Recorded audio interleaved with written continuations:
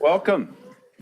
It is June 21st, 2022, first day of summer. We are back from closed session, Roll call, please. Councilmember Nierenheim. Here. Councilmember Lowenstein. Here. Councilmember Horvath. Here. Councilmember Obaji. Here. Councilmember MD. Here. Mayor Brand. Here, thank you. Do we have any actions to report from closed session? We do, Mayor. The council unanimously voted to defend the lawsuit listed under item F1. Okay, thank you for that. And with that, I will entertain a motion to adjourn to a regular meeting.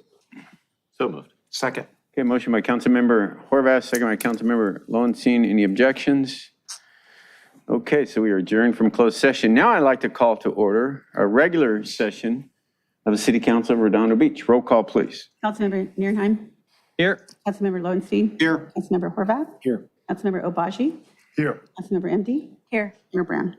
Here. Let's all rise, salute the flag, and take a moment of silence, please. Okay, ready? Begin. I pledge allegiance to the flag of the United States of America and to the republic for which it stands, one nation, under God, indivisible, with liberty and justice for all.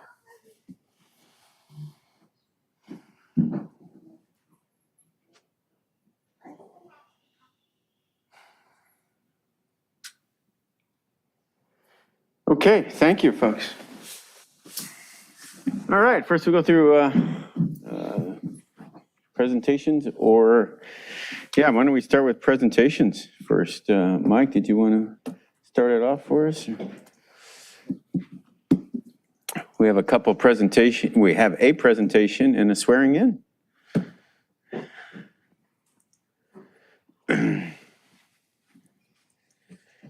Tonight is a very bittersweet moment for my office, and I'll try and get through this without shedding any tears. Sorry, Mike. For those of you who don't know, this is our city attorney, Mike Webb, the distinguished Mike Webb. Thank you, Mayor Brand. We've always had the phrase, there's no crying in litigation, so I'll attempt to do that. But we're having Anna Papadakis, who's leaving our office after 12 years working for us. And if there is a first family of the South Bay, my vote would go to the Papadakis family. Not only Anna and her relatives, but her mom, Ellen, her father, Tom. And particularly when I think of her, I think of her fraternal grandmother, Angie Papadakis, who, if you ever want to read the history of the South Bay in California, look up her bio. She is a force of nature, and she's someone who not only raised a family, a wonderful family, but she also believed deeply in giving back to the community and public service. And that's exactly what Anna has did. And I'm going to read this, and this comes from the Mayor and Council.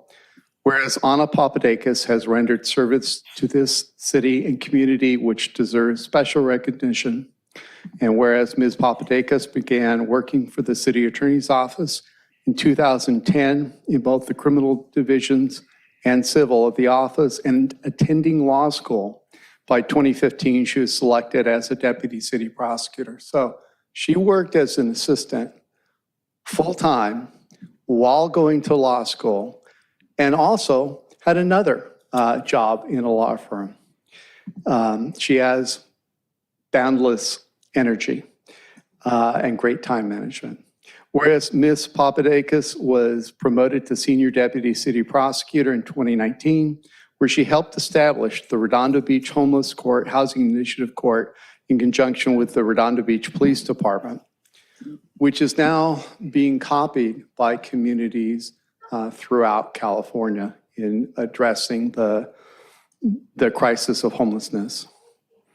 Whereas Ms. Papadakis facilitated the city of Hermosa Beach joining forces in beach city efforts to help stabilize and house low-level repeat offenders.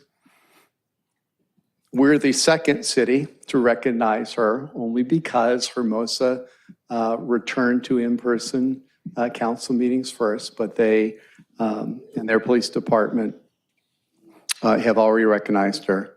Whereas Ms. Papadeca's service to the city and community has left a lasting impression on those she has worked for and with. Now, therefore, Bill Brand, Mayor of Redondo Beach, on behalf of the City Council, does hereby extend a debt of sincere thanks and appreciation for the nearly 12 years of dedicated service to our city and to the community. The final introduction before I call her up, she's holding 2 of the 3 reasons as to why she left the city. It's Yuli and Ernie, and I take it her husband Mike has Mia? Yes. And so with that, I invite Anna Papadakis up here.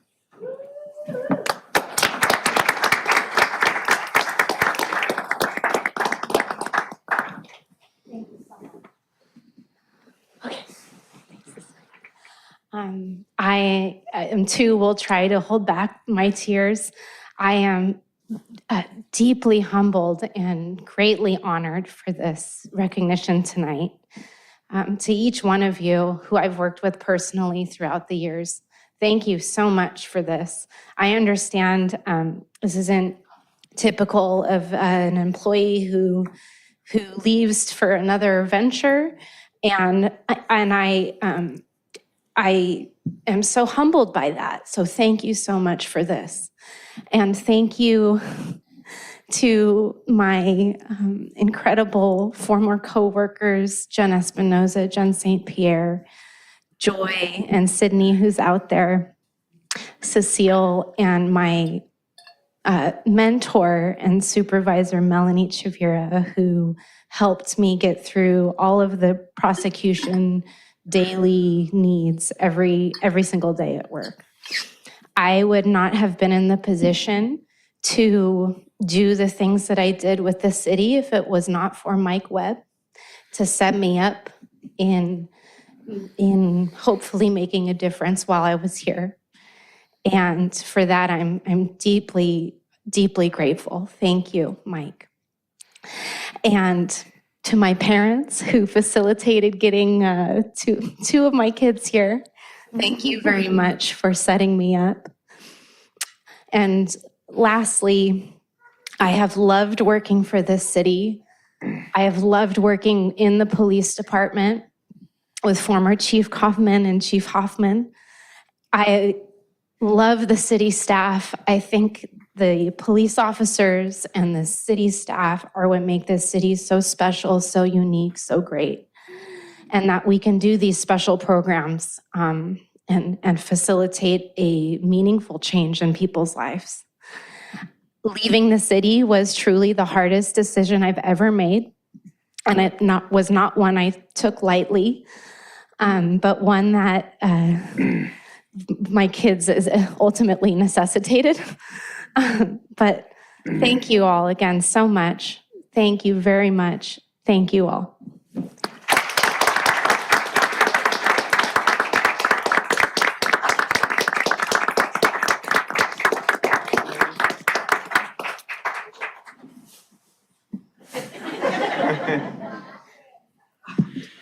I just got to say, Anna, it's been such a pleasure, and we've been so fortunate to have you.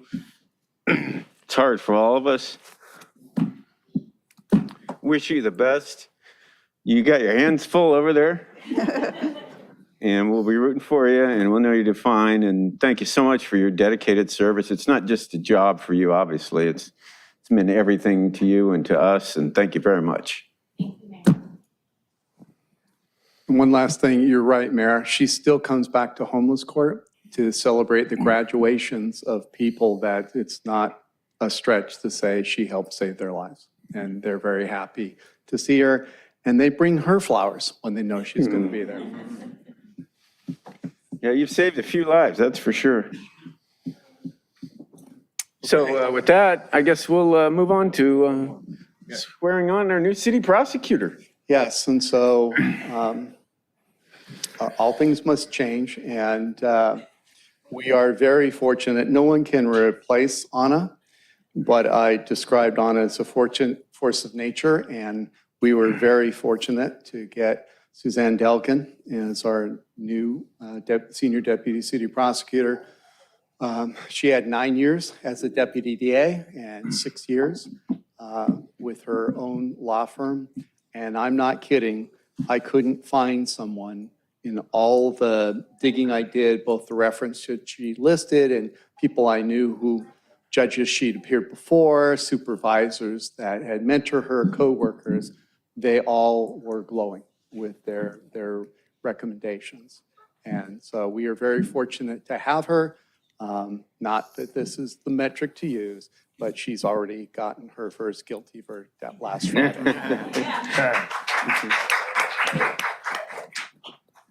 Okay, hi, I'm Eleanor Manzano. I'm the city clerk for Redondo Beach. And I'm going to give you the microphone. Oh, you're going to repeat after me, so why don't you go ahead and raise your right hand. You go ahead, Lex. Okay. I state your name. I, Suzanne Delgin, Do solemnly swear do solemnly swear that I will support and defend that I will support and defend the Constitution of the United States the Constitution of the United States and the Constitution of the State of California and the Constitution of the State of California against all enemies, foreign and domestic, against all enemies, foreign and domestic, that I will bear true faith and allegiance that I will bear true faith and allegiance to the Constitution of the United States to the Constitution of the United States and the Constitution of the State of California. and the Constitution of the State of California. I take this obligation freely Without any mental reservation without any mental reservation or purpose of evasion, or purpose of evasion, and that I will well and that I will well and faithfully discharge and faithfully discharge the duties upon the duties upon which I'm about to enter. which I'm about to enter. Congratulations. Thank you very much.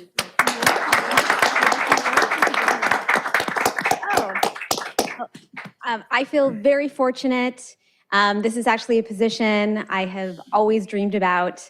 I have the support of my parents, the support of Mike and Melanie and Joy and Sydney and Jen and Cecile. Every day so far has been wonderful. I can't believe how fortunate I am. And I was even fortunate enough to work with Anna earlier in both of our careers. And so I know how incredible that she is and what big shoes that I'm filling. And so I hope that I'm up to it. Thank you. Thank you.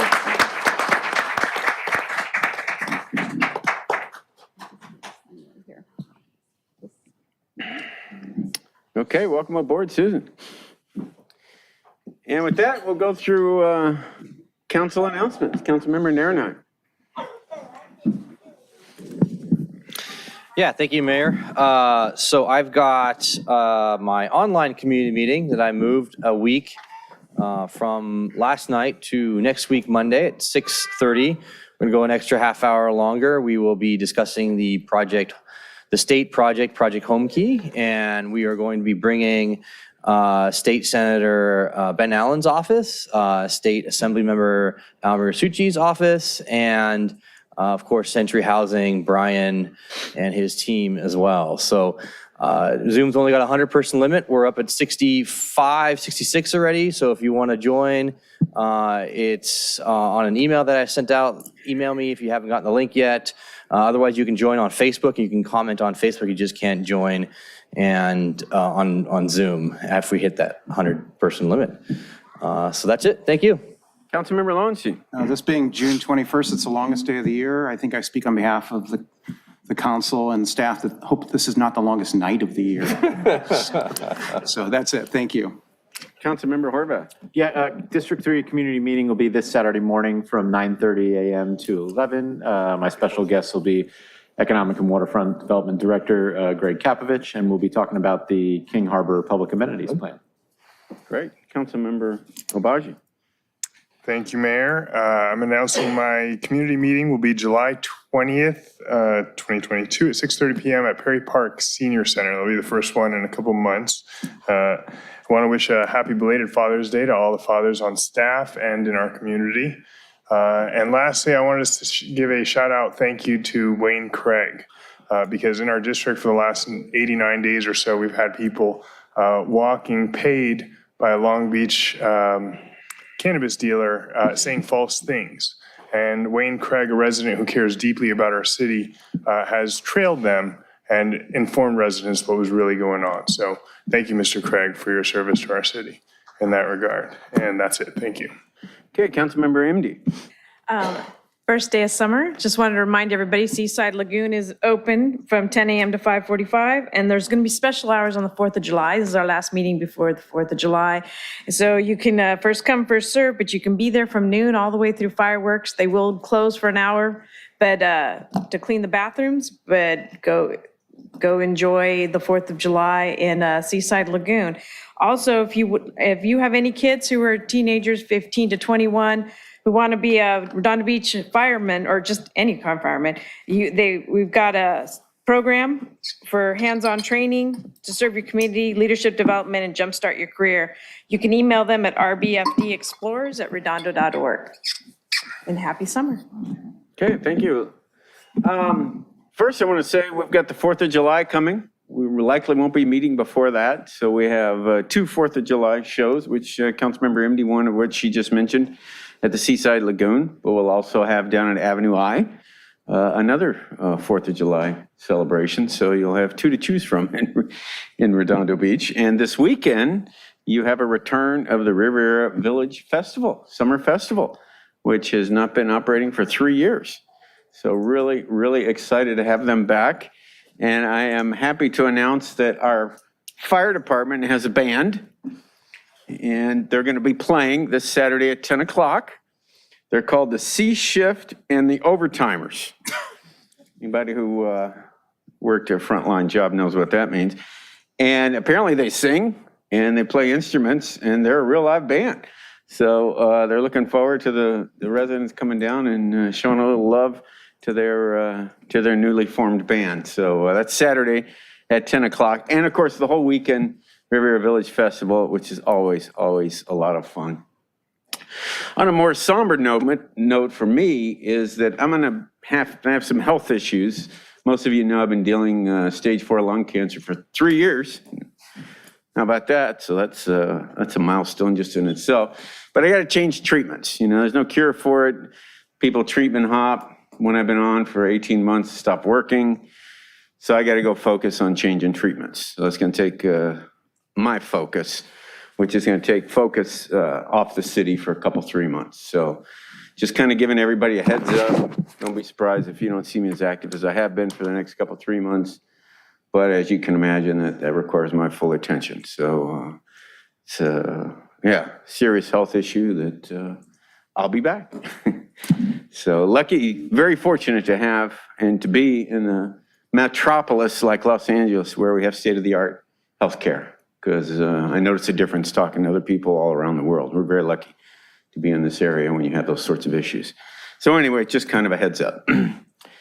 And with that, I guess we'll go on to the meeting. We wish you the best, Mayor, in your recovery and your fight. Yeah, and I want to say many thanks to the residents who've shown their support and all these years. It's really, really made quite a difference. I always say, I think there's people praying for me more than I pray for myself. Okay, on to order of agenda. Is there a motion or change to order of agenda? Motion to approve the order of agenda as is. Second. Okay, there's a motion by Councilmember Narenheim, second by Councilmember Horvath to approve the order of agenda. Any objections? Okay, so ordered. Next up, agency recess. Tonight we have a special meeting of the Redondo Beach Housing Authority. I see Mr. Rafael Ayans out there and our staff. Let me pull this up, folks. We got 3 attachments here. Pull this agenda.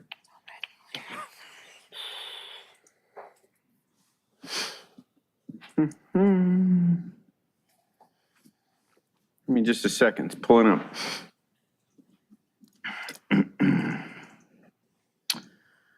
Okay, here it is. Just a second here, you guys. Weird. Give me just a second here, you guys.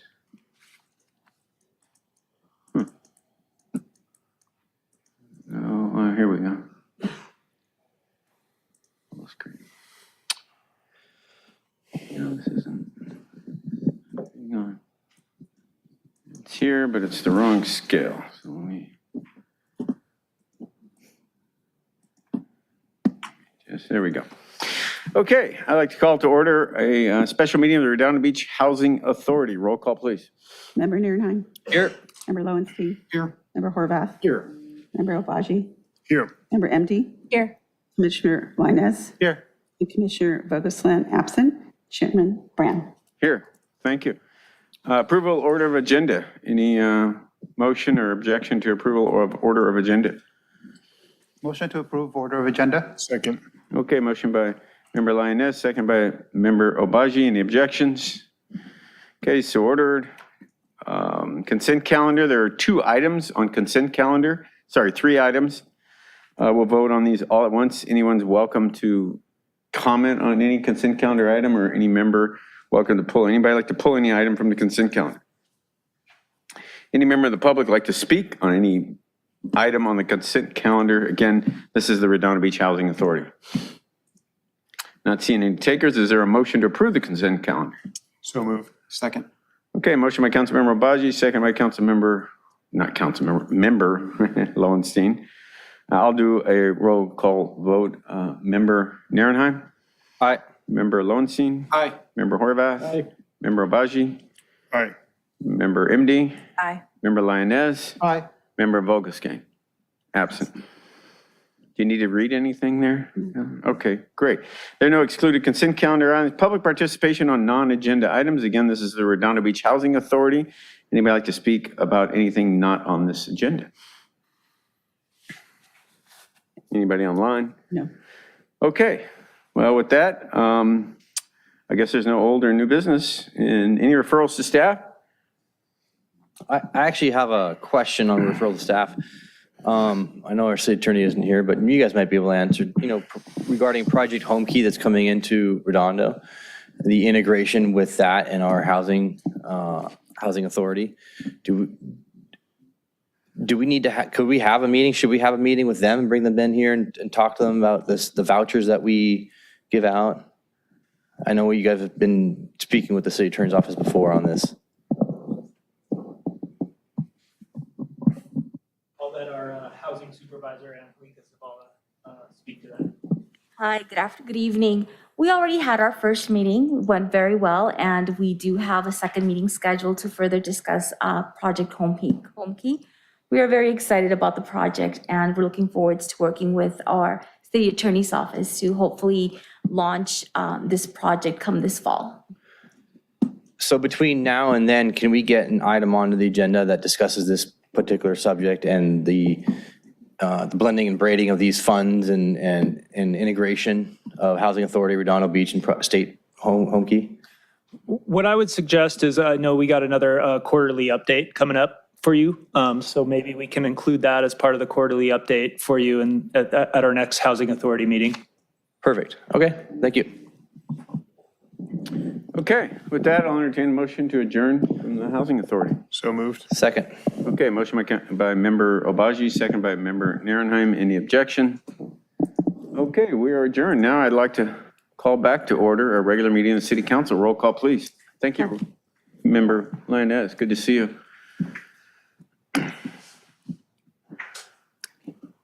Councilmember Nierenheim. Here. Councilmember Lowenstein. Here. Councilmember Horvath. Here. Councilmember Obaji. Here. Councilmember Emdy. Here. Mayor Brand. Here. Thank you, Eleanor. Blue folder items for the regular council meeting. We have a couple items. Yes, we have for J1, public participation on non-agenda items, public communication, and that's it, Mayor.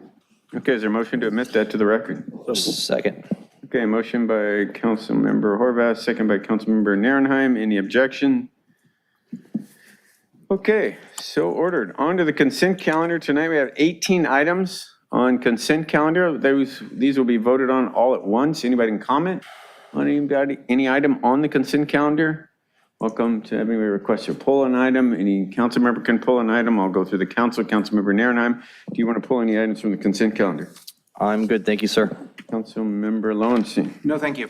Councilmember Horvath. H18, please. H18. Councilmember Obaji. No, thank you. Councilmember MD. No, thank you. Okay. Anyone from the public like to comment on any consent calendar item other than item H18? Okay, anyone online? No. Okay, not seeing any takers. With that, I'll entertain a motion to approve the consent calendar except for item H18. So moved. Second. Okay, motion by Councilmember Horvath, second by Councilmember Lowenstein. Do a roll call vote. Councilmember Narenheim. Aye. Councilmember Horvath. Aye. Sorry, Councilmember Lowenstein. Aye. Councilmember Obaji. Aye. And Councilmember MD. Aye. Okay, so H7, adopt by 4/5 vote and by title only, resolution number CC-2206-038, a resolution City Council, City of Redondo Beach, California, authorizing a 2021-2022 fiscal year budget modification to appropriate $94,725 in SB 1383 Local Assistant Grant Program funds to the Solid Waste Intergovernmental Grants Fund. H8, adopt by title only, resolution number CC-2206-039, resolution City Council, City of Redondo Beach, California, adopting a list of projects for fiscal year 2022-2023 funded by Senate Bill 1, the Road Repair and Accountability Act of 2017. H14, adopt by title only, resolution number CC-2206-040, a resolution City Council, City of Redondo Beach, California, approving, adopting the annual appropriations limit for fiscal year 2022-2023. And that concludes the reading. Thank you, Mayor. Okay, great, thank you.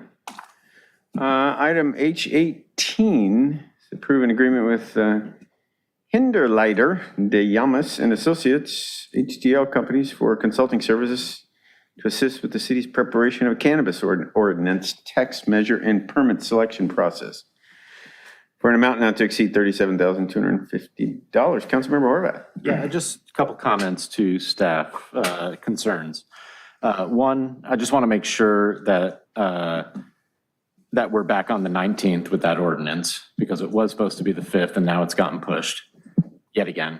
But two, as I was reading through the package and the proposal put together by them, I had a little bit of concern about their permit selection process. And I want to make sure that HDL, as a part of this process, is going to go back and either meet with the cannabis committee, that the city manager committee that was put together.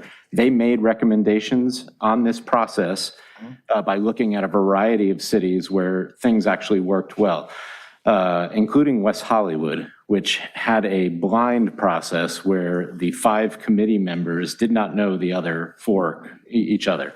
And it was a pretty thorough process and one that has avoided excessive litigation. So I just want to put those notes on the record and make sure that we're at least discussing it further when they get into that permit selection process, and or they are really doing a much broader perspective than what is in their proposal. And that's really just my quick concerns on that. Any comment? Nope, just would say, yep, noted, and yes to all of those. Yep. Okay, I got a speaker card here for Jonathan Savetko. Jonathan, you wanted to speak on item H18.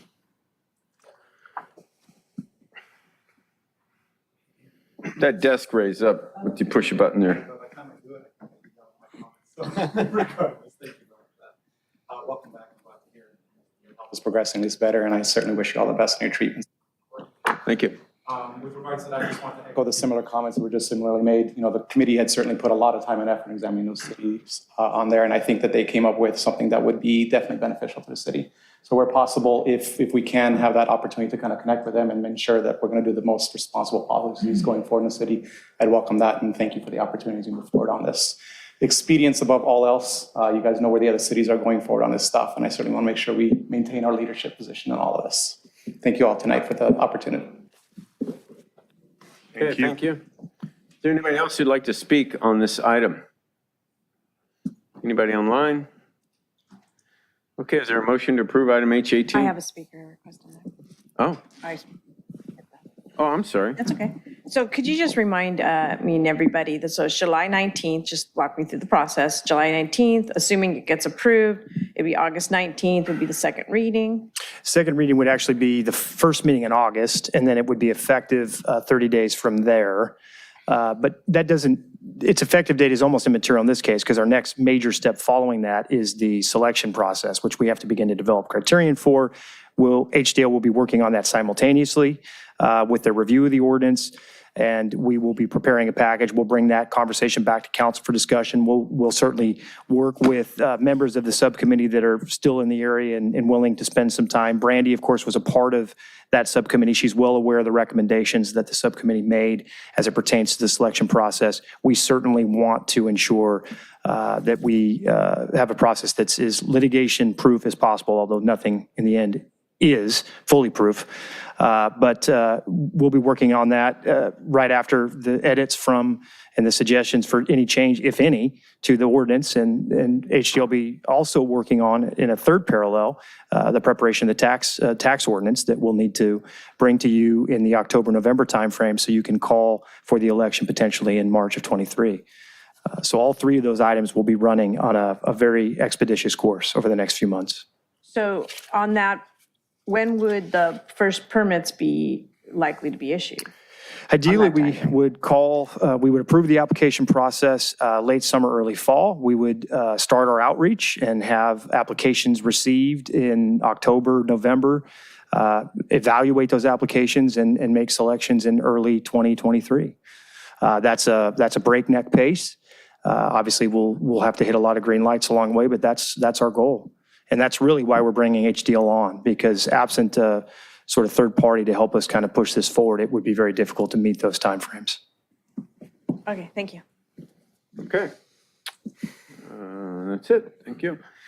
So, Motion to approve. there's a motion by Councilmember Horvath to approve. Is there a second? Second. Second by Councilmember Obaji. Do a roll call vote. Councilmember Narenheim. Aye. Councilmember Lowenstein. Aye. Councilmember Horvath. Aye. Councilmember Obaji. You know what, I should actually recuse myself from this discussion, so I'll Okay. recuse myself. from the Recusal vote. and Councilmember MD. Aye. Okay, there you go. 4-0 to 1. Did you get all that, Eleanor? Did you get? Okay, great. All right, next up is public participation on non-agenda items. This is an opportunity for the public to comment about anything that is not on our agenda. Everybody has 3 minutes.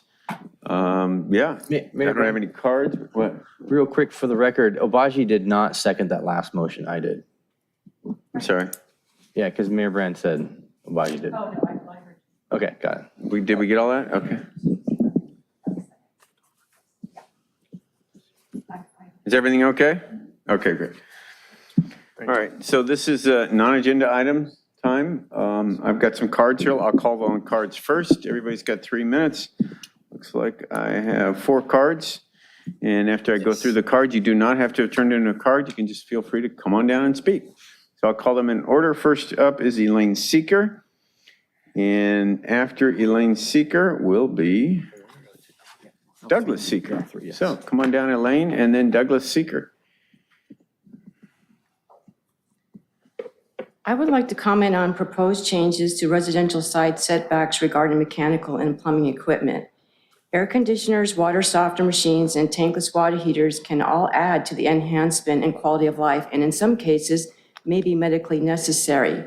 All of these types of equipment, however, do detract from the enhancement and quality of life from neighbors, as they do generate disturbing noises. In the dead quiet of night, the noises from these types of equipment are more heightened and are aggravatingly disruptive to the environment. Fortunately, all of these types of equipment can be thoughtfully placed in areas that will aid in satisfying everyone, such as allowing air conditioners to be placed in the rear setbacks between buildings, as is already allowed by code, or on the roof. Water softener machines are easily placed inside garages where they will not disturb next-door neighbors. And tankless water heater ventilation exhaust fans can be vented to the roof instead of into the residential side setback. That neighbors be burdened with having to resort to using decibel readers or suing one another is not a reasonable dispute resolution. The residential side setback is an area that is vulnerable to magnifying the most amount of noise due to its condensed space and echo chamber properties. If several of these types of mechanical and plumbing equipment were all placed together in the side setback, there would be an inordinate and immense amount of noise and disturbances that a neighbor would have to endure for 24 hours a day. Is that equitable, reasonable, and considerate? Mental health issues are often discussed these days. Mental health always involves, among many other things, quality of sleep. Any one of these types of equipment can have multiple detrimental effects on one's quality of sleep, resulting in anxious or depressive mood changes, impaired cognition, and negative social behaviors, just to name a few. If this ordinance is changed to where all these types of equipment will be allowed into the residential side setback, Redondo Beach will be going backwards, not forwards, having neighbors feuding with one another, filing lawsuits against each other, and resorting to decibel readers with the red tape that it would entail is all backward thinking. This council has an opportunity to thwart all of that by focusing on common sense solutions that honor and respect all neighbors, especially those who might be adversely affected. Residents who want or need these types of equipment have a myriad of other locations besides the residential side setback to choose from in their placement. However, residents who live next door to the residential side setback may have no options but to have their sleep disrupted and to lose the quiet use and enjoyment of their home, resulting in irritability, agitation, and overall mental distress. Residents who choose to have these types of equipment do have a right to operate and enjoy them. Residents who live next door also have a right to be able to keep their windows open up at night and to have peace and the quiet use and enjoyment of their home. Keeping mechanical and plumbing equipment located in a variety of areas that do the least harm to those who may be adversely impacted by them is always a good choice. I have some documents I'd like to submit. Thank you. And Godspeed, Mayor Brand. Thank you. Is there a second? to Second. receive? Okay, there's a motion and receive and file. Any objections? Okay, so ordered. Thank you very much, Elaine.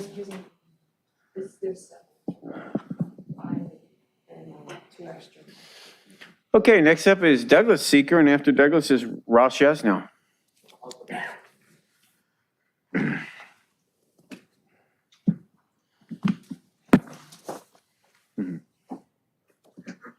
Good evening. I also want to comment on upcoming proposed ordinance changes concerning what kinds of mechanical and plumbing equipment that may be allowed in residential side setbacks.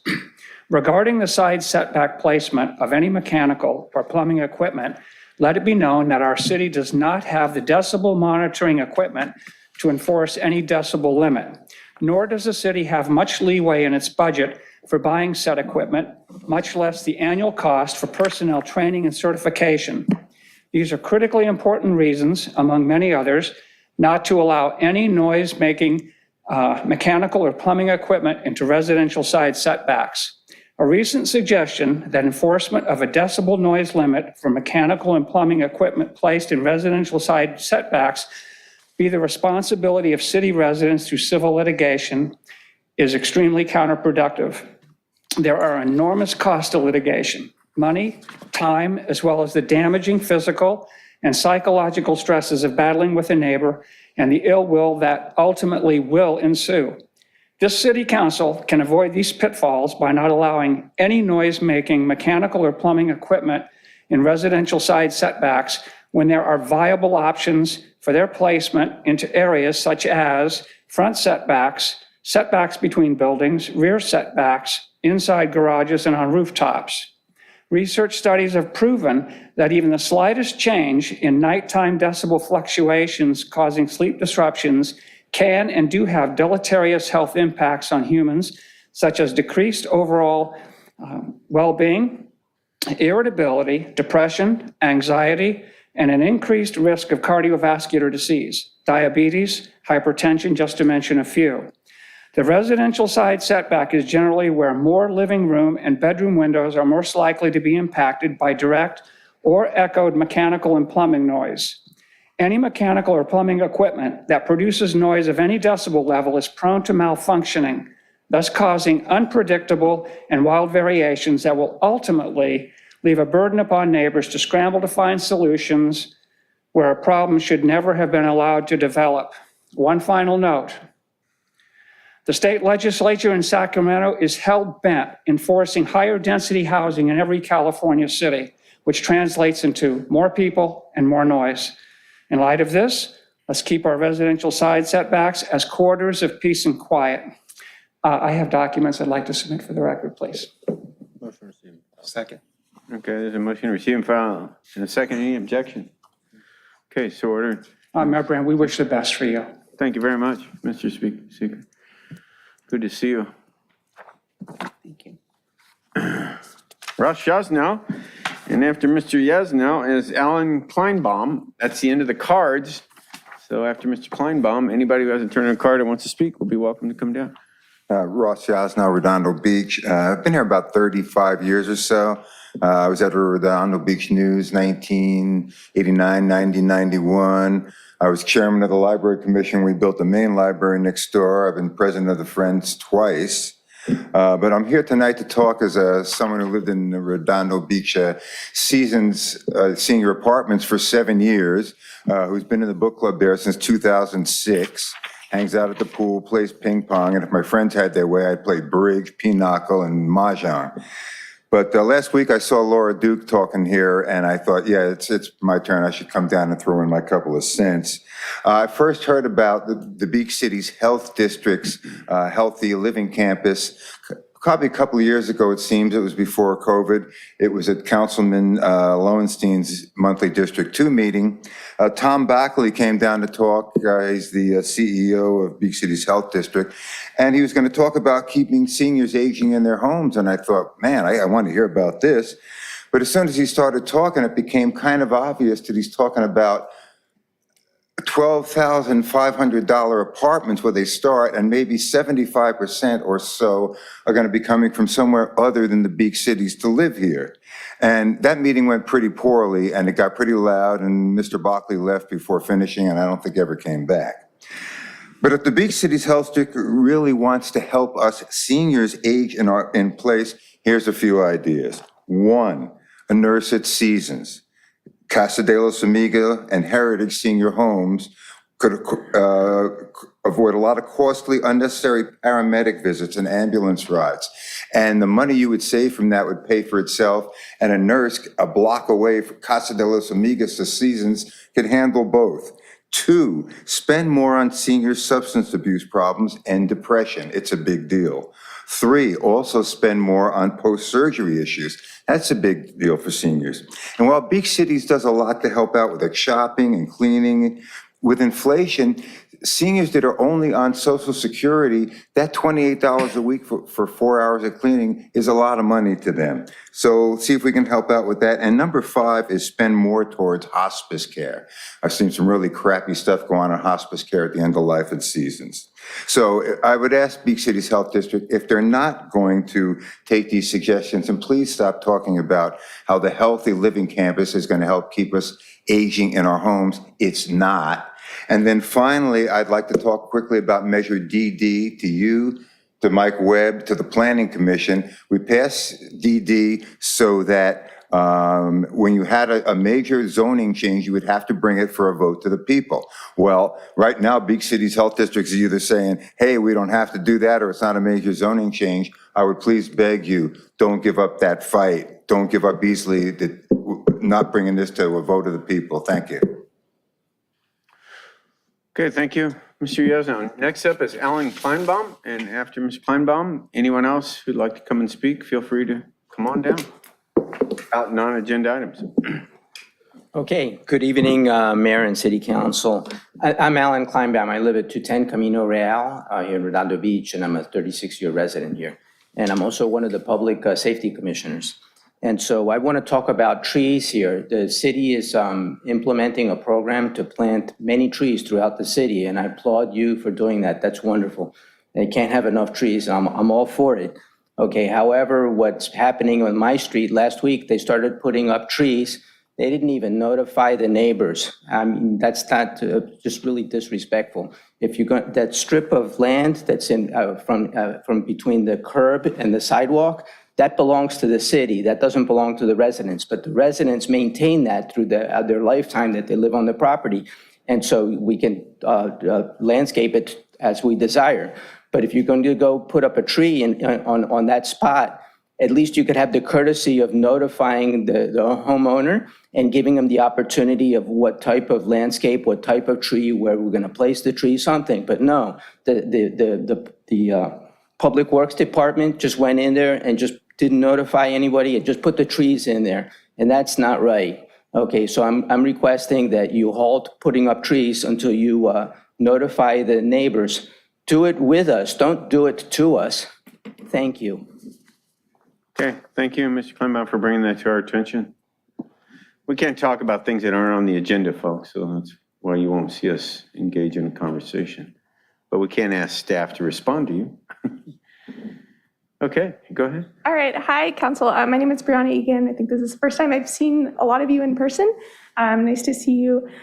So I wanted to speak on two items. The first, just as a private resident, I wanted to share my support for the Project Home Key project that will be going up in PCH, the converted motel to supportive housing. I think this is a really great model and something that we should definitely be advocating for in Redondo Beach to continue to address the issue of homelessness and provide people with supportive ways to come out of homelessness.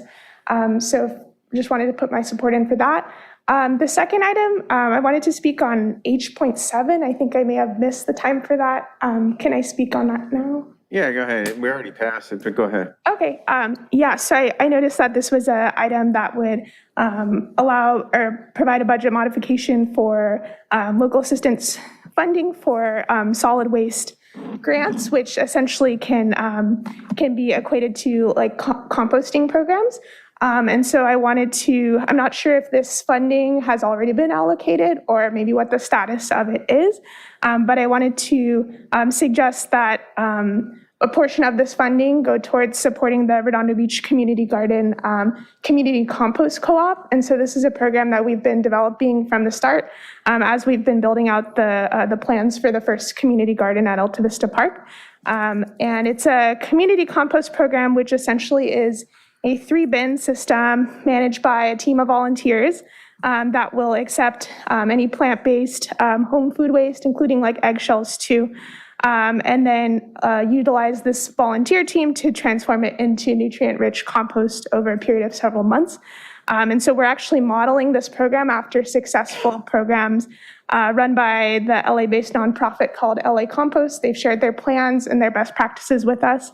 And so this will incorporate both community engagement as well as education on the importance of composting food waste. And so I just wanted to suggest that the council look into allocating a portion of that grant that's through Public Works, but that can support the community compost co-op at the community garden. And so the amount would be around $2,000 to fund the materials to build the compost system, and then additional funding for educational signage and supplies such as countertop compost bins that we can give to community members who participate. And so in total, we're requesting to see if $3,500 to $5,000 could be allocated from this grant for community composting resource at the Redondo Beach Community Garden. Thank you. Okay, thanks for all the work you're doing on that, Brianna. Appreciate it. Anyone else like to comment under anything under non-agenda items? Anything that is not on the agenda? Feel free to come down. Anybody online like to comment online? Or no, go ahead. Sure. I've never done one of these before and got in front of you guys, but I want to speak for most of the residents of Redondo Beach. I've lived in Redondo since 1984. I love Redondo Beach. I love the city. But what you guys are doing to this city is beyond belief. From the ridiculous Kensington thing that you guys built over there on the corner to what you want to do on PCH, and I think it's PV Boulevard. Pot shops now you want to put in the city. We don't need pop shops. You got homeless people crapping all over the city. I have not heard one person here defend the residents of Redondo Beach. Have you put a vote to this thing that you want to put on PCH? I have an 88-year-old mother living on Avenue C, and I see nothing but homeless people in and out, coming in there, making a mess, and it's like nobody cares. I have a very detailed program how to take care of the homeless people, from medical doctors, social people. I don't see nothing. All I hear is we're gonna spend $6 million, we're gonna buy a hotel, and we're gonna stick 20 people in there. It's baloney. What are you gonna do with them when they're there? We, the residents of Redondo, are sick of this. We are completely fed up with this. It's a bunch of baloney, what's going on. You got them bussed in from Long Beach coming in. I see what's going on Avenue C. We're all upset. People are moving out of this town left and right, and all you guys care about is what we're gonna do for the homeless. What about us? What about us residents? What about us? How come you didn't take a vote on this? No vote, no nothing. You shoved it down our throats. You had a 3-day notice to make a decision on it. You didn't tell anybody. And this is the crap we have to keep dealing with. And then you wonder why people keep moving out of California. This is why. We're sick of it. No more of this PC baloney crap going on. Clean up Redondo. We don't want to see people crapping in the streets. We have children that go to the parks, and what we have to witness with these drug addicts is a bunch of crap. And you guys, instead of sitting here congratulating how great you are, do something about it. Do something about it. I speak for many people in Redondo, and it's enough. It's enough of this baloney. It's enough. How much money is the Century Company making out of this deal? $6 million for the hotel? Hell, I'll come up with $6 million and we'll buy it ourselves. We don't need these people. How much are these people making? How much? Has anyone ever looked into it? What happens if the guy cuts someone? One of these people cuts someone, and then what do? You can't evict them. You can't do shit. You can't do anything. It's enough. Take care of us, the residents, not all these bullshit people that don't contribute nothing. And I got a very detailed plan how to help these people. That's all I have to say. It's enough. It's enough. It's enough of this crap. Sir, can I give you my Thank you card? very much. Sir, can I give you my card? Sure. Hold on for 1 minute. Hold on for a minute. Remind him of your meeting there. I have a very detailed plan how to solve this, but not this baloney way you guys are doing it. It's enough. It's enough. Okay, next up. Good evening, Mayor, Council, Leslie Campeggi, Redondo Beach. I can appreciate that people become very upset over things that they don't understand. No, we understand it very well. I was at that meeting where about 100 people showed up, screaming and yelling, and wouldn't listen to the representative from Century Housing, wouldn't listen to anybody explain anything. They were reacting to a whipped up frenzy on social media that started on Nextdoor, from what I understand. There was a speaker. Can somebody, excuse me, can somebody close that door, please? Because their noise is spilling into the chambers.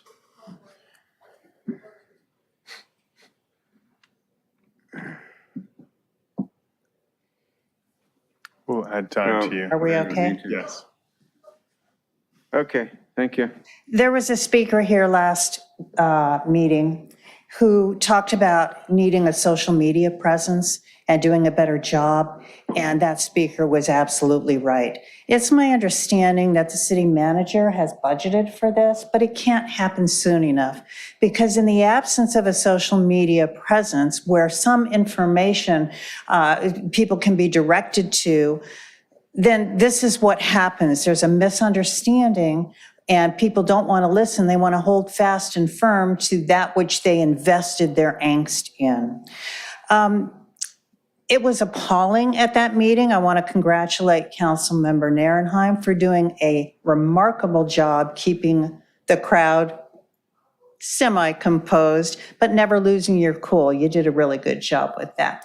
I would also like to suggest to the city manager that we can make better use of channel 8 or 45, whatever that is, with our city government channel. When there's not a meeting that's going on, the standard scrolling fare of information might include some of these more hot topics to say, tune in, this will be covered, this city council member has a meeting scheduled for whatever date, and on what the topics are. We can do a better job in community outreach.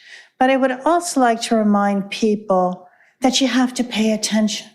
There are places to find this information. Project Home Key was a topic of discussion at a city council meeting. All the council members supported the program. Many council members discussed it in their community meetings.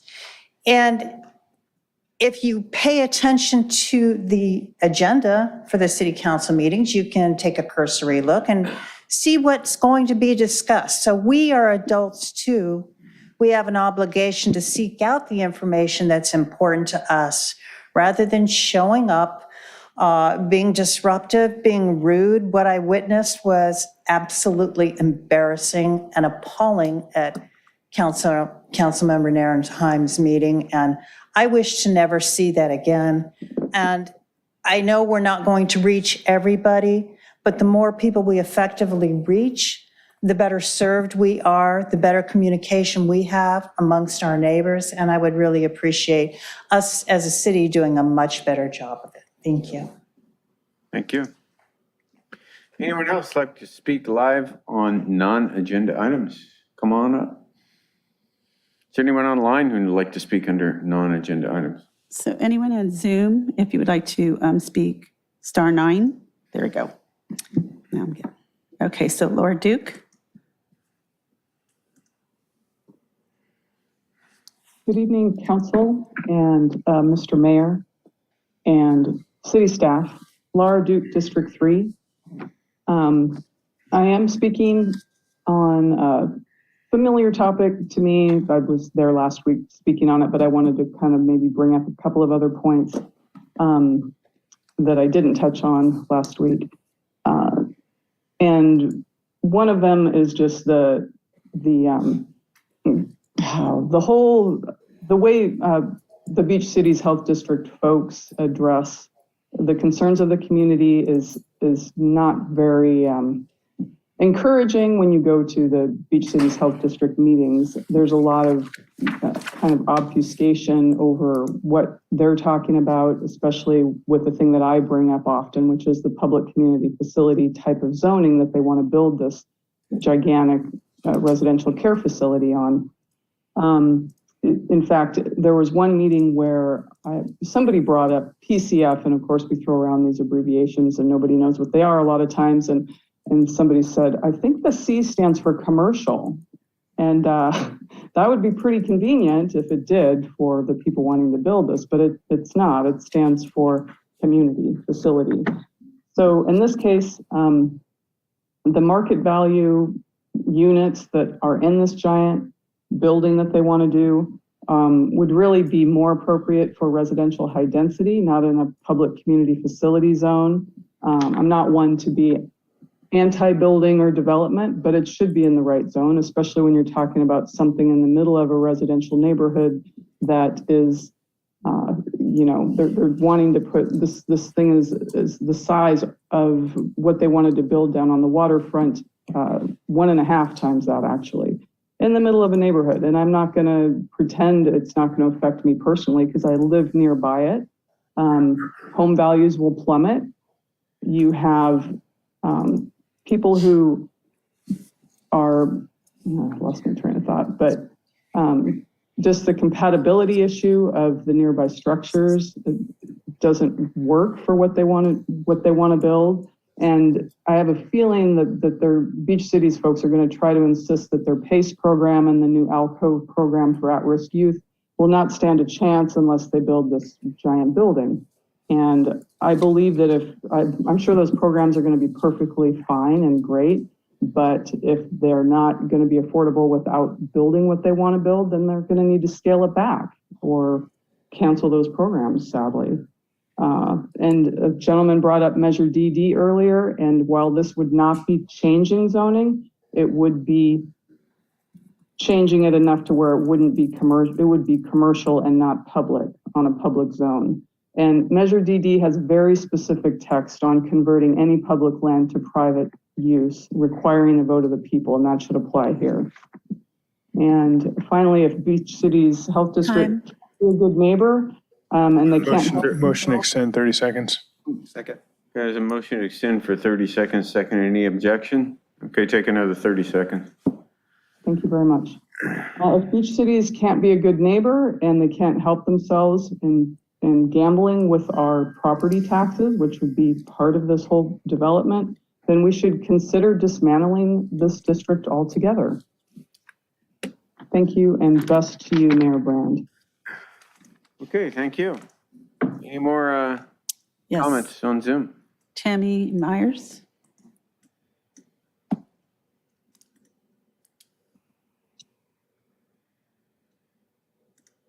Can you hear me? Yes. Okay, thank you. Just want to make sure. Good evening, Mayor Brand and members of the City Council. My name is Tammy Myers. I'm the Lead Conservation Coordinator for California Water Service. And I'm here tonight to share information about water conservation and the current water restrictions in effect. As you know, Governor issued an executive order calling on all Californians to reduce water use, and in October expanded the drought emergency statewide. In April, Cal Water moved to our stage 2 of our water shortage contingency plan, which we hosted a public meeting for. What this means is that certain uses of potable water are prohibited and outdoor watering is limited to 2 days a week. Examples of prohibited uses of water include applying water to outdoor areas that cause runoff, using water on driveways and sidewalks, watering landscapes within 48 hours of rainfall, and using a hose without a shutoff nozzle. There is no watering allowed between 8 a.m. and 6 p.m. And as of April, the watering days for the district is currently addresses ending in odd number are Tuesday and Saturday, and addresses ending in even number are Wednesday and Sunday. Those who may have no specific number address, their watering schedule would be on Wednesday and Sunday. And as always, all leaks and breaks in plumbing fixtures must be repaired within 5 business days of being notified from a California Water Service personnel. We encourage all customers and the city to take advantage of our programs, our rebates and our programs. We would love to partner with the city on a customized conservation project. Currently, we are working with the City of Carson and Rolling Hills Estates at their City Hall properties to convert turf to drought-tolerant landscapes, and using this as an opportunity as demonstration gardens of what the community should use moving forward as we deal with these continued drought situations. Please let me know if the city is interested in taking advantage of this. I'm more than happy to schedule a meeting to make that happen. I would like to mention that anyone can get more information about our conservation programs on our website at calwater.com/conservation. And if you would like updated information with regards to the drought, you can also go to calwater.com/drought. We've provided flyers and information to the city, and we also thank you for the opportunity of being able to provide that information and have you also posting that information on your website. And I would also like to mention that Rob Thompson, our operations manager for Redondo, is presenting on Monday to the Public Works Commission with the same information. I want to close by saying that Redondo Beach residents have always done a good job with conservation, and we know they will continue to do their part in saving our precious resource. Thank you for giving me the opportunity to speak, and we look forward to working with you. Thank you. Tammy, can you give your contact info as well? Sure. Tammy Myers, Tammie, last name Myers, Myers. And my email address is tmyers, my first initial and last name, @calwater.com. And you can also reach me directly at 424-399-9703. Mayor, can I ask a question, please? Yeah, go ahead. Hi, Tammy, any chance you guys dug up Grant Avenue? Any chance you could repaint the lines after repairing it? Please? It's been like 9 months.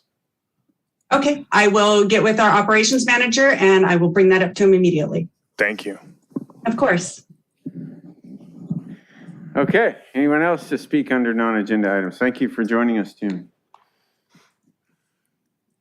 Okay, so I have no one else with their hands up, and I think we have an e-comment. We do have an e-comment submitted by Stephen Richards.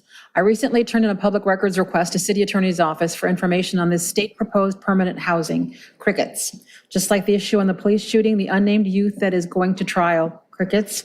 Why does the city attorney comment on open litigation that will cost the city tens of millions of dollars and not fulfill public records requests? Sings like a songbird on one issue, clams up on the other.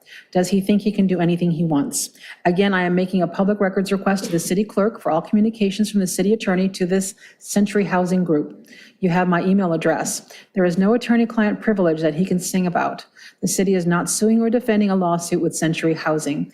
The unarmed youth that was shot in the back is a member of our community, this community. The legal group that is defending this community is not and recently lost another police case and cost that city $85 million. What's worse is that this lawsuit seemed to be losing badly for the city. In the recent Easy Reader article, the city attorney and police were caught in a complete misrepresentation. Just wait until the jury sees that article. Thank Lord for free press so that we know what is going on. Hopefully the city attorney and city is not misrepresenting the situation with Century Housing. We are now watching and listening. That concludes public comment. Okay, thank you. All right, moving along to our regular agenda. Tonight, we have three. I'm sorry, so sorry. I just had another one come up, if I may. I'm so sorry. Maggie Healy just submitted, a previous speaker was very upset about the plans to create supportive housing for the homeless at the hotel on Pacific Coast Highway. Many people are upset because they were not informed of the plans for this project and the nature of the project. This is a failure of leadership. Councilman Narenheim could have reached out to the community in various ways to inform them and educate them after this project was discussed at a previous meeting. To make matters worse in terms of leadership, Councilmember Obaji is the one who mischaracterized the project as a homeless shelter in a video that was widely circulated through the city. This is what inflamed many residents and put Councilmember Narenheim on the hot seat at his district meeting, where he tried to find any number of other people to take the blame. There is no excuse for this failure to communicate with the public. This misinformation and failure to properly educate and inform yourselves and also the public. I hope you will work hard to correct this lack of leadership. Okay, any more public comments under non-agenda items, live or online? I'd like to correct the record a little bit. I have gone to all council members Narenheim's meetings for years now, and I know that it was mentioned at prior meetings. In fact, if anyone would have paid attention to some of his agendas, they actually talked about it. And for the public to get upset about something that had nothing to do with the city council had no say in this. This is a private party transaction using grant money from the state of California to purchase the property. And it's not a homeless shelter. This is transitional housing for people who do have jobs, who are Section 8 people, that vets who may not have enough funding for that. This is not anything close to what's being represented. And unfortunately, this chicken little sky is falling mentality that's been going on is really creating a lot of fear in people. And I understand that. People are, people get angry when they get afraid. But unfortunately, you have to start using your mind and start looking at the facts. And the facts are, this isn't it was a motel before. You had people who were transitional living already, staying 2-3 days at a time, probably partying and disrupting the neighborhood. One woman who was at the meeting was complaining that, oh my God, my house value is going to go down. I'm thinking, well, you bought a house next to a motel. It's still basically a motel. You just have longer term tenants. They're probably going to be better supervised. They actually have on-staff people who will be taking care of these people. And what's the alternative? Kick them on the street. And as the gentleman was saying with his plan, you're going to have them defecating all over the city and dying in the street. I don't think it's a good solution. This is a way of creating a solution that we all have, which is that there are a lot of folks who are homeless, and a lot of different reasons for that. I live on the street, down the street from where the ladies' churches were doing all this, the food services for quite a bit. And there was a big problem. I found hypodermic syringes in the backyard of one of our properties. But, since we've been managing this better and offering other options, and the city has taken an aggressive stance to come up with a pallet shelter, we have a lot less problems now. And it's only going to get better if we continue to do things like this. So let's stop the fear-mongering, stop blaming council members who had nothing to do with this process. It was done as a private party transaction. One of the individuals at the meeting was claiming that it was only a lease, and we had to try to correct him, saying, no, the state gave a grant, it was a private party sale, and he was mad that we didn't have a say in who bought the house or bought the property. That's like asking your neighbor that they have to get permission from you before you allow someone to move into your neighborhood. It's kind of a dumb thing. So anyway, let's see how this plays out. The company seems to be doing a lot of good things. They've offered to open their doors so we can see how their operation's going, and hopefully they'll work with us to help find people who have a connection to Redondo Beach to be able to go through this process and and not be living under their cars, which is what we're basically saying will happen to these people if you don't do something. And unfortunately, that last speaker, I think, completely misrepresented everything that's happened. It's been on the agenda. It's been on the council agenda. Mr. Narenheim's talked about it several times in his district meetings. So I think you just need to pay attention, take responsibility, and learn what's going on. Don't blame people for things that you're not taking the time to research. Thank you. Mayor, I have one more for Zoom. Go right ahead. Nancy Skiba. Hello. Hello.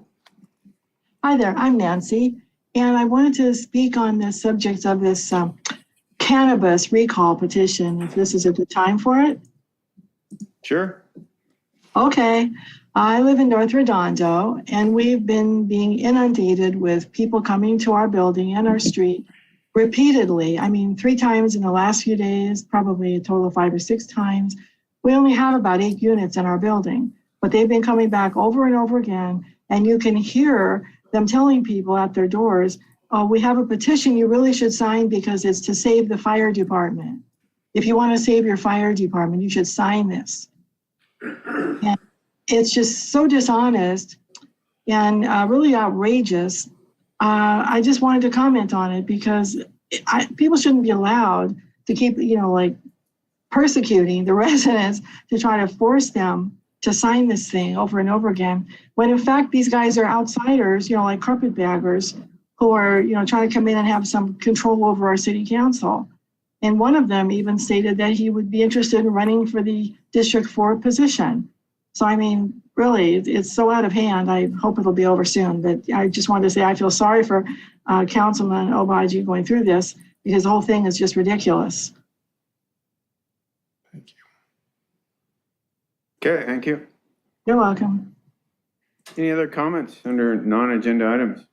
That concludes the comments. Okay, let's move along. Tonight we have 3 public hearings. They're all budget related. We'll go through ex parte communications and get started. So Councilmember Narenheim, do you have any ex parte communications on these 3 public hearings tonight? I do. I've been speaking with Councilmember Lowenstein on this, Mayor Brand, everyone in the public, and of course, city staff. Okay, Councilmember Lowenstein. Yeah, I've also been speaking with Councilmember Narenheim, Mayor Brand, staff, and the public. Okay, Councilmember Horvath. Public, staff, and Councilwoman Emdy. Councilmember Obaji. Mayor Brand, the Public Works staff, and the city manager and the public. And Councilmember Emdy. Same public, staff, Councilman Horvath. Okay, and me on the first public hearing, I've spoken with members of the public and staff on the but no council members, I don't believe. On the second hearing for our budget and 5-year capital improvement program, I've spoken to many members of the public, of course, our staff, council members Narenheim, Lowenstein, and Obaji. And I think that's it. I don't think I'm leaving anybody out. And for item number L3, I don't believe I've spoken to anybody about this. Just read it. And so with that, we'll move on to first public hearing, item L1, and ask for a motion to open the public hearing. Motion to open the public hearing. Second. Okay, there's a motion and a second. Any objections to opening the public hearing? Okay, well, looks like our Director of Community Services. Sorry, you take it from here. Yeah, thank you, Mayor. We actually have our CDBG consultant from Michael Baker International, Joyce Lee, here, and she will be giving the presentation tonight. So I'll hand it over to Joyce. Great. Thank you. Good evening, Mayor and council members. I'm glad to be here in person after a couple years and presenting on this topic. So thank you for having me this evening. As we've been running through the CDBG program, I will keep this one short for sake of time as well. But today is the second public hearing for our Community Development Block Grant Program for the fiscal year 22-23 Annual Action Plan.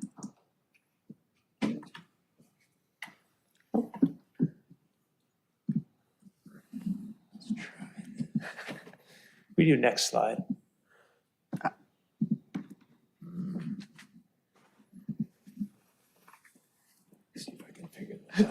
Well, I will go ahead with the presentation. As you may know, we do receive Cdbg funds from the U.S. Department of Housing and Urban Development, and we have been given our final allocation of $279,033.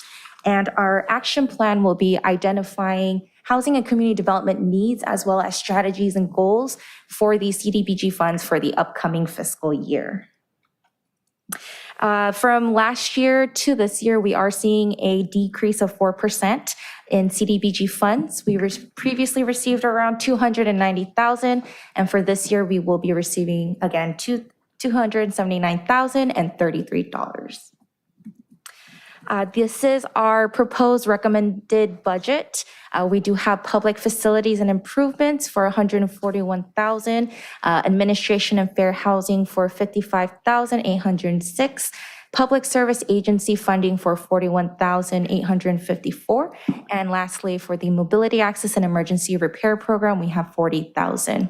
I do want to note that we do have to meet the 20% cap for administration, as well as the 15% cap of our total Cdbg allocation, specifically for administration and public service agencies. This is not something that we can deviate from, as it is a regulation from HUD. These are the 5 public service agencies that we are recommending. We do have 1736 Family Crisis Center, Redondo Beach Salvation Army Meals on Wheels, Venice Family Clinic, St. Paul's United Methodist Church Project Needs, and Disability Community Resource Center. These 5 public service agencies have been in long-term partnership with the city of Redondo Beach and have been continued to provide necessary services for the residents of Redondo. And these are the ones that we would like to continue to work with. Currently, we are at the June 21st second public hearing. We do have a final deadline to submit our annual action plan to HUD by July 12th. And we are here today for City Council's review of our public service grant recommendations and to adopt the fiscal year 22-23 annual action plan. Thank you, and I'm available to answer any questions. Okay, thank you very much. So I guess we have action to take. No speakers having any questions yet. Thank you for the presentation. Are there any public comments on this?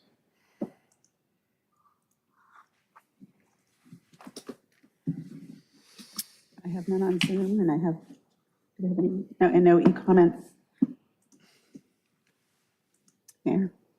So nothing? Nothing. Okay.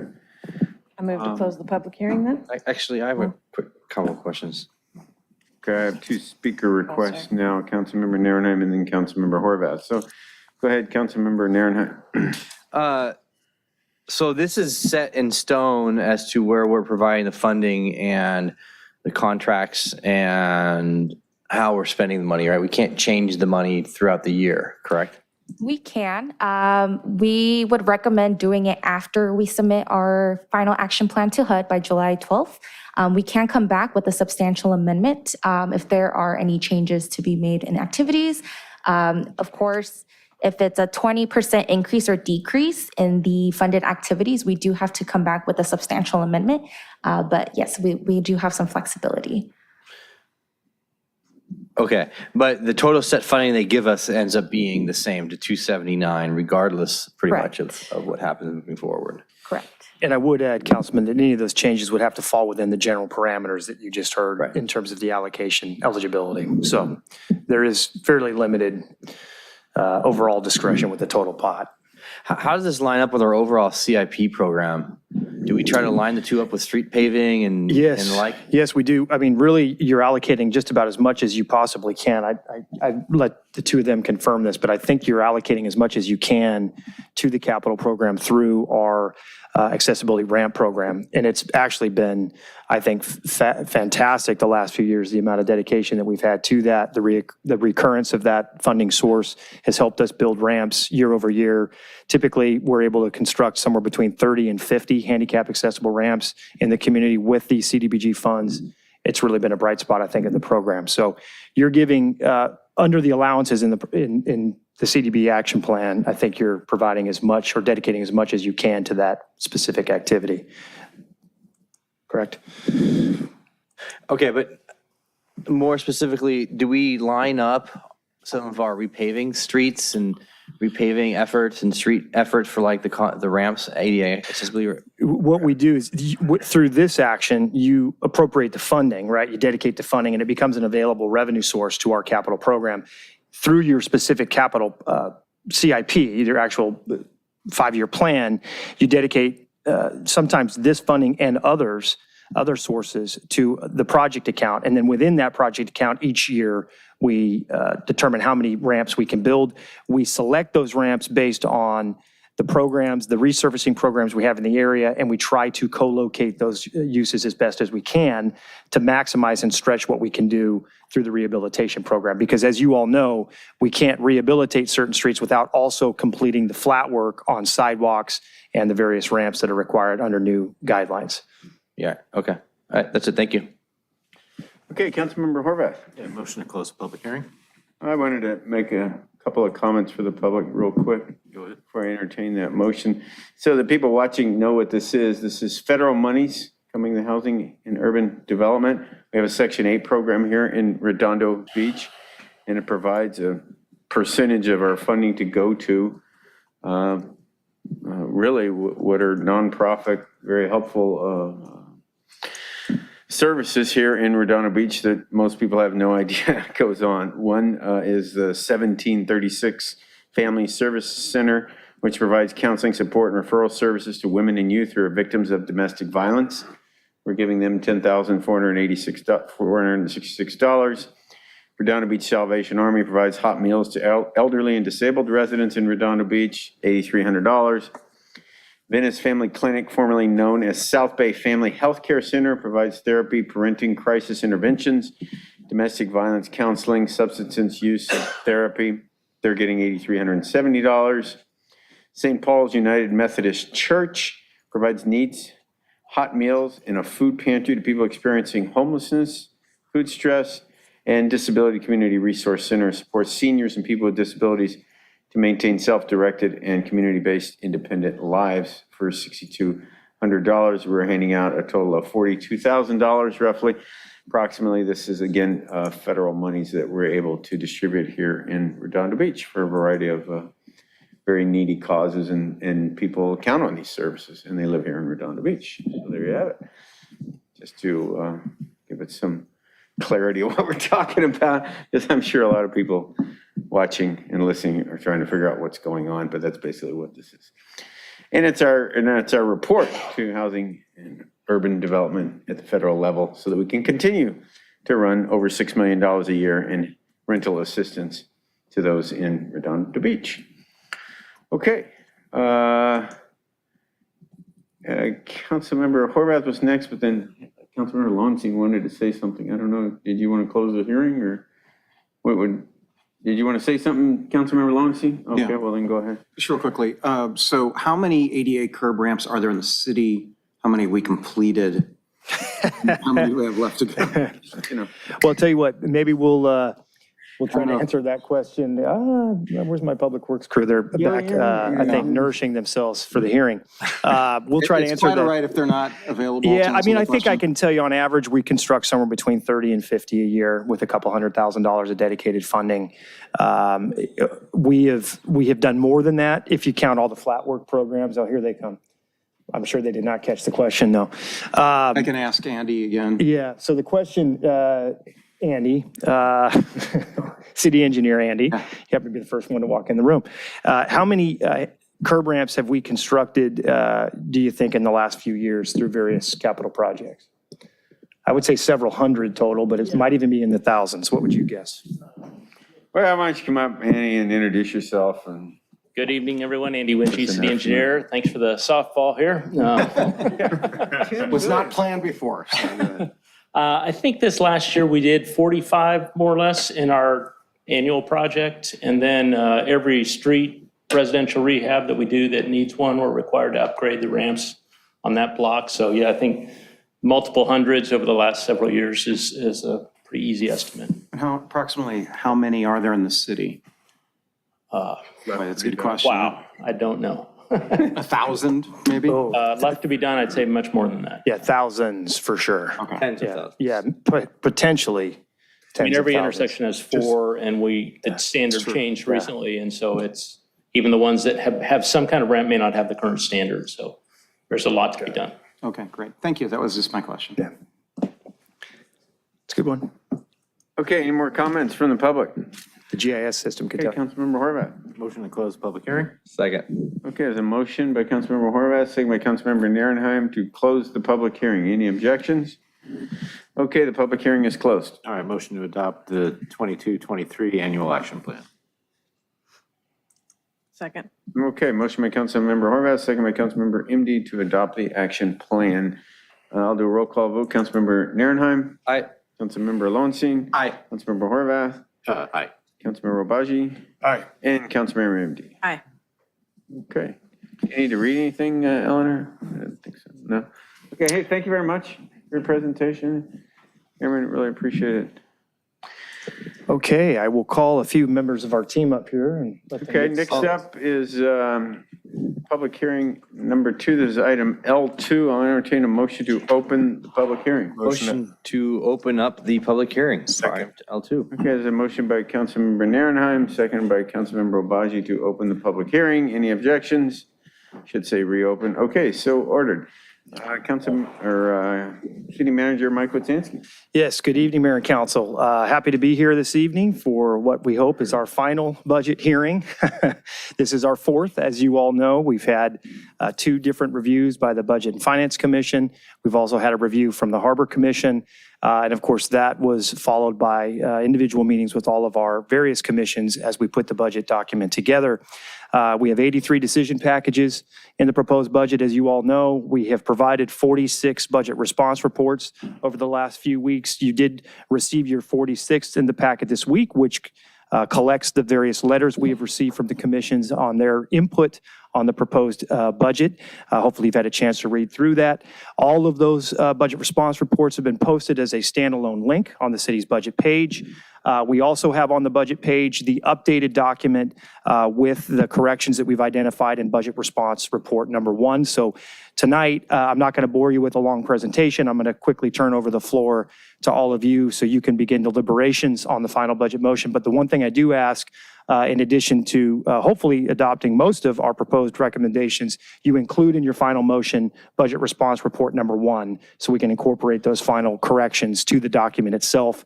Not an impact on the fund balance for the general fund in particular, but it does flow through and allow us to make sure that we have accurate figures in the entire document and all of the various pages, department pages, financial summaries, et cetera. So please incorporate budget response report number 1 in your final motion, whatever that might be.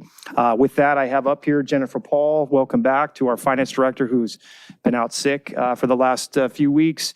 Also have Elizabeth House from the city manager's office and Luke Smoody, who are going to help try to corral your various motions. We have taken the time. A couple of you have shared draft motions with us. We have modeled those in Excel documents to try to accelerate the conversation this evening. We hope we have captured your motions accurately. What we are trying to do to keep a seamless flow is work from the fund balances that are incorporated post city manager recommendations, and then any changes you're making to the proposed budget, we will modify from there. So it's easier for us to track against that final fund balance figure, easier for us to prepare the final resolution tonight based on your final direction and motion. So with that, it's been a pleasure. Thank you for all your hard work. I know all of you have spent hours and hours looking at the document, speaking with not only residents, but members outside of our community on various initiatives. I can say firsthand that you have deliberated quite extensively on this document. I think you're all prepared to make a decision tonight. and we'll let you to it. So with that, our recommendation tonight is and you've opened the hearing, is to take public testimony, close the hearing, and ultimately adopt by your final action the proposed resolution, including budget response report number 1 and any other modifications you see fit in your final deliberation. Thank you. Okay, thank you. Mike Witzinski, our city manager. I want to just start off by thanking all the work our staff did. This is a big night. This is usually the biggest night of the year. And I know how much work goes into this. My questions got answered, and it's just quite impressive. We have a great staff, and they're really showing their dedication and put together 83 decision packages. I've never seen that many. Out of 45 budget response reports, I think it was. It's a tremendous amount of work. I don't know. I think this is my 13th budget, and it's probably the most complicated I've ever seen. Some are more difficult in the sense of, hard decisions, and we've had to lay people off and stuff like that. This is extremely complex, because there's a lot of things on the table and a lot of things to consider, not the least of which we're leading into another recession. And we're probably already in it. We just haven't confirmed it yet. Stock markets in bear market territory. Interest rates are skyrocketing. Unemployment is starting to climb. Inflation's at 40-year record. I mean, it's everything is pointing in the wrong direction, frankly. But hey, we've been through this before, and we do have some financial resources to see us through this. We have a great employment team who, in the past years, have been more than willing to step up and help us through the rough times. Hopefully, we don't get to that this time around, but we'll see. We really don't know. We don't know where this is going, but we are certainly in a recession, and going to have to see how the depths of it. But it's not, we've been through them before. And so we'll deal with this, and we'll get through it. And we got a dedicated staff, dedicated council, and a lot of interested residents in how we handle this and going forward. And a lot of great things coming forward. A lot of wonderful things coming forward. So, yeah, but we've all done a lot of work. I know me personally, I've done a lot of work leading up to this, and all day yesterday through 10 o'clock last night, and that's just a sample of it. So, and last weekend, so here we are. And with that, let me see if we got somebody who wants to say anything. Got one speaker asking to speak, and then we'll have plenty of opportunity for the public to comment. So stand by either here and online, here live or online. So first up is Councilmember Obaji. All right, thank you, Mayor. Madam Clerk, if I could get some screen sharing, please, I'd appreciate it. I am at 2B, please. I also wanted to echo the thanks that the mayor has for all the staff. And frankly, I'd like to thank the mayor for meeting with me for so long yesterday and going through things and drilling down on questions that we had and everybody who kind of made themselves available all the time to answer our questions. Being the lone person with no Brown Act buddy is no fun task, but at least I can dream. So I'll put out what my dream is for District 4 in this budget. And of course, I support a lot of the BRRs as it concerns the other districts as well. And I appreciate all the time that went into those. So, all right, we're looking at my little spreadsheet here. And BRR1, yes, obviously include that. I would like to include whoever makes the motion that we adopt. I'd like them to include, please, a bond subcommittee, so we move forward. Personally, I would like the bond funding to go towards parking structure in the Seaside Lagoon. So we get all the rest of the funding that we need for that. If it's going to be $20-30 million, and we can move forward, add on to our $10 million there. But we can address that on the bond subcommittee. I would like to serve on it, but I don't need to. I would like to move forward with BRR2, and I'll give kudos to Councilmember Lowenstein here, because I'd never been to the Perry Park Teen Center. And believe it or not, barely anybody in my district has either. when I pulled them. And what they said actually was, have you or your kids used the Perry Park Teen Center? 141 people responded. 82.3% said no. But nonetheless, 60.4% said that we should allocate $144,000 on renovating it.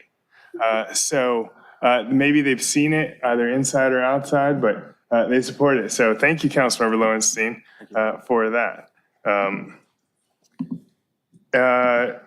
I would like to, I don't have an exact number in mind, but I would like to allocate some overtime funds to the Public Works Department, because we did that last year, and the right-of-way in North Redondo really benefited from that. Especially as Public Works was short-staffed. I think they needed to be able to pay the higher hourly rate on folks that they did have. So I did bike up and down the right-of-way today just to check it out, and it's actually looking really good. I realize we can't keep it looking that good if it doesn't rain, so that is what it is. But at least it's looking clean, a little weeded, weeds torn out from the improved areas.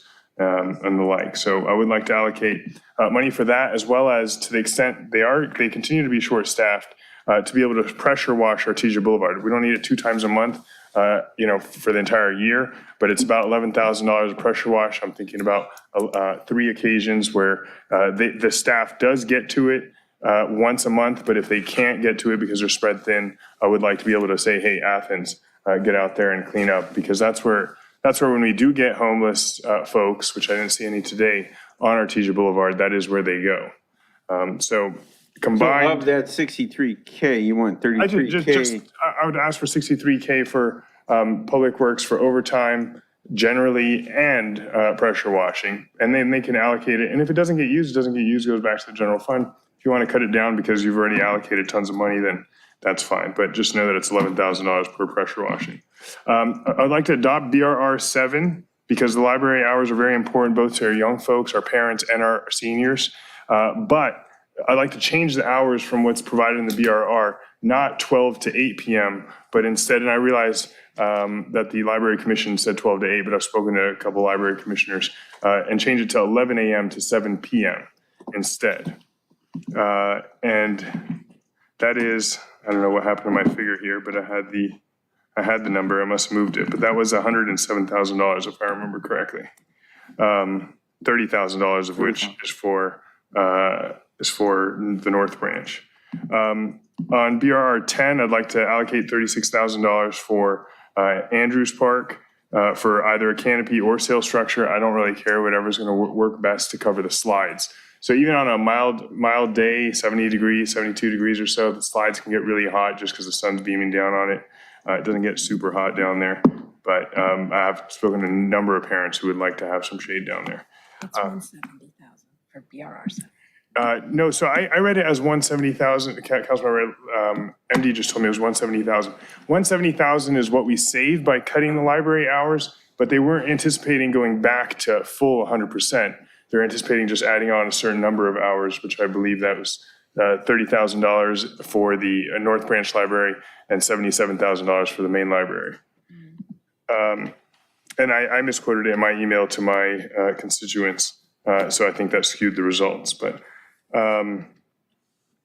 I would like 4 radar feedback signs. That's about $44,000, 2 for Grant and 2 for Artesia Boulevard.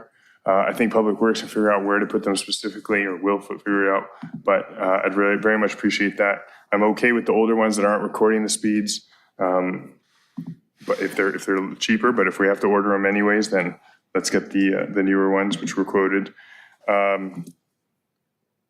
There's a BR 17 was a Grant Aviation crosswalk enhancements. Again, as a citywide, I'd love to see us move forward with safety enhancements to protect our pedestrians and our bike riders. I would like to BRR 19, just add repaving Grant Avenue to the unfunded CIP list with direction to staff to pursue local return and capital funds for repaving Grant, but that'll cost us nothing at this time. I would like to move forward with the pilot program to put the North Branch Library on a self-service which could have long-term savings effects with the Biblioteca program. That's $76,909. This is not a District 4 thing, but the mayor discussed with me that he wanted BRR 31 signalized audible crosswalk for the visually impaired on Beryl and Catalina, and add $10K to, I wanted to add $10,000 to the Perry Park CIP for the skate features. And the reason why is because we just got this quote from, I forget, the Spawn Ranch on the pad 10. I can only imagine that $30,000 is not going to cut it to fix, especially the concrete work that we want to do to expand the pad at Perry Park and isolate it away from the playground. I would like to just add $10,000 to that. That comes out to a total of, I don't know if this total is correct. Yeah, I guess that's a total of $494,000. Lastly, what I'll say is, I skipped over this one, but I would like to move $80,000 from the John Parsons Public Art Fund to, if we adopt this, I do favor adopting all the decision packages, but if we get this cultural arts position back, when we can discuss this at a later time on an agendized item, but I would like to allocate the money now for us to be able to hire, the city to be able to hire a muralist who will provide sketches, we'll give them to business property owners or renters for that matter and say, hey, would you like to put this mural on the side of your business? And if they get excited about it because now they've seen a picture of what could be there, then maybe we go in and we develop a program on a 50-50 basis, just like the storefront improvement program, so that we can get murals proliferating, especially on Artesia Boulevard. And we've got tons of art money just sitting there that we're not really utilizing, and murals are kind of like the cheapest way to kind of get art going. So I'd appreciate doing that. Other than that, that's it. Thank you. Okay, I would encourage everyone to hear from the public before they go on much longer, because it'll be very interesting to see what the priorities are of the public as we move into these motions. Or not, you can make the motions and wait and see what the comments are from there. I did want to ask about this Perry Park skate feature. Does that make sense, Mike, what's being asked for there? I'm confused. Well, in this day and age with inflation where it's at and the cost of materials, it seems like we can never have enough money in any one of our capital projects. So if there's funding that's available, it certainly never hurts to have more funding in the capital project than less. We think the $30,000 estimate provided us some contingency. We think it's enough to execute the project that was discussed with Councilman Obaji when we were looking at making those changes. But certainly if you were to appropriate the additional $10,000, whether it be out of the general fund unallocated fund balance or Quimby funds or whatever source it might be, and in the end, if we don't use them, we can always put them back in the original fund. So it doesn't hurt. It's not a major cost item. I'd rather us have the extra money and not need it than not have it and come back to you later with a 4/5 budget modification. But that said, I do believe, and Andy and Ted could speak to this more directly, I do believe we did put some contingency in that $30,000 request to get us over the top. Is that safe to say, Ted, Andy?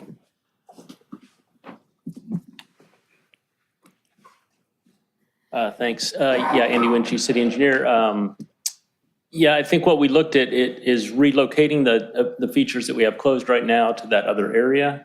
And then as the design committee kind of talked about additional concrete elements, that we would look at that. So to Mike's point, one can never have enough. Right. I mean, we're seeing things like the stairs that exist there right now are chipping away because they're being used by the skateboarders. So there could be some repair work or something like that, or some protective elements that we need to add on. Our chief engineer had a really brilliant idea actually to do some concrete work in some part of the stairs. Hopefully that was really cheap. So I'm not sure that he took into account the cost of doing that when they drew up their estimate. So, I mean, we're potentially looking at spending a huge sum at the pier, and I just want to make sure that this isn't short-shrifted here, because it's, you know, we did it once, not not correctly, incorrectly, and I think we should do it right the second time. That's all. Thank you. Okay. And it can come from anywhere in Quimby fees or whatever other funds are eligible to be used for it. So there's no speakers. Is there any comments from the public?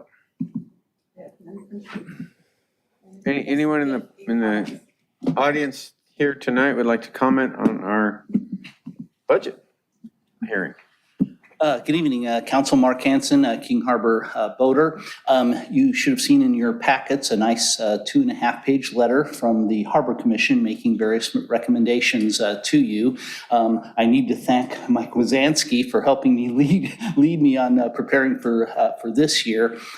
Mike was wonderful a few years ago when we didn't have any sponsors for the bleachers and we were suggesting that maybe the city could cover that. I gave a presentation to Recreation and Parks, and then when I went over to Harbor Commission, the waterfront director interrupted me as he started and he says, well, Mike already saw your presentation. We can cover that in the operating budget. I also met with Mike just shortly before the last Harbor Commission meeting and he gave me a little guidance. So anyway, in your package, you'll see there the very last item in their 2.5 pages. In bold, I think thanks to the waterfront director, it says they're recommending that we reinstate the $2,000 in waivers and the $2,000 for the bleachers. I provided you today with an itemized list I had from 2018 of the $1,901 in various fee waivers and so forth that had accrued over the years. The previous city manager, Joe Hofkin, had caught me at a chamber meeting and says, hey, Mark, don't worry about making a presentation on the budget. I'm just going to recommend a $2,000 blanket waiver because we'd been being hit with fees, and then I'd ask them to waive, and you guys would waive them. And that's kind of went on for some years. So Joe took care of that. We just had the $2,000 blanket waiver, which covers the harbor patrol and the special event fee and the banner fee and so forth. So that just nicely covers all of those fees. Obviously, this is a completely nonprofit operation, unlike some of the wonderful events that are run by the various business districts. But nobody's benefiting financially from this. It's just a bunch of volunteers who volunteer to do this, and that's why I've always recommended that we waive those fees and kind of not insult these hardworking volunteers by nickel and diming them with little fees. So at any rate, that is a recommendation for your Harbor Commission. I certainly support that. So I know you guys are going to be talking about a lot of stuff tonight, and it's sometimes hard to keep that tucked in your brain. So if a couple of you could keep that tucked in for when you start making resolutions, greatly appreciate it. Thanks so much. Okay, thank you, Mark. I have a card from Brianna Egan, and then anyone else here in the audience who'd like to come and speak about item into our budget. Hi again. Thank you. So I'm Brianna Egan. Some of you may know I actually just finished my first year of medical school, and I have a master's in public health and nutrition. And so I'm just very invested in anything in our city that promotes public health and wellness, food education, things like that. And so I've been leading the community garden project for the past 2 years. And so I just noticed there were some relevant items in the budget that I wanted to speak on. First of all, so there's budget response report number 33 for the Aviation Park open space. And so I see that there's a diagram showing six pickleball courts. And so I actually do play pickleball. I was introduced to it at my medical school, and it's a great activity. And so I just wanted to suggest, if this was an interest of the council, to look into doing joint use for the Aviation Park open space between pickleball courts and a community garden. I think there is more than enough space on that site. And we have reached out to some of the pickleball community advocates about that. And so there would be space for not only a community garden with plots, but also a nonprofit operated plant nursery on the same site. And so looking at the design, the pickleball courts could be moved a bit south and east. And then there would be almost an L shape that provides actually a buffer with the children's daycare or center that's right next to that site. And so that like north and northwest portion could be used for a fenced community garden, and that would be the second community garden for the city. And so I wanted to suggest the city pursue like professional landscape design of that space that can explore all of those uses. The second thing would be BRR number 34, which is looking also at the Seaside Lagoon adjacent parking lot for pickleball courts. And so I think this would be actually a preferred alternative option to the Aviation open site. And because it's using unused concrete lot and it's not paving over a parcel that's undeveloped. There's also noise mitigation at the site because it's away from homes and workplaces. There's oceanfront views when you play pickleball. And so I think this would actually be preferable, but still pursue like a joint use at Aviation Park if that's the desired location. I think I'm running out of time, but there's one more item that I wanted to speak on. Well, you can keep going. Maybe you'll get extended. I'll make a motion to extend because I also have a question for you when you're done. Okay, sounds good. So the third item is the BRR 45 for the Southern California Community Nature Park. And so we are in support of this native plant garden at the site that's west of PCH. But I wanted to offer some inspiration about what that site could include. And so I would suggest like some demonstration gardens that show not just native plant gardens, but also pollinator gardens and perennial food gardens that utilize drought-tolerant varieties like fig, pomegranate, artichoke, fajoya, and tree kale. And in addition, I think the planning of this park should include input, direction, and inclusion from Tongva representatives who are the original land caretakers of Redondo Beach and the LA Basin. And so that park could include educational and interpretive features that highlight this heritage. Thanks. Is there a question? Yeah, I got a question. Thank you.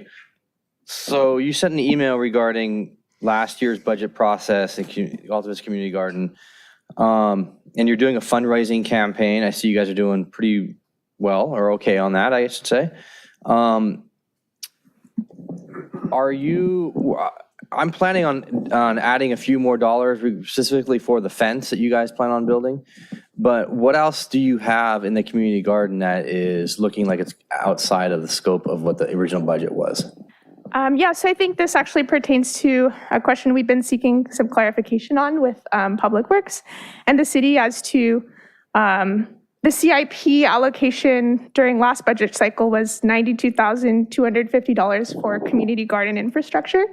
But we're not clear on if this was further subdivided where there was like $35,000 just for the Alta Vista garden and additional like $57,000 for another garden in District 4, which, there's nobody working on that as of now.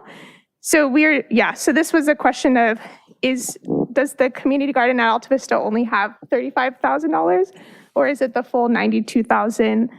And if so,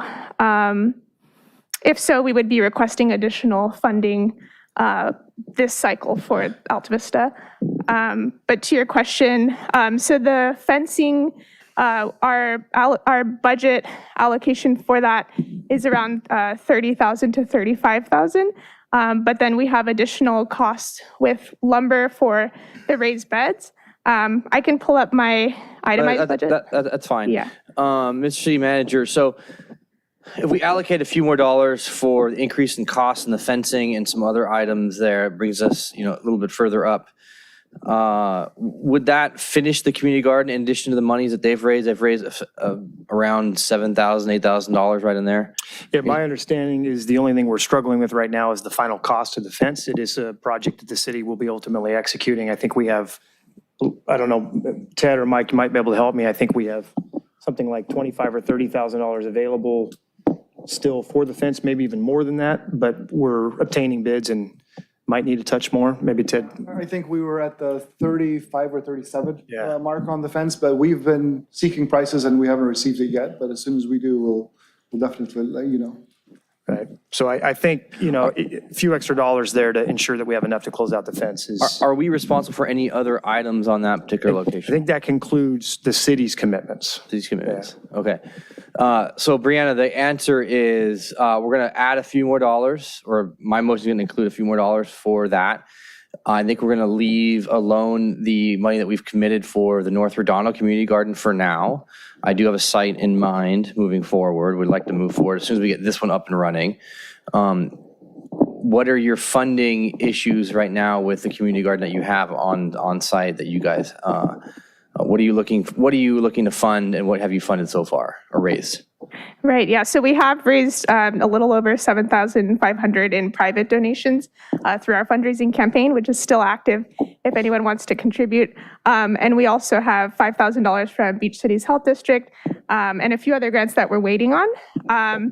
So the fence is the biggest ticket item, which is like $30,000 to $35,000. And then there's also irrigation, which I believe in the CIP, the city committed to funding the irrigation as well.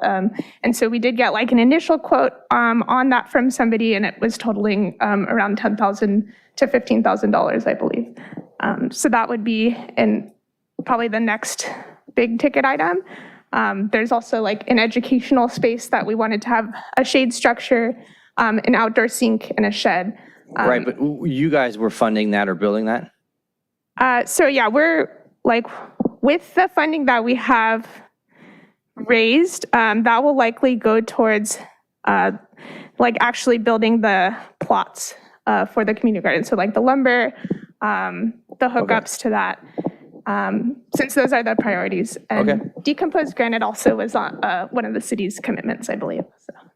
Well, I want to get this clarified now. Yeah, I think my understanding of the MOU is we were committed to the handicap accessible space, the access path of travel from the parking lot to the facility itself, also responsible for the fence, as was mentioned, also responsible for providing a irrigation connection to the site, I believe, and funding the potable water associated. I think the expectation in the MOU, and we can look at it to clarify, but I believe the internal irrigation system as built out with the plots was ultimately going to be part of the community group's effort. So if there's some struggle in the ability to actually execute that component of the project, certainly the council could seed that effort with additional funding, but I believe our MOU expectations ended with an irrigation connection to the facility. Okay. Yeah, we feel confident we can do. In fact, I believe we might even be able to execute that work in-house. So. Okay. I think clarification would be great on that. Yeah, thank you. Yeah. Okay, thank you, Brianna. All right, thanks. All right, thanks for all your work, Brianna. Guess that's what you do to celebrate finishing your first year of medical school.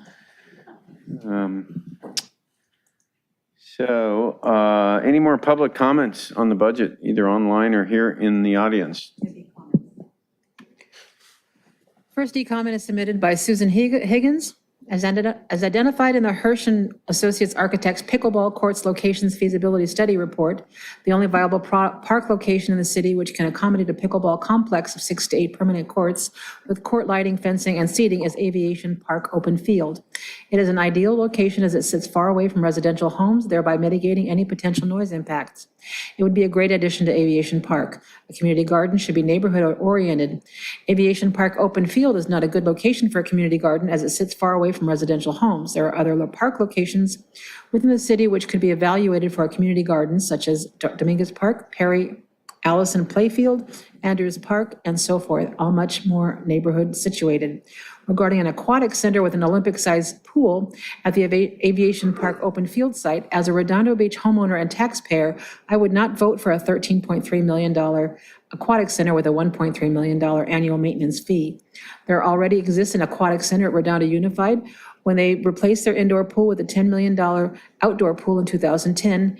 And now in 2022, the Beach Cities Health District is reviewing establishing an aquatic center as a signature feature of the proposed Healthy Living campus. Plus, I understand there was a discussion about putting a pool at the Redondo Harbor area. Again, Aviation Park Open Field is the ideal location for a pickleball complex to provide the hundreds of pickleball players in Redondo Beach and neighboring cities a place to enjoy their sport, the same as the tennis players have at Alta Vista Park with their 8-court tennis center. I respectfully request the City Council raise and approve a motion to budget capital improvement funds to construct a pickleball complex at Aviation Park Open Field to include 6 to 8 permanent courts, court lighting, fencing, and seating. Next comment is submitted by Jonathan Fry.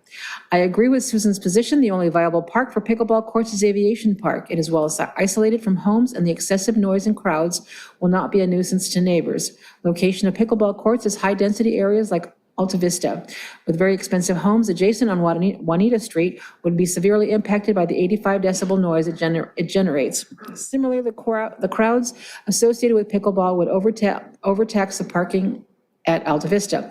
The parking is extremely limited at Alta Vista on weekends with soccer, baseball, tennis, and the community room events. Additional 30 to 50 cars for pickleball play would be a huge problem for the parking lot and adjacent streets.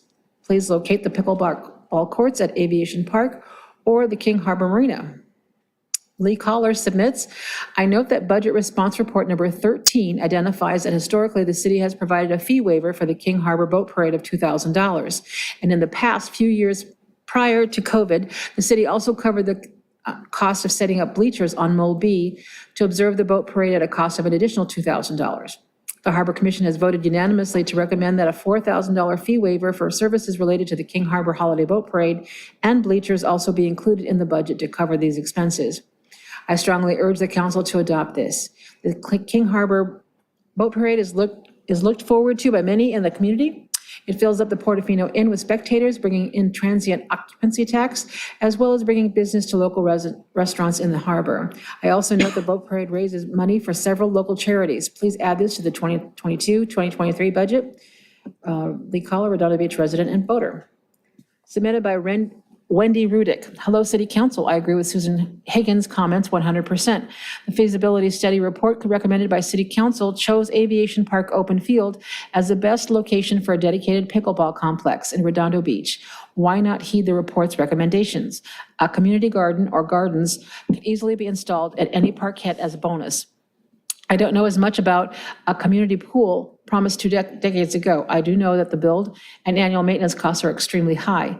I did a little basic math and guessed that as a conservative estimate, I spend at least $2,500 a year renting courts, playing tournaments, joining leagues, taking lessons, and playing open play in El Segundo, Manhattan, and Hermosa beaches. Of course, lunch or drinks, shopping trips often occur after play. We're spending our money in other cities, as are many others, excuse me. My husband began playing this past year. He is a tourney on Thursday in El Segundo. Maybe you council folks could swing by ES to see a tourney. It's June 23 to 26 en route for Redondo Beach players.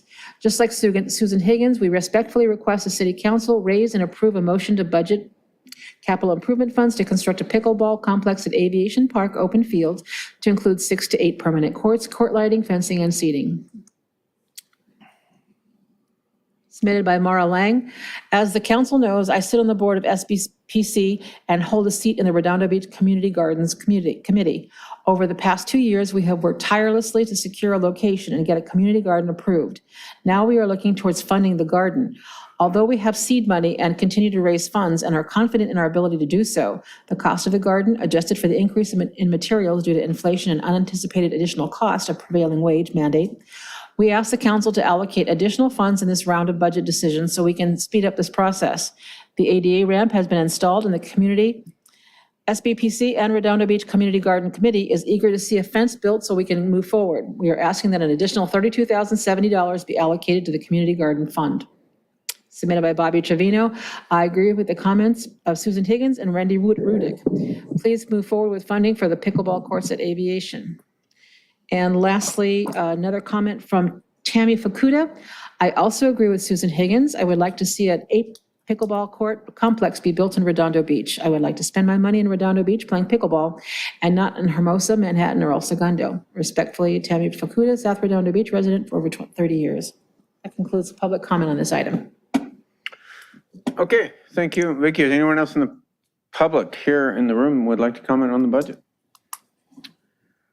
Okay, with that, Thanks for your comments, everybody. Let me pull up and see the speakers here. I have two speakers. Colin, Councilmember Obaji, and then Councilmember MD. Couple more comments. First, I pulled this and I was shocked at the results. If we could screen share again. Madam Clerk, please.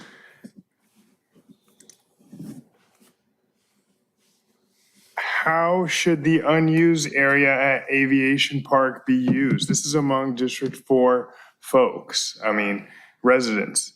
Pickleball courts, 31.3%. Community garden, 29.6%. Do nothing until we can get $13 million for a pool, 39.1%. Councilmember Lowenstein nails it again. I mean, these numbers fluctuate a little bit, but initially the pool was way more. So I'm not about, I already expressed this last week, I'm not about doing nothing with this forever until we get $13 million.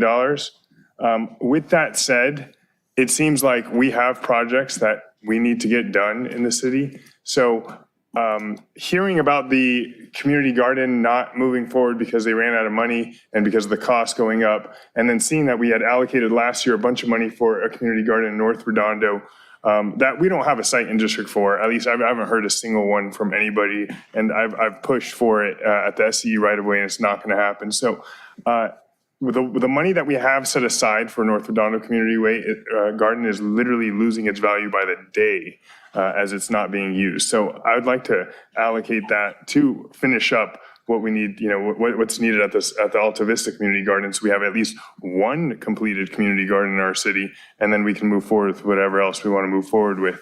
And I'll say that if we don't get this $13 million for a pool and get a pool underway funding within the next 6 months, a year, I am 100% on board with community garden, pickleball courts, doing something good, solid there at that space. So that's what I wanted to opine on that. And yeah, that was it. Thank you. Okay, Councilmember MD. I have some questions for Chief Hoffman.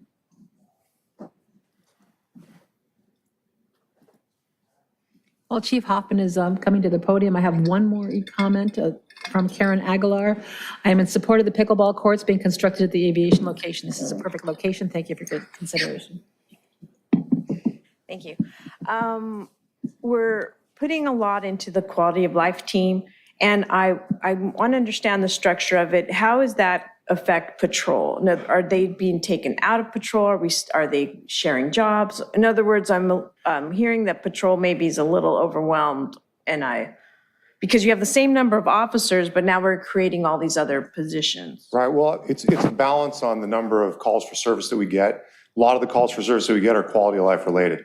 So by making that unit more robust, we're able to approach these problems at their root causes and not just put Band-Aids on them from a patrol level where officers are going on multiple calls a day. So the code enforcement issues, some of the quality of life stuff like the leaf blowers and the dogs in parks, a lot of the homeless issues, which account for a high number of calls for service, the business inspections, we recently had one, houses that have the hoarding issue and all that stuff, where we're getting repeat calls from a patrol level, which is a draw on the resources. We're able to approach those with more sustainable efforts to stop the problem completely. And I think what it's doing is it's actually freeing up the patrol officers to be able to respond to calls for service in a much more efficient manner because there's a higher level of availability. Not to mention the manner in which we're able to respond with the quality of life unit and be responsive to the requests of the community. We're getting a tremendous level of support for because we're able to engage with the citizens, with elected officials, with representatives from other cities and other government entities, and we're able to engage, provide information about what's happening, provide realistic expectations and timelines, and actually have a significant positive impact on these issues that account for a high number of the calls for service that we're getting in the city. Are you lowering the number that are on patrol? No, the number that we've had in patrol has been relatively consistent. We have had some staffing issues. Recently, we're not fully staffed right now. We're down about 7 positions. But the number that we have in patrol has been consistent, and we're able to fill all those shifts. There is a little bit of overtime, and there is an occasional mandate of the patrol officers. However, if we were to remove personnel from these specialty units and assign them to patrol, I think that the decrease in the level of service and the quality of service that we're providing in order to cover a couple of patrol shifts would not be in the best interest of the residents. So what's the plan to get the 7 positions filled so we don't have the overtime for the patrol? So we're working really hard to try to hire people. We actually have 2 in training right now. We have 1 in the academy that graduates July 21st, and we have 4 conditionals out for police officers, 1 pre-service, and then we have 3 more recruits that are about to get hired. But they have to go through the academy, and it's tough. And right now we're probably going through about 100 applicants to get 1 highly qualified candidate that we can hire. And it's a real dilemma for us because we go through these screening processes, and I'm not of the position to hire people that are going to be mediocre candidates for police officers and just fill the seats. I'd much rather do the hard task of allocating our resources appropriately to make sure that we're applying it evenly across the city based on the inquiries that we're getting and only bring in the most top-tier candidates that we can for police officers. One of the decision packages that we have before you in the proposed budget is the recruitment and referral program, and I'm hopeful that we're going to be able to get a little traction with that on a pilot basis to see if it allows us to attract highly qualified lateral candidates from other agencies. I know there's all kinds of different issues that weigh into that with pay and benefits and things like that, but Redondo Beach is a great place to work, and I think that with the support that we have in the city, from the police department, from the residents, businesses, all the different stakeholders in the community, I think that it's another way that we can try to bring people in. And a qualified lateral candidate can go from taking an interview to working in a solo police car in 6 months or less, where a recruit could be a minimum of 18 months from the time that we do the testing process, the physical agility and everything that goes along with that, and then into the police academy for 6 months. And then out of the academy, they start the training program here, which is usually about 6 months. And it's an 18-month process, and that's for a brand new police officer. We just hired a lateral that had 5 or 6 years on at LAPD, and it's really nice to get these highly qualified candidates in a short amount of time. So there's a lot of different approaches that we're using, and one of the things that I constantly like to say is that I ask people all the time, whose job is it to recruit police officers for the city of Redondo Beach? And I get a variety of answers, but the answer is we have 153 full-time recruiters, and it's because every single member of the Redondo Beach Police Department has a responsibility to go out and bring people in that they'd like to see working alongside of them. So a lot of it is the leadership that we present from a management level to all of our personnel about the type of candidates that we want to bring in, aggressively pursuing recruitment strategies through our social media and videos and engagement with the public. And then I'm hopeful that this recruitment and referral bonus is going to show us some positive results, and then we'll be back to you at mid-year giving you some success stories and asking to continue it. Great, thank you. Thank you, Chief. Thank you, Chief, for shutting down that unlawful dispensary that was operating in District 4. Appreciate that. That was quality of life. Councilmember Nairn. Thank you, Mayor. Yeah, so a bunch of things. So I realize for staff, if anyone's seen this budget this year, it is way different than it's ever been before. A lot more detail, so thank you. I really appreciated the BRR list. I was able to download that and see in very logical order BRR numbers and the bookmarks that were on there. It's never been done before. It's very easy to go through that. It's amazing how those small things make such a huge difference in working with all this stuff. So thank you for doing that. And of course, spending all the time with the public and the commissioners, to you, Mr. Wazansky, like you put in this phenomenal amount of time these last 2-3 months. Community garden. So we were just, there's a spot there next to the new dog training facility, possibility for a community garden. I've talked to our city manager about it. I like the idea of what you're saying. Sorry, which dog training facility? The one at Dominguez that we just built. Okay, yeah.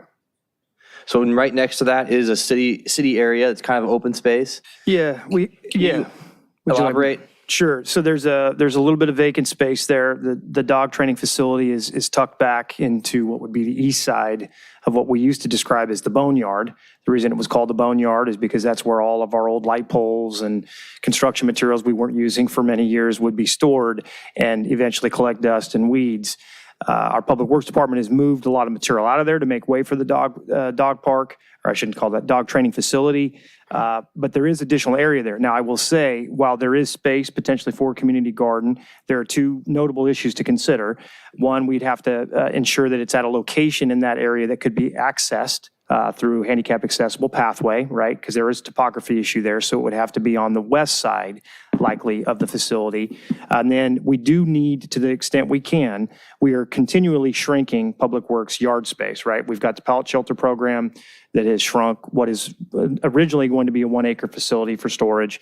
This boneyard ideally would have provided for some additional storage for materials there too. So if we were to put a community garden there as perhaps an extension of the Dominguez Park playground project, I would ask that we try to retain some of that space for yard use as we go forward. We also have the potential eventually, I think, to pick up yard use down at the Parks Yard down below that area when we move forward with enclosing our police shooting range. But we can use as much storage area as possible. So a small community garden, yes. A big community garden that encompasses that whole space, I would advise against if possible. Okay. So I like the idea of moving some of that money, but I want to keep some of it available as well for somewhere else in North Redondo. But Yeah, definitely. But let's get this one done. So move what we need to move, and if we need to allocate more in the future for a second one, then we can do that at that time. Okay, we can move like half of it, something. 32,500, right, is what I heard Mara say. So, I mean, I personally donated $1,000 to SBPC for this community garden. So let's just get it done. Yeah, just to give you some perspective, the specific budget motion last year assigned $57,250 for what was described as a community garden and nursery in City Council District 4. So that's the referral, that's the money you're referencing here. We haven't spent that money yet. You could redirect those funds. Those funds are in this year's budget, technically. They're not a supplemental proposed appropriation, but you could redirect the work program associated with that money as part of your motion tonight. I'd favor redirecting the quantity they need, if it's 32,500, to finish up the Alta Vista, and then repurposing the balance for a community garden anywhere in North Redondo, not limited to District 4. Okay, that's it. Thank you. Let me write this down. Well, that's, otherwise we've got no comments. I don't know. I can't make a motion. Somebody needs to make a motion. We need to close the public hearing. But realize you close the public hearing, we're not going to be able to ask questions, right? That's right. So there's still Councilmember Nierenheim's the only one with any speaker requests. Yeah, I can turn it So is there any more public comments anywhere? Any more questions from the council? More comments from the staff?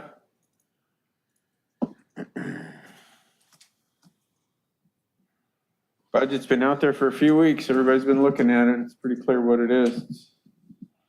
A lot of questions answered. We were on the phone today with the Spawn Ranch, designing the skate park, talking to El Segundo about pickleball courts, what they did. We've been busy. Motion to close public hearing. Second. Okay, there's a motion by Councilmember Obaji to close the public hearing on the budget, seconded by Councilmember Nierenheim. And there's no speakers. Is any objection to closing the public hearing? Nope. Okay, public hearing's closed. So now, folks, this is where motions get made, and then we do horse trading. That's how that works. While the mayor just sits here because he can't make a motion. Kind of makes my job easy. I used to have to do that. To maybe help this conversation along, we have received two different draft motions that we have available to pop up on screen if the motion makers would like us to do that. Yeah, let's do that. Let's compare them. See if we maybe we can Well, find some common I don't ground. think we're that quite quite that technically sophisticated. We'll have to do them one at a time, but somebody's got to go first. I'll make a motion to, well, how do I say it? I've submitted a draft to you earlier. I've actually updated it just now a little bit from what I've just heard. Actually, I also would like to get, Councilmember Obaji, can you forward that Excel sheet to the city clerk and all the council members as well, so we have it part of the record? And be good. And then, do you want to throw up the Excel sheet that we had there? We can change the list? We could certainly do that, or we could throw up your Word version, either one. Why don't we start with the Excel sheet to just give you all a sense of how we've modeled this. We've done this for both draft motions we've received, by the way. So I'll make a motion to submit our draft motion for budget, proposed motion for budget 22-23.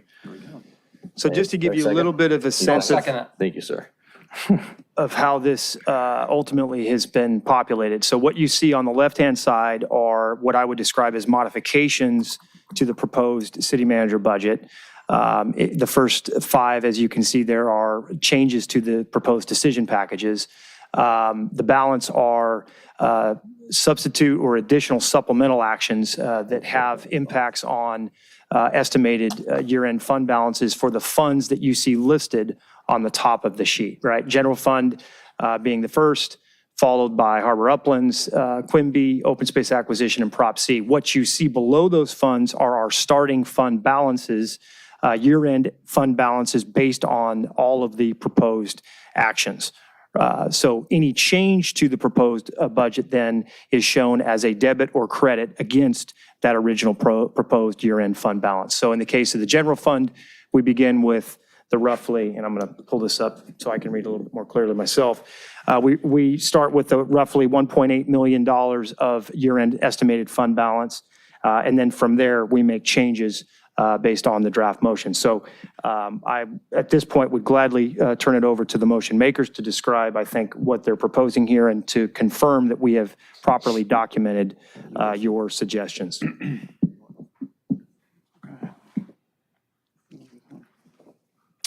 A little different how you guys did it. Yeah, so what we did is an adjustment from the proposed. So we can very clearly track against what's in the document, and we can ensure that we're checking that against the fund balance and can follow that through. So in the case of item number 1, as opposed to our suggestion of adding ongoing revenue of equivalent of $112,750 through a 3% increase to all community development fees, we're effectively eliminating that increase and therefore pulling that out of fund balance. So we have reconciled these figures against your spreadsheets to ensure that they track consistently. But this is an easier way for us to track in our final budget resolution and adopted motion.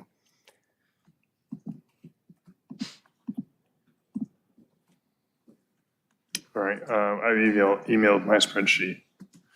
Thank you, sir.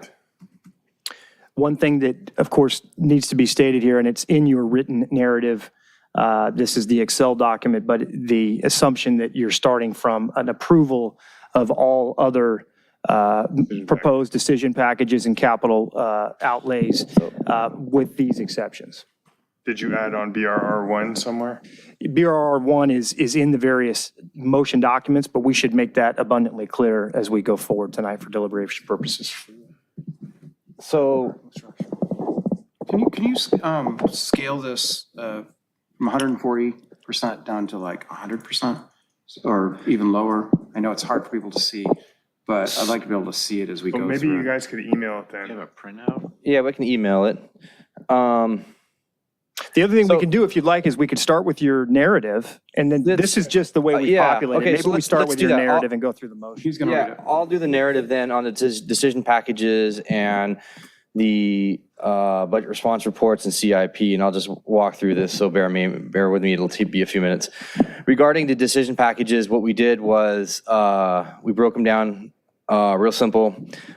We've approved all except as noted, and so approved with conditions. Actually, I haven't approved all. We declined one, which was a decision package number 50, and approved with conditions number 1, 6, 48, 57, 64. So the members of the public, you'll figure that out here as we move along. It's complicated.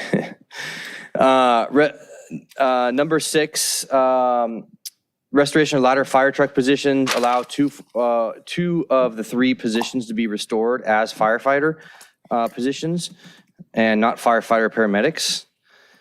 Number 48, request for a city mental health clinician position, fund $43,000. And I believe you have $50,000 from the Beach Cities Health District and the remainder from Hermosa and Manhattan Beach, position to be a police department.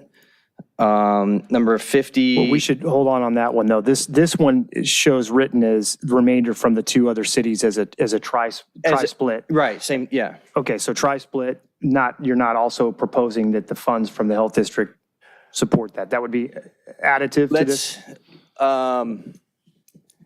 That's up to negotiation with the city. So I don't know when we talk to the other cities. So just so everyone knows, I've already reached out proactively to Manhattan and Hermosa Beach, to the elected officials over there. And they are fully on board with splitting a mental health clinician and are excited about moving forward with us together on splitting those costs because they don't want to have a full cost on that alone either. And they want to work with us on that. So I think it's important that we include them. And Beach Cities Health District has indicated that they want to give $50,000 for this position, but we don't quite know what the strings are attached to that. And we want to be good partners with our city. We don't necessarily want to take the $50,000 and then split the cost remaining. So, we want to work with both the cities and VCHD and see what goes on with that program. Regarding the fire department intern program, no intern program as we have assessed here. Number 64, city maintained turf replacement fund, $170,000 look for low water grass alternatives and worked with West Basin District on grants to fund replacement. Conditionally approve number 1 as well. Increased community development fees. We're not going to approve the increase in the 3% increase in community development department fees until we get the online permit program up and running so that the contractors and residents can see what's going on with their permits to help us kind of a carrot and stick, so to speak, to get the city moving forward on that and then provide to the residents and contractors an ability to see what's going on online. So I'll begin number 57. If I could, Councilman, just to put a fine point on that, which means, as you've stated here later, that we would actually not approve those fees tonight as part of our subsequent master fee schedule item, and we would come back at mid-year, assuming at that point we've online the software. What's the rationale for not increasing those development So fees? the amount of, we get a lot of requests from the residents and contractors about every year we get this increase in fees. But yet the service to them that they're speaking about has been not as what they're expecting. Not good, yeah. Right. So we want to move that forward and provide that good service. And once we do, we can charge a few more dollars for it. Capital. Can I make a recommendation? Yeah. I would say come back at mid-year for approval rate increase or when software is implemented. Whatever's, yeah. Right. Yeah. Right. First. Okay. Okay. Perfect. Regarding capital improvement projects, accept all CIP requests, including the $2.5 million for the north parking structure, seismic suggested maintenance, and the $200,000 for the south structure design. Adding in, following to the CIP program, $200,000 for pavers and colored concrete on International Boardwalk from the uplands, $200,000 for painting and storefront improvement for the International Boardwalk from uplands, $60,000 on International Boardwalk security cameras and wireless connectivity from the public, for the public from uplands, adding pickleball courts to the future CIP projects list. Can I pause you just with a question real quick? There's a question I had with the mayor and I stupidly didn't get it answered. But if the CIP already had $500,000 for repaving the boardwalk and you're adding $200,000 for pavers and the like, and you're going to repaint for $200,000, that seems like $900,000 to work on the boardwalk when that's part of our waterfront improvement plan, kind of the analysis that that firm is undertaking, right? So why are we doing this before we get the results back from them as to what we should do? Doing the parking structure, or do you mean the amenities plan? No, the amenities plan. The waterfront amenities plan did encompass the area that includes the boardwalk. So question. Yeah, I would say that this is painting aside, the $200,000 for additional colored concrete enhances the $500,000 recommended appropriation to CIP and gets us over the top to actually fund I think, a more attractive temporary installation. The King Harbor Amenities Plan is going to be looking at a permanent, longer-term solution for that amenity that would include potentially down the road Basin 3 modifications to the marina, seawall repair and replacement. Those efforts are multi-year projects. So they would leave in place the boardwalk, meaning the boardwalk's not going to be touched? Generally speaking, yes, certainly for the foreseeable future. Now, long-term, could the boardwalk be touched and changed or modified from a commercial use standpoint? Certainly. Could the boardwalk be changed and further enhanced if we were to add a seat wall after repairing the seawall? Absolutely. But those are multi-million-dollar efforts, and it's going to be years before we're able to execute that kind of work. So this is what I would call not a short-term, but an interim fix to a boardwalk that right now still generates quite a bit of commercial activity for us. All right, thank you. Adding pickleball courts to the future CIP lists, currently unfunded. $320,000 to pave alleyways with a PCI of 52. I think You that's said 25, but it's 50. No, I think 25 is, if based on the conversation, I think I recall 25 is the PCI target you're looking Okay, at from an so alleyway standpoint. That's in 1, 2, and 5. Okay, so I did change that, so that was right what you had. Okay. There are very few alleys that meet that threshold, and I think There's only like 3 or 4. We went over those. Okay. Okay. Or less using general fund. Additional $312,000 from SCE right-of-way, 5 acres PCH, but BRR number 44. Recommendation of Quimby funds. $130,000 for pier restroom renovations from Uplands, $90,000 for fixtures, and $40,000 for design, 4 ADA restrooms at the Fun Factory. So just so everyone knows, the Fun Factory is currently empty. We're going to take advantage of that and build some ADA compliant bathrooms in that location. Pad 10 skateboard park completion, $250,000 from Uplands. That's an additional funding. Everyone recognize that, I'll get to them in a second, that we having some issues with concrete design and implementation, build out of that particular location with a long meeting this morning, good 45 minutes, almost an hour, and we need a few more dollars to complete that park. Yes, sir. I guess my question was, you just want to fund the design, not the full 240 of the restrooms at the International Boardwalk, correct? That's correct. Yeah, okay, got it. Yeah, it's basically, as I read this, is a two-part recommendation. One's for fixtures of existing, and the other's for the design of a new facility. One point of clarification, if we could go back, Councilman. Yes. I seem to recall in conversations, is it Quimby that we're looking at targeting for the SCE right-of-way supplemental appropriation, or was it open space acquisition? Open space acquisition. Oh, you're right. I put it wrong on here. Open space ACQI. Again, that's why we modeled this. Thank you. Yes, sir. Yep, you got that right. $130,000 for pier restrooms, got that. Pad 10 skate park completion, got that. Avenue I paving, $400,000, the BRR on that, $200,000 from general fund and $200,000 from Prop C funds.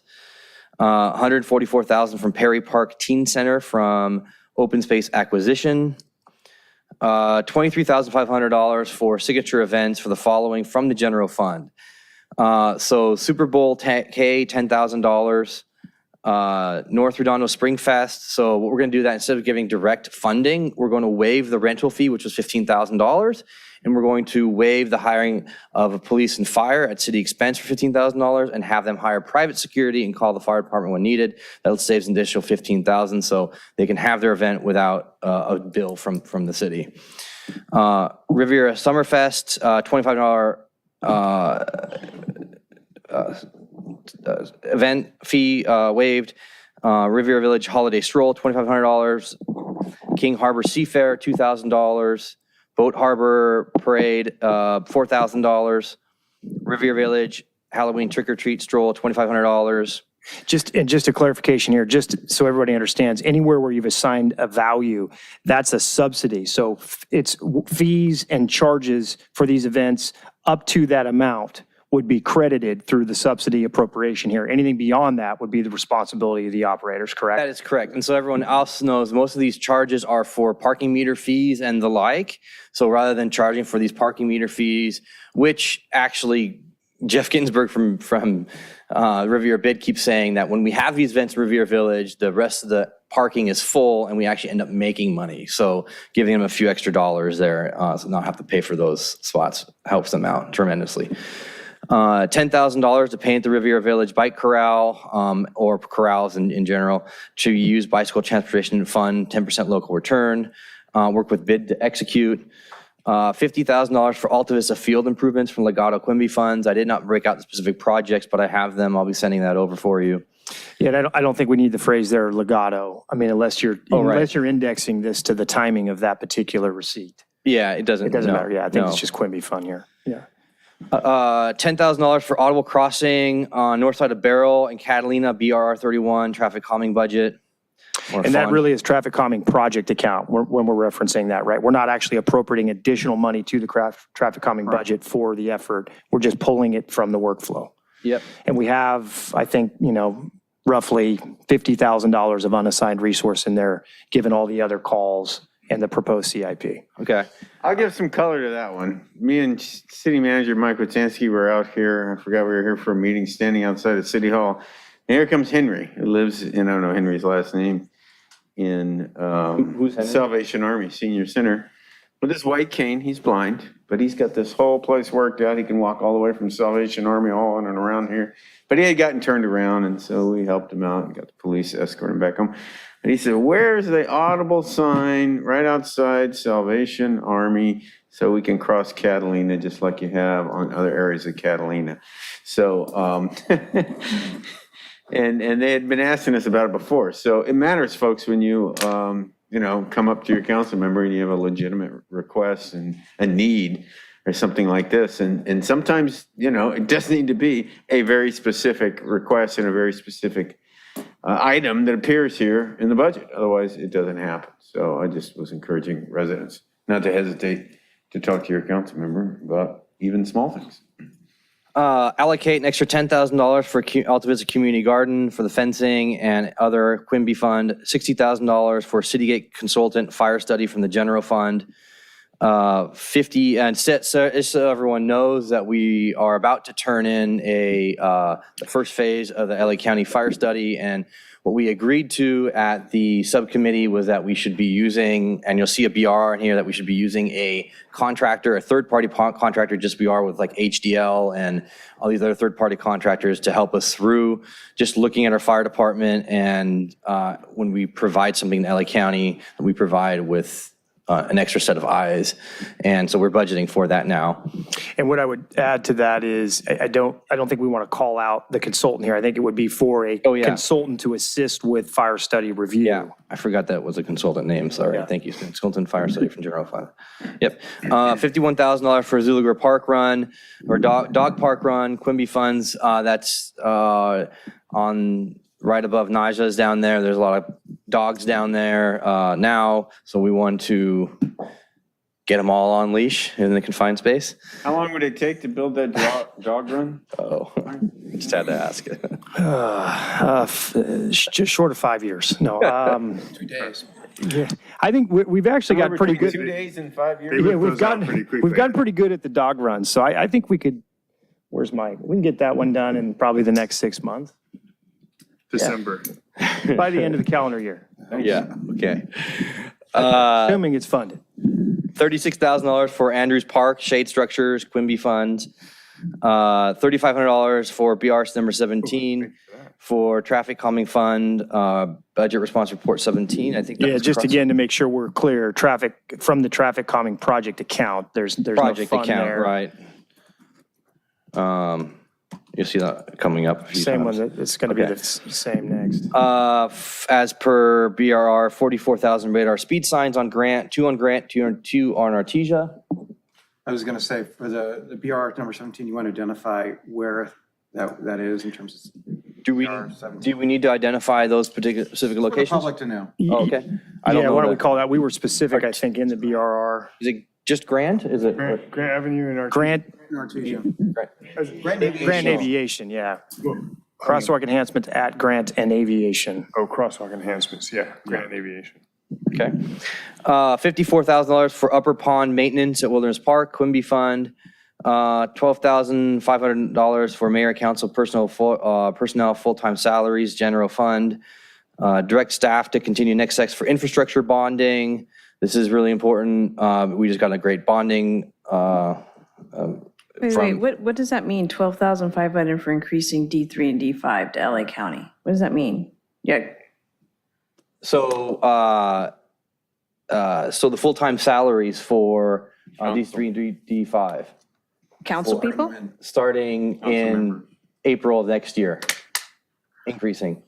And all you would be doing with this action is setting money aside. You have a very specific resolution and policy approach to adjusting elected official salaries that you review every fall in advance of upcoming elections. So this would only set the money aside. The actual adjustment to salary has to follow through our normal process, which would come later this summer, fall.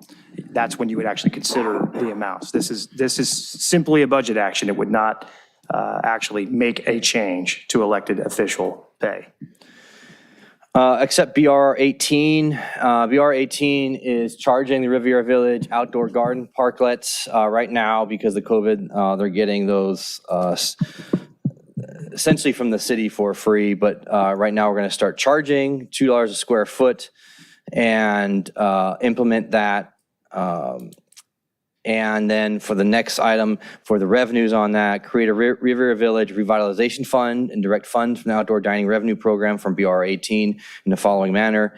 Year 1, gross revenue, which would be this year, whenever that comes online. 75% gross revenue is going to that fund, remainder of the general funds. Year 2, 50%, year 3, 50% of the gross revenue, and then year 4 and beyond, 33% of gross revenue. That way, the infrastructure upgrades such as the pavers and parklets and lights have a revenue source to draw from for revitalization. And then accept BR number 36. Can we stop there for a second? Yes. That would have we have to model that. That would have a specific impact on the general fund balance, right? We're counting on, in the proposed budget, roughly $1,000 of ongoing revenue from the $2 per square foot fee. So if we were to redirect that funding to some specific purpose, we would actually have to adjust downward the amount that we're anticipating to accrue to the general fund. Is that in this budget right now? Yeah, that's proposed in the budget now as part of the final balance. So if we, Oh, I didn't see that in there. yeah, so what you may want to do is. So I can modify this then to reflect the year 1 go to general funds and Right, then. and then maybe year 2, we consider redirecting funds. So yeah. I mean, can we make decisions about next budgets? You really can't. That's the thing. You can give an indication of what you would like to do with the program, but you're really only taking an action on this fiscal year's items.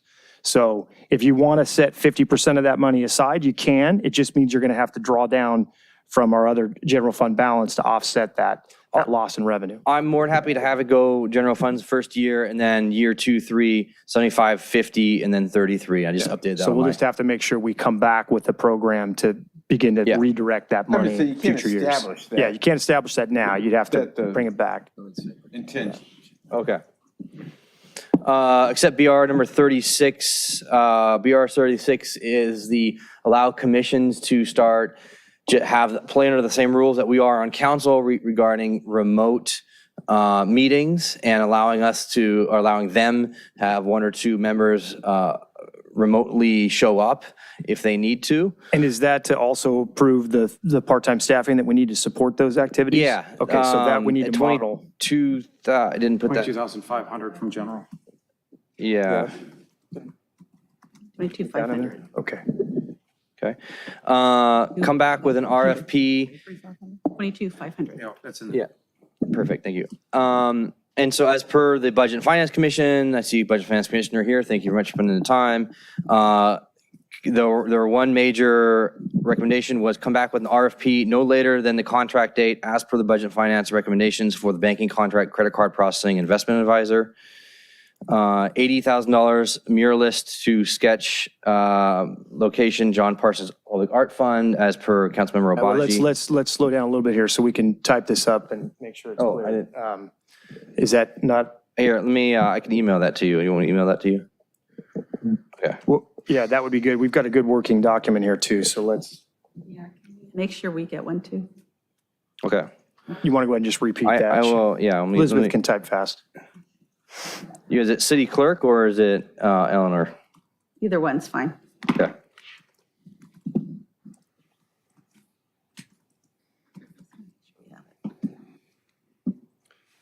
There you go.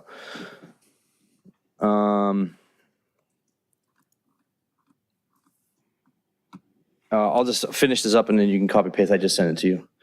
Come back with an RFP for, as per budget, for banking contract, credit card processing, investment advisor, as per their letter that they sent in. And then the item that I sketched down here, $80,000 for a muralist from the John Public Art Fund. I should probably say as per, in District 4, in D4. Oh, you already have it in there. Oh, there you go. And then redirect. Hold on, just back up there, Elizabeth. That's that's an appropriation from the John Parsons Fund. Yeah. Public Art Fund, John Parsons Public Art Fund.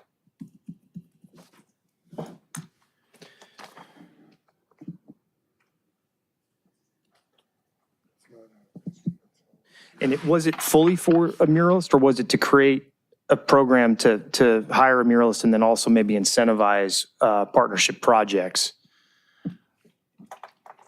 Councilman Obaji? Sorry, what is that? The $80,000 idea from the John Parsons Public Art Fund, it was muralist to help also facilitate or create some. Muralists combined with funding, funding for matching, matching mural Public art funds. project, yeah. Public, So it's well, yeah. public or private art project that's public facing. So, examples, the side of Backstreet Lounge, the side of the Sandbox, the side of, I guess the Big Lots, as you go down Aviation, that there's a wall, I guess, retaining wall. Any of those places could be good places for pitching them with a sketch and offering matching city funds for a mural.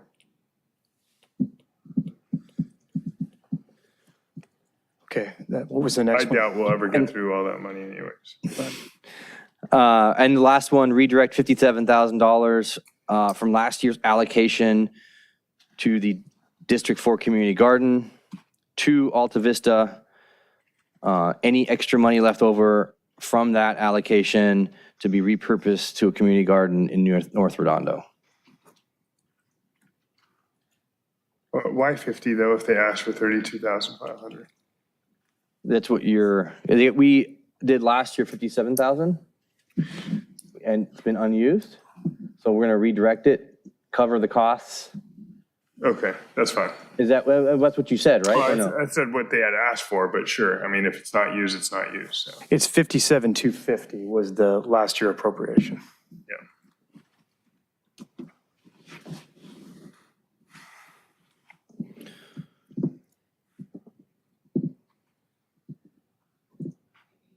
But if you only do 32,500, you leave essentially $25,000 left for as seed money for the next community garden. That's a significant chunk versus, taking 50,000, now you leave 7,250. It's like, why leave the 7,250? They only said they needed 32,000. So right. You want to buffer it 35,000. So you want to just buffer it at 35 and then leave the rest for seed money? Yeah, seed money for a community garden anywhere in North Redondo. Okay. Let's change that then. Instead of 30, take $35,000 from last year's allocation to District 4 to the Alta Vista location, and then the rest of the money, which would be, say, 27,250. 27, is that right? 22,000.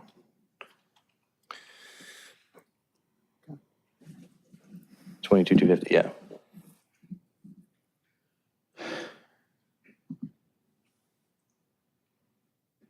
Right, there you go. 57,250. Yep. I have one question. If you can go back up to the signature events. Yeah. As part of the budget, you can, it's all about the numbers. It's not about changing policy. And so the hiring, security, and fire department, I would check with the police department and police chief and fire chief what permits they actually get, because that may be in violation of some of your current ordinances. Now, I don't know what permits Springfest gets, but I think it would be safer to come up with an amount and waive those costs, because that may not be effective. So I would encourage you to ask them before you vote on the measure.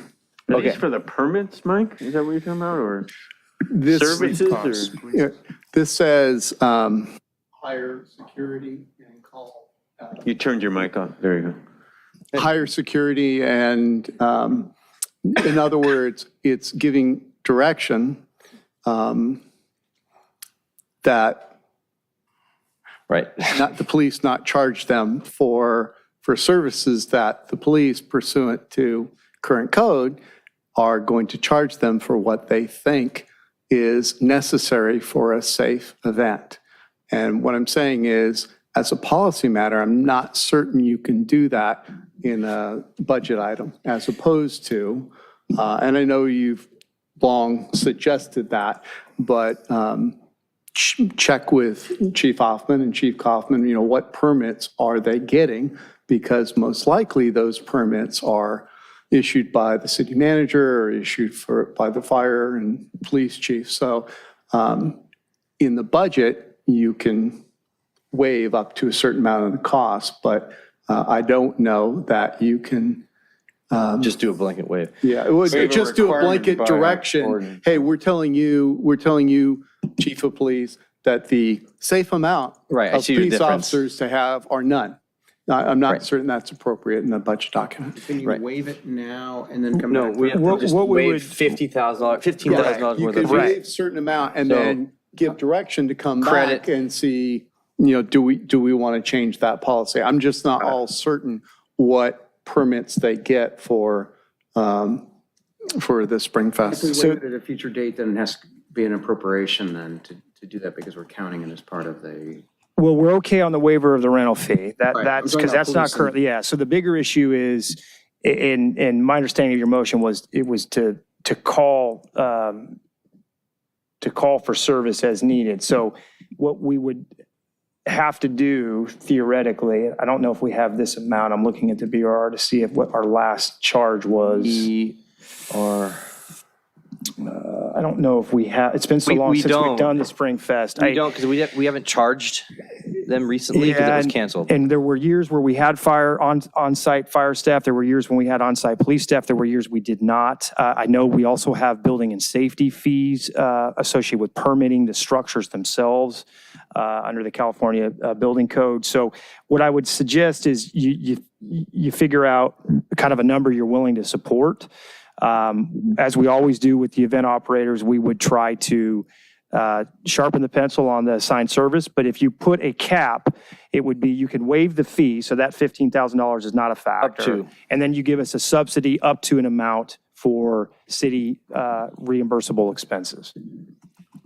Not exceed. Yeah, and anything beyond that, the Springfest, they have paid, by the way, for certain fees in the past. It's right. They've been able to absorb some fees. This year, it was a location rental fee, which added $15,000, which made it a little bit high for them to be able to. So, so we can waive the rental fee. So I would say waive rental fee and then just put an amount for, so I would. 15, so subsidy So drop up to. the higher security and call fire department, Elizabeth. Yeah, Let's get so- rid of that. Not exceeding $15,000 for police, fire services, police, fire, public works. Do you need that? Yeah, it would be waive city charges up to 15,000, and then you would keep the rental. So no, we're not going to charge rent. That we can do in the budget here. Waive rental fee, waive city charges up to 15,000. Yeah, that's. That has to be accounted for in the general fund then? If you waive the fee? Yeah, that $15,000 will have to come off of the special event subsidy. Okay.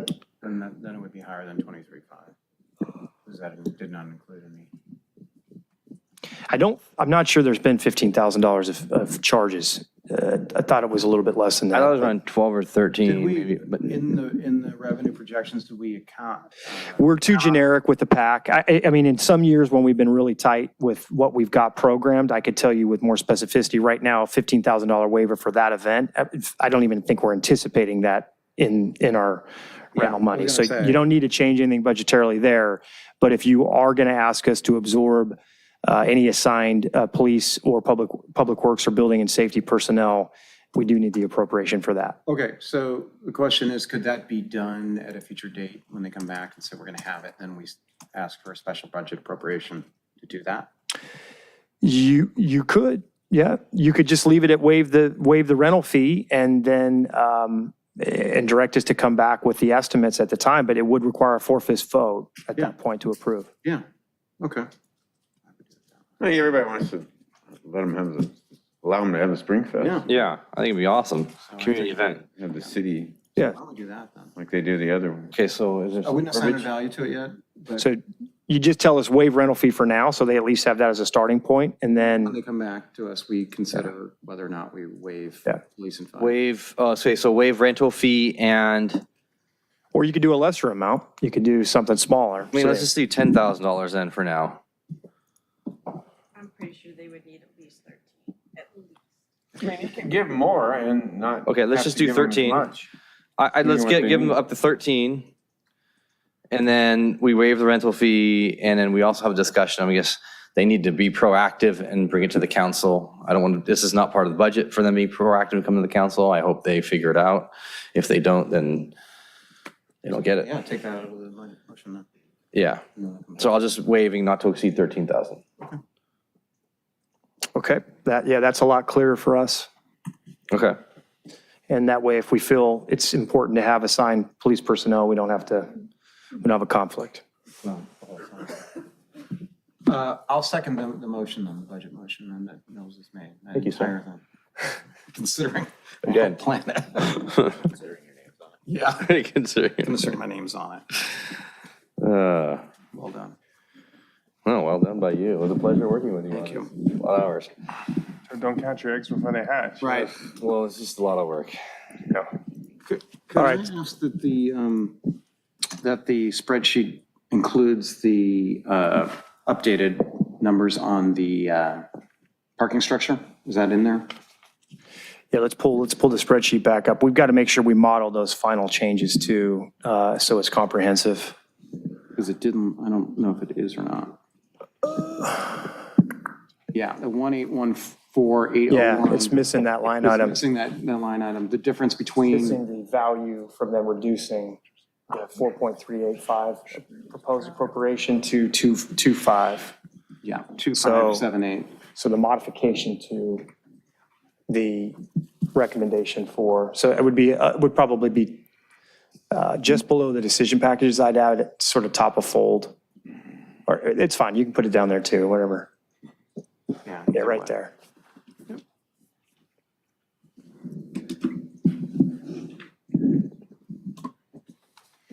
So the clarification, if I may, would be the 4,350,000 minus the 2578 that would add to the general fund because it was coming out of the general fund, correct? I mean, that would be left. I don't think it was it's not in the motion, I think, here as written. That's the problem. I think we were operating off the Excel model. Right. Yeah. So that we've got to add that to your language too in the motion, but we can start with it here. And can we deal with real quick before we move on? After you guys update that, we update that here on mine. Okay, so believe that the number is 1772000.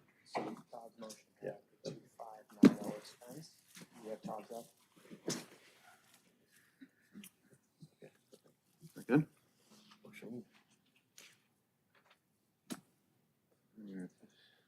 So if you look at, I believe the number to add in is 1,772,000. yeah, that's the remaining expenditure. Yeah. So it's adding. So if you go, it's in his other sheet. It's in the other sheet now.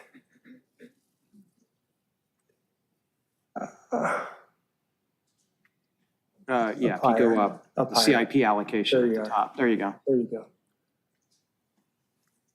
So it's the delta between that and the proposed budget. Yep.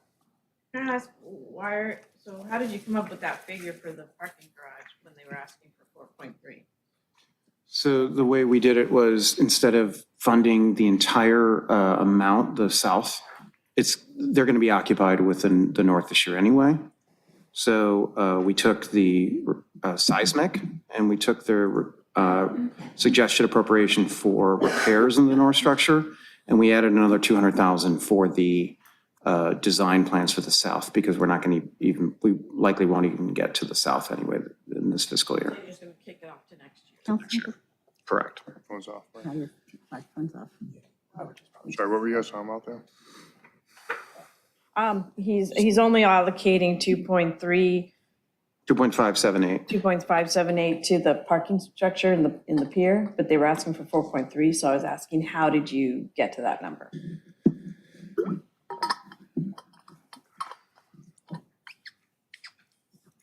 And there are various ways we can look at for the following year, whether it's bonding or we have money left over. think we're upwards freezing funds. here. There's many ways of funding it. I believe it's 1.2 million next year. Why don't you do this? Why don't you pull off the presentation? So where is this spreadsheet going? Is this just for our own edification to look at? Just go to P's. We're just looking at it.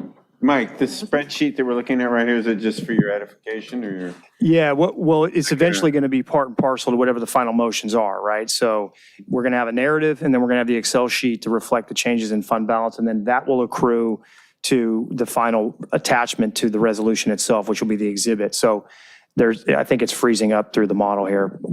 So we're going to pull it off and then make the addition, then pop it back up. But I just noticed there was some wording differences between the spreadsheet and this narrative. Yeah, You were there's. editing the narrative, but you weren't editing the spreadsheet. Right, that we have to incorporate the motion into the spreadsheet. We're going to need to do that. The motion makers had slightly different phrasing in their shared draft motion. It wasn't exactly the same. If you presented it as it is right now, people would be confused. Not badly, but there's a couple. Yeah, I think we want to work off the narrative motion. That's the important thing. We'll reflect the accounting through our Excel model. Can I ask a question if we're just waiting for numbers to be plugged?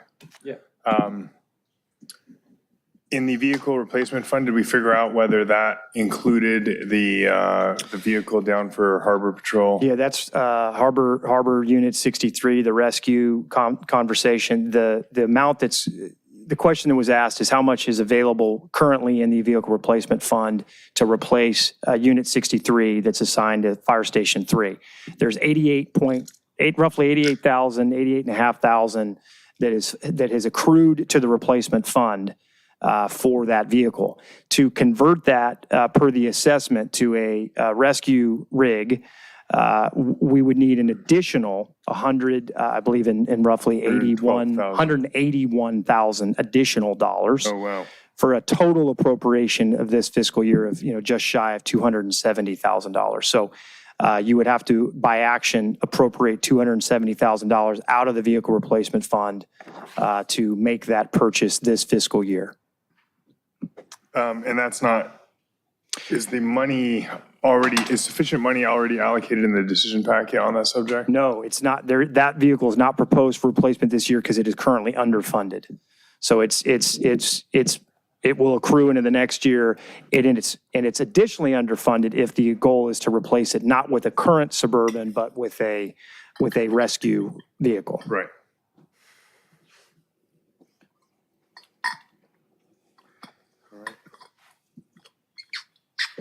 What are we waiting on?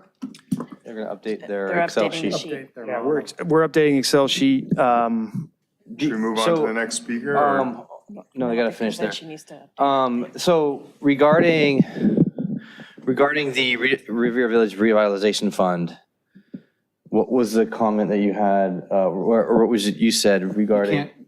You can't commit to future years, is that what you're talking about? That would be tying the hands of a future council, basically.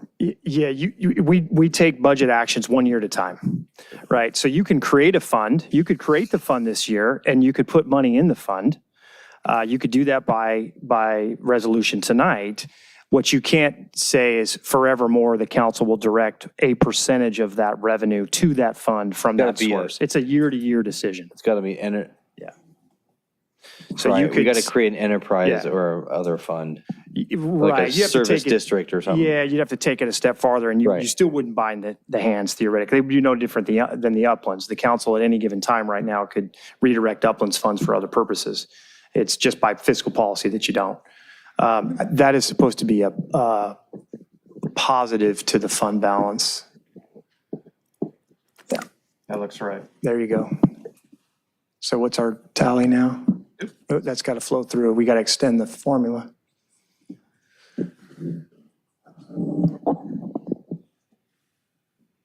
That's pretty close. Let me look. Could I get could we get the email of your regular paper? Not this Excel sheet, but just a regular. Well, in the regular paper is, I think, what we've just edited. This is what's up on the screen. I think you're going to want Not yours. I'm asking the motion maker to send me a copy of his motion so I can look at it, please.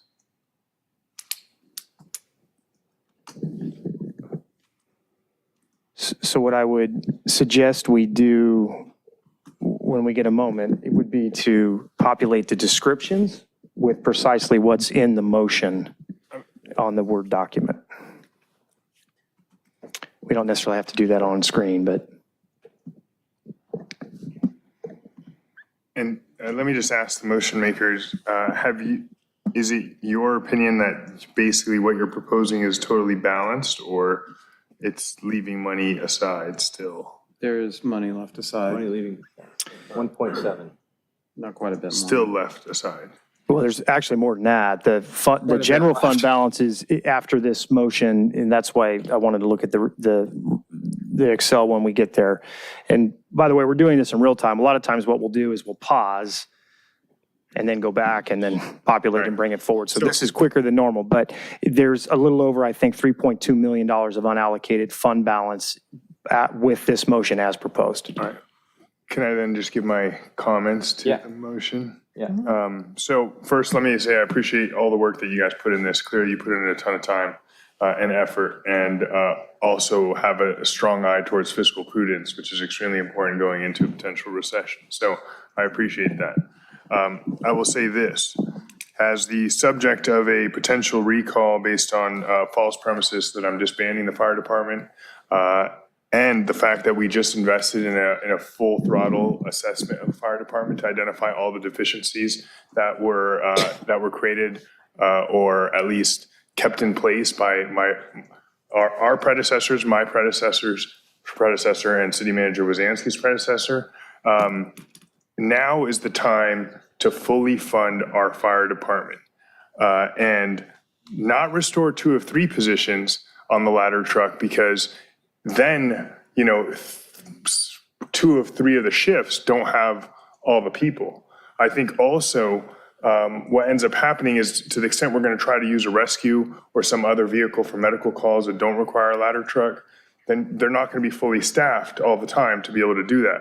So I don't want to shortcut anything, especially potentially facing an election coming up all of a sudden again. I want to say I fully supported the fire department, fully supported fixing our fire department. And I don't just want to do that for campaign purposes.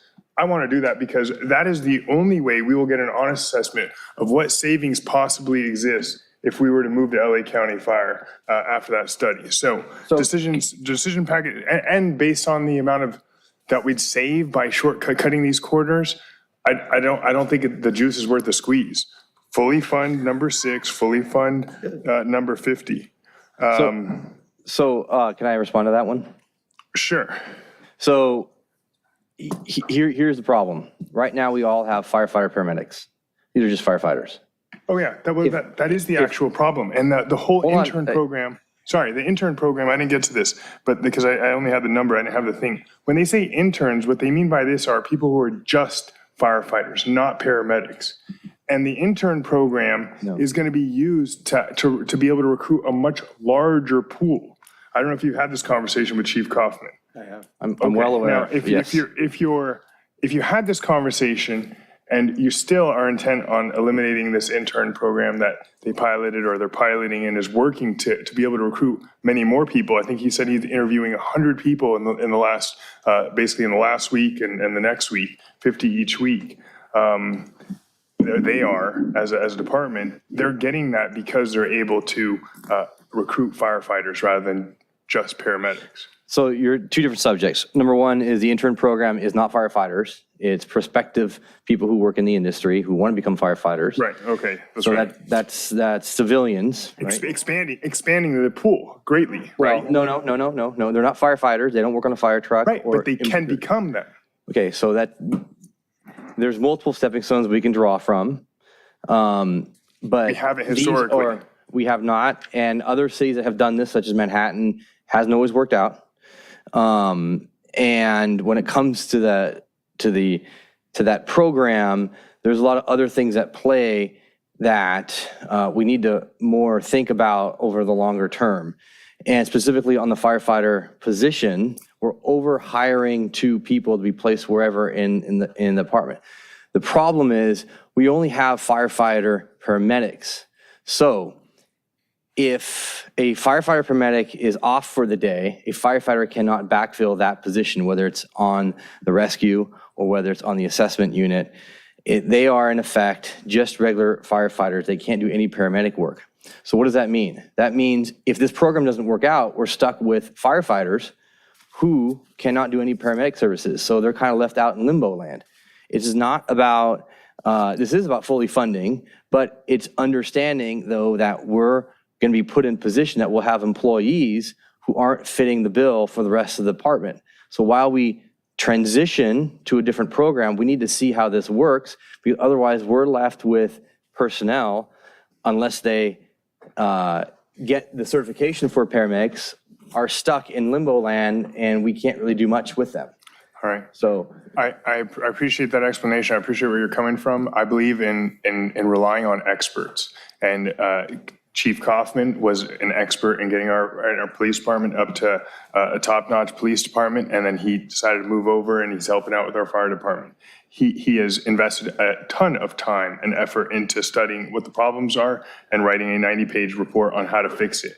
And in response to that, what he needs to get from the city council, what our firefighters need from the city council, what our city deserves from our city council is an adoption of those recommendations. So I don't think whatever money is going to be saved, what was decision packet number 50? Yeah, seriously, we're finding out 100,000 and then more than 100,000. One firefighter and let's see. The intern program's 100,000. The savings from the hiring only 2 of the 3 back is about 150,000. Right, that's $250,000. Don't micro his suggestions for the purpose of saving $250,000. That's fine. Then what are you going to cut elsewhere to start balancing out those expenses? You just said you have $1.7 million left One-time beyond. funds.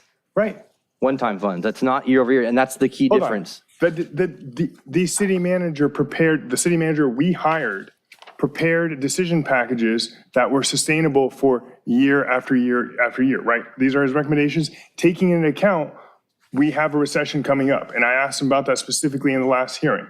So you also have to think about that these added items that we have in here, all these other added items, right? So maybe are one-time in general fund, which adds to that extra load. So we got to find somewhere. 100,000 is a one-time. But maybe you added 100,000 a is little one too, He took care of that. This is his job. He's making recommendations as to what we should incur as a one-time cost versus a recurring cost and a recurring expense. He's not overgrowing. I mean, if you really want to take away at something, as much as I want to see art proliferate in the city and the like, remove the cultural, the cultural position that we're going to add back to the budget. Don't take away, don't remove from the fire department that is in disrepair. And that's recurring.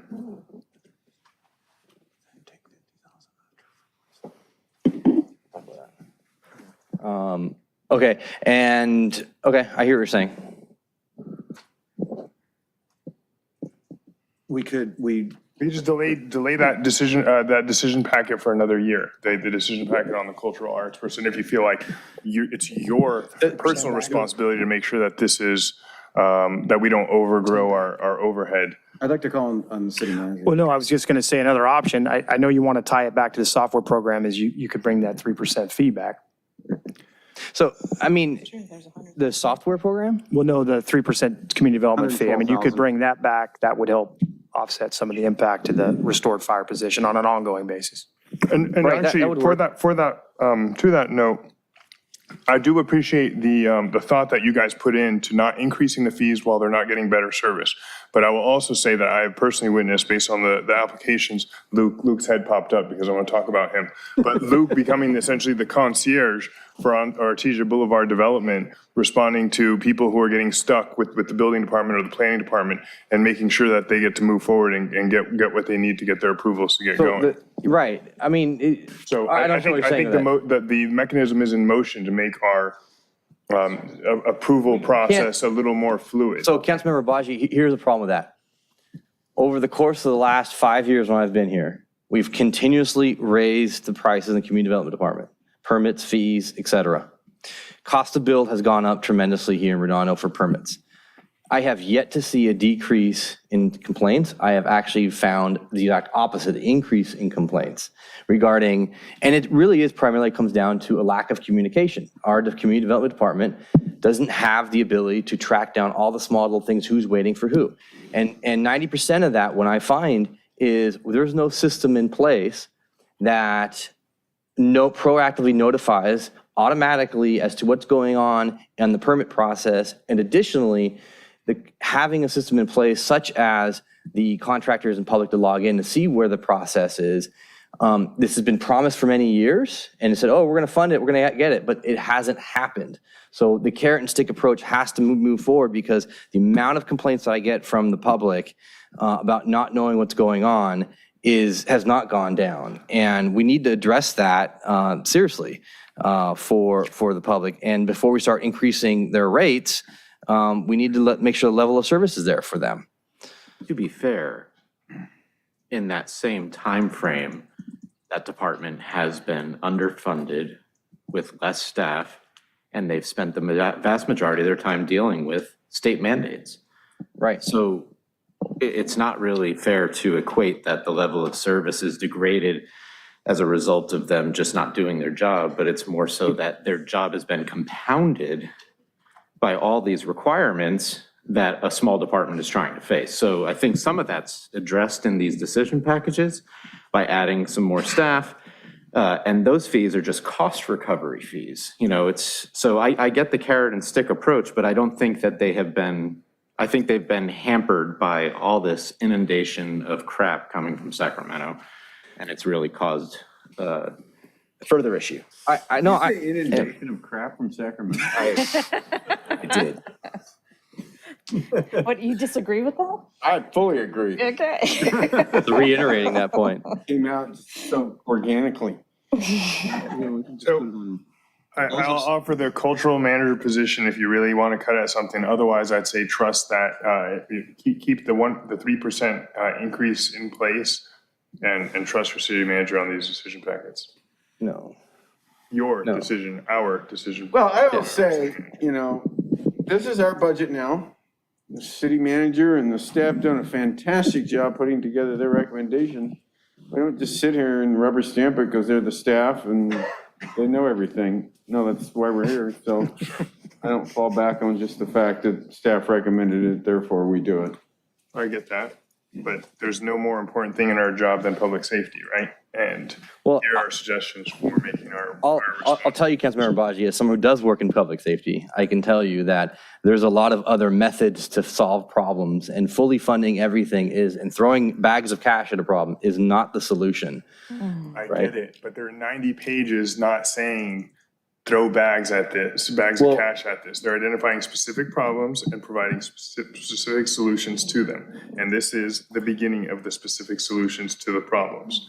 You're a public safety expert in lifeguarding. I appreciate that, but not necessarily in the fire department administration.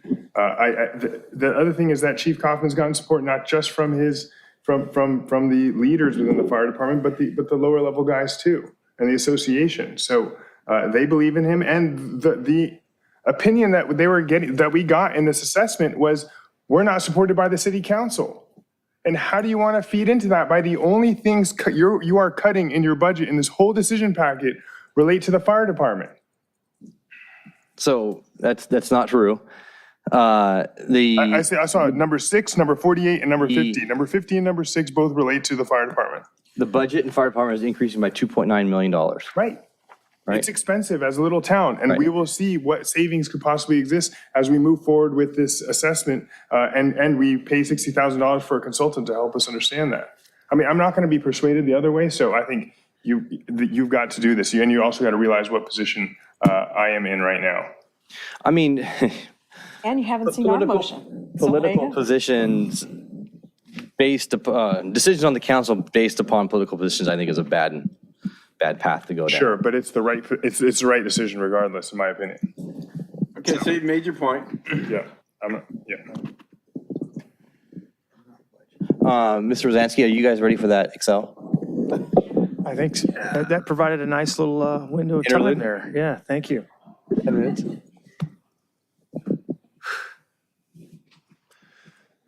Whoever said there would. Maybe we blow it up a little bit.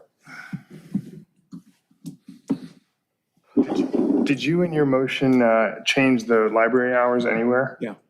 Yes? Yeah, At both or just one? We increased it for both. Yeah, but did you change them? Okay, so. Oh, we didn't, in the motion, you didn't change it from 11 to 7. 11 to 7 at North Branch? That's not a budget item. That's Is it? Well, the decision package actually proposes restoration of the hours at both the main library and the North Branch. What's proposed is, I think as part of that, maybe Susan can come up and speak to, if you approve the decision package as proposed, I believe we return to 8-hour operations at both facilities, but with one caveat, I think we're modifying the hours at the North Branch from.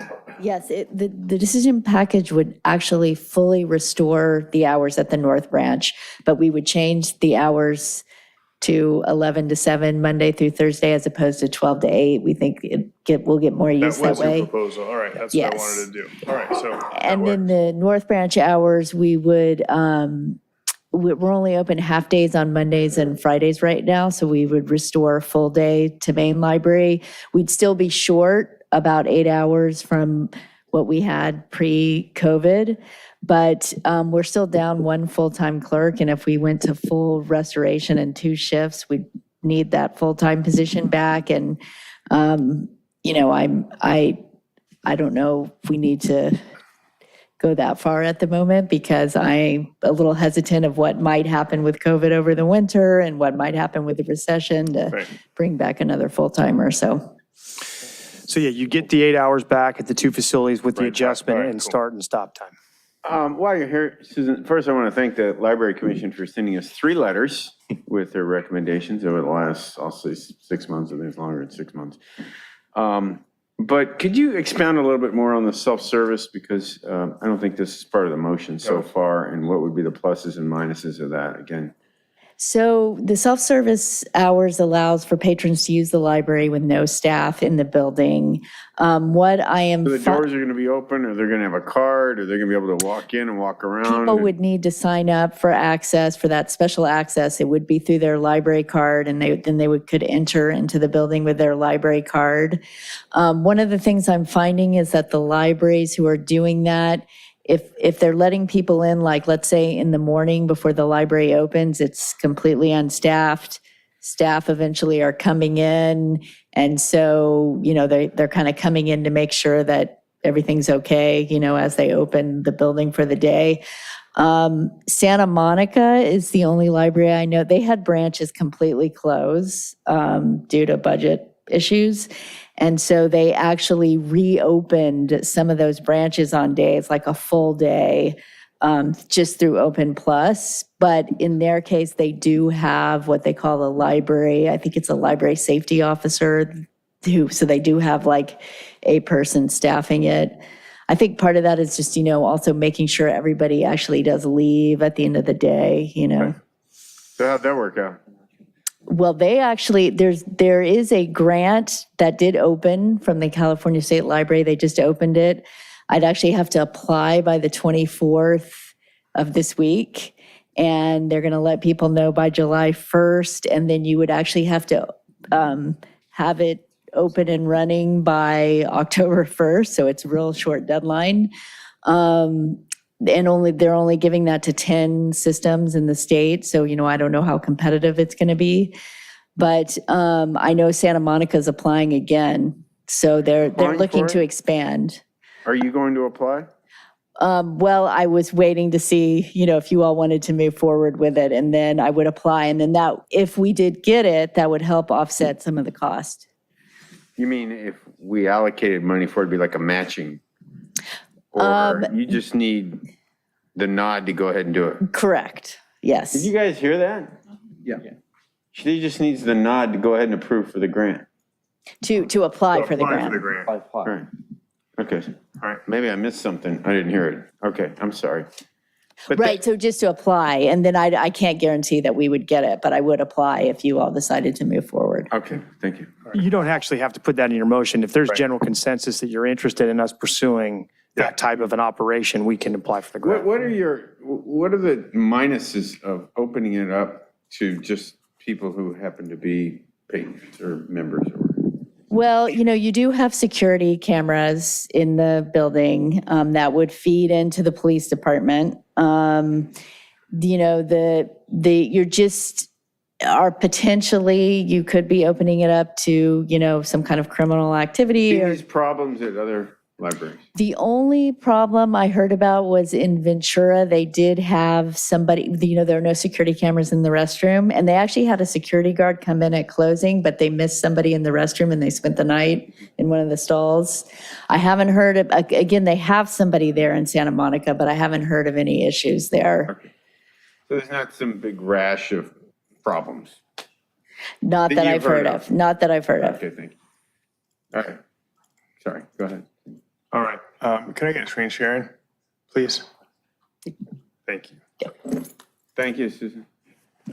Look, this is a pilot program well worth pursuing, I think, and it's an opportunity for us to be on the lead of things rather than on the back end, the last adopters. And if it doesn't work out, we shut it down because, but it potentially could provide for savings by costing us less in staffing, and that's even what the decision packet said, I believe. Right, and increased service to the residents, and that, they have all these services they can access online, but still they can't get the physical books 24/7. And we are so close, actually, to completely approved budget if you restore 50 and 6, decision packets 50 and 6 fully. And all I want is this decision packet BRR 25 and repaving grant added to the unfunded CIP, because you only added your projects to the unfunded CIP and Pickleball. But let's go over that one more time. BRR 19 is add grant, repaving Grant Avenue to the unfunded CIP list with direction to pursue local return on capital funds. BRR 25 is the North Branch Library self-service, $76,909.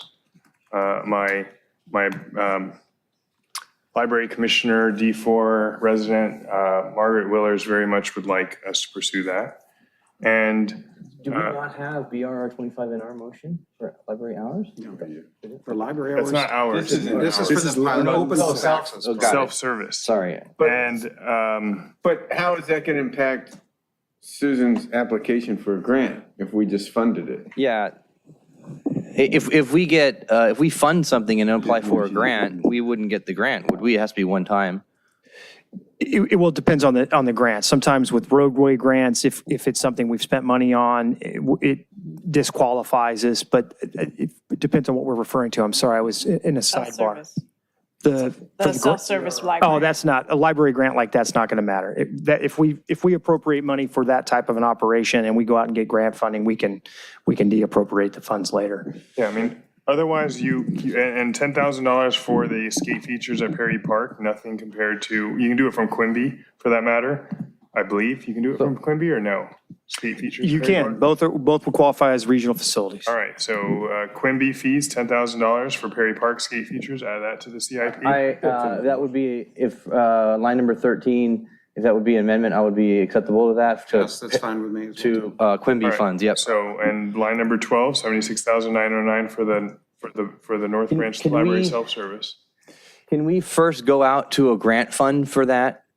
First, direct staff to go get The library grant funds? self-service? Yeah. Sure, yeah, we can take a well, shot at it.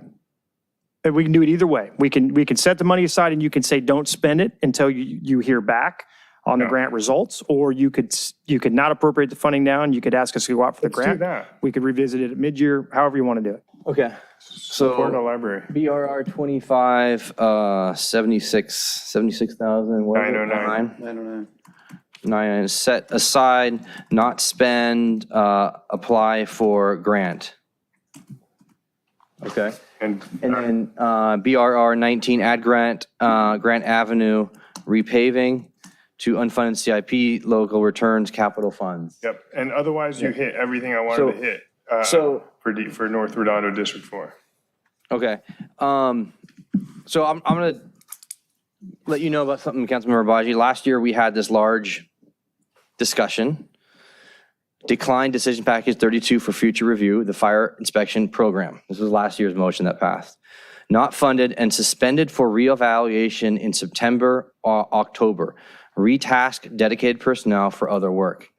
Now, I just want to let everyone know, I got a complaint, another complaint, from a business owner on this program a few weeks ago. I immediately asked our city manager about the inspection program, and he says, oh no, we suspended that. We're going to be bringing it back as per the conversation.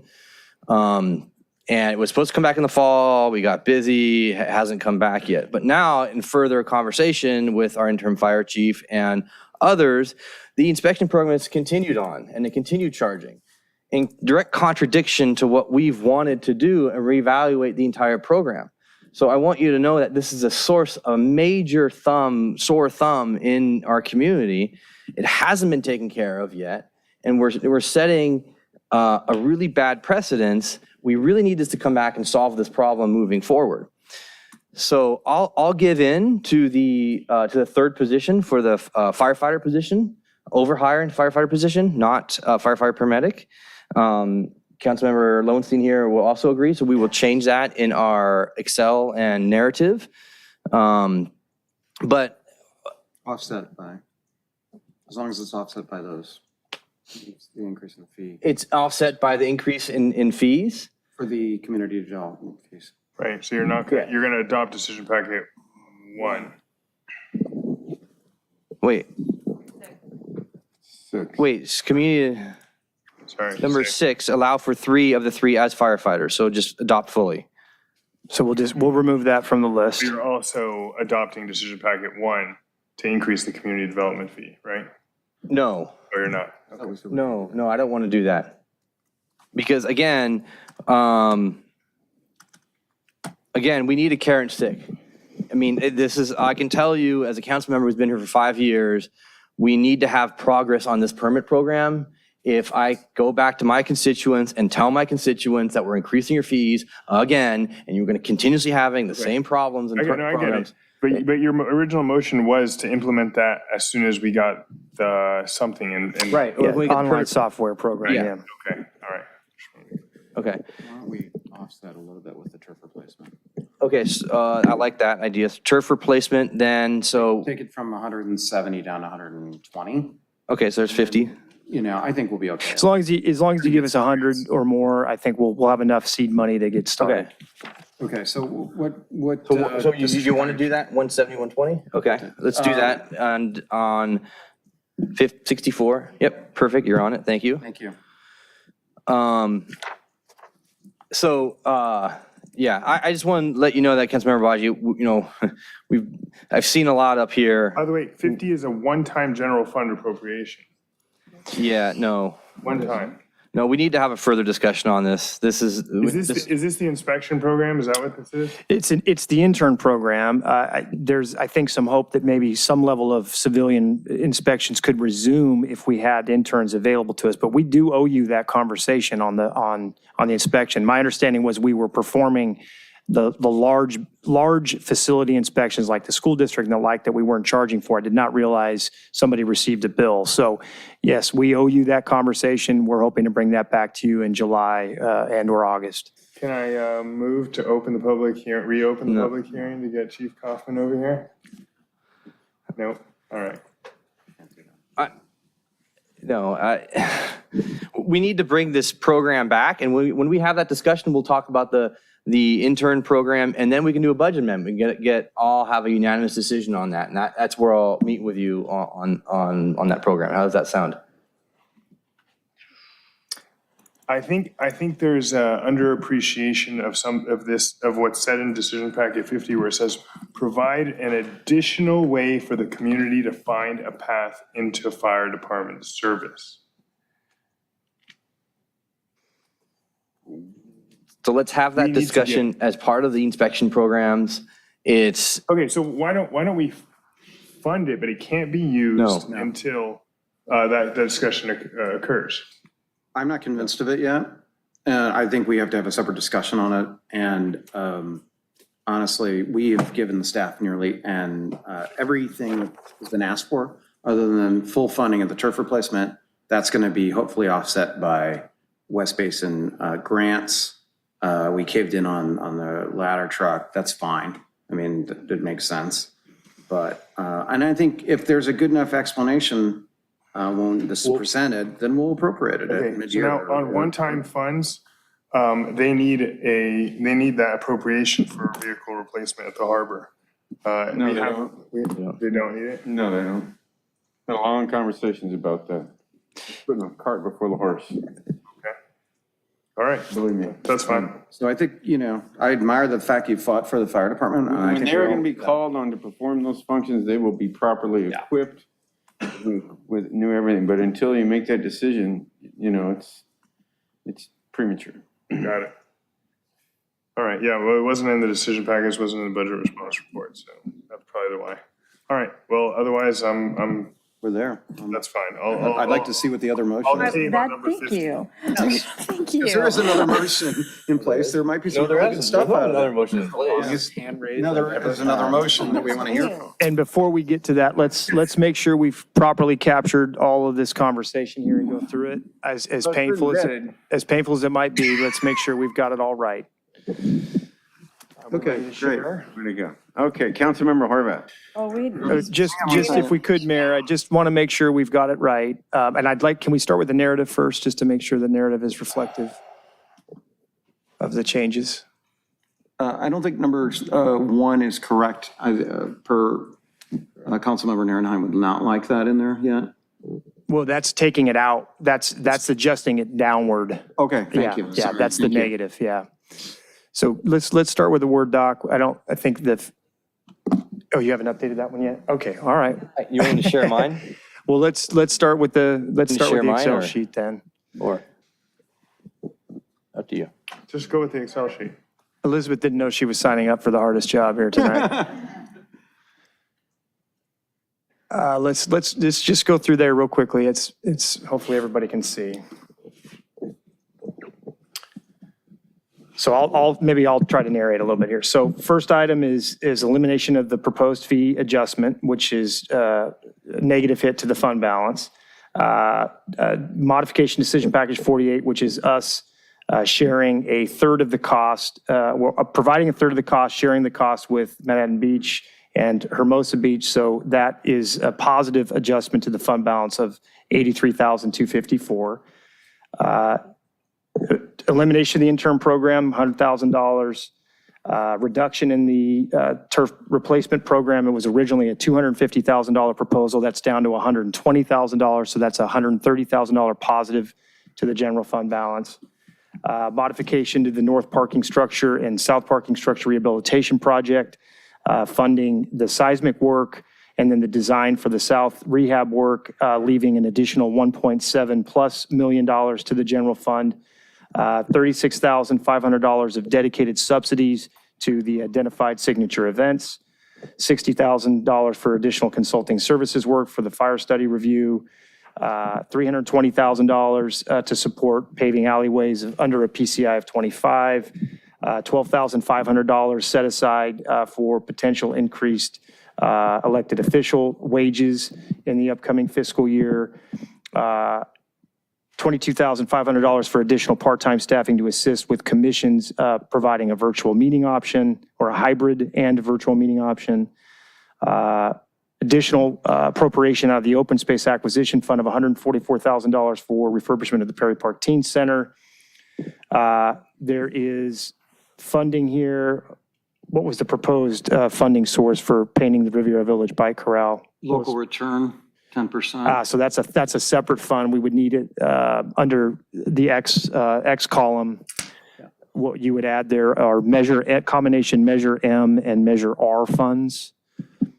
We have a remaining fund balance between the two funds of just over $100,000. So what was the amount of money that was dedicated for that work effort? 1,000.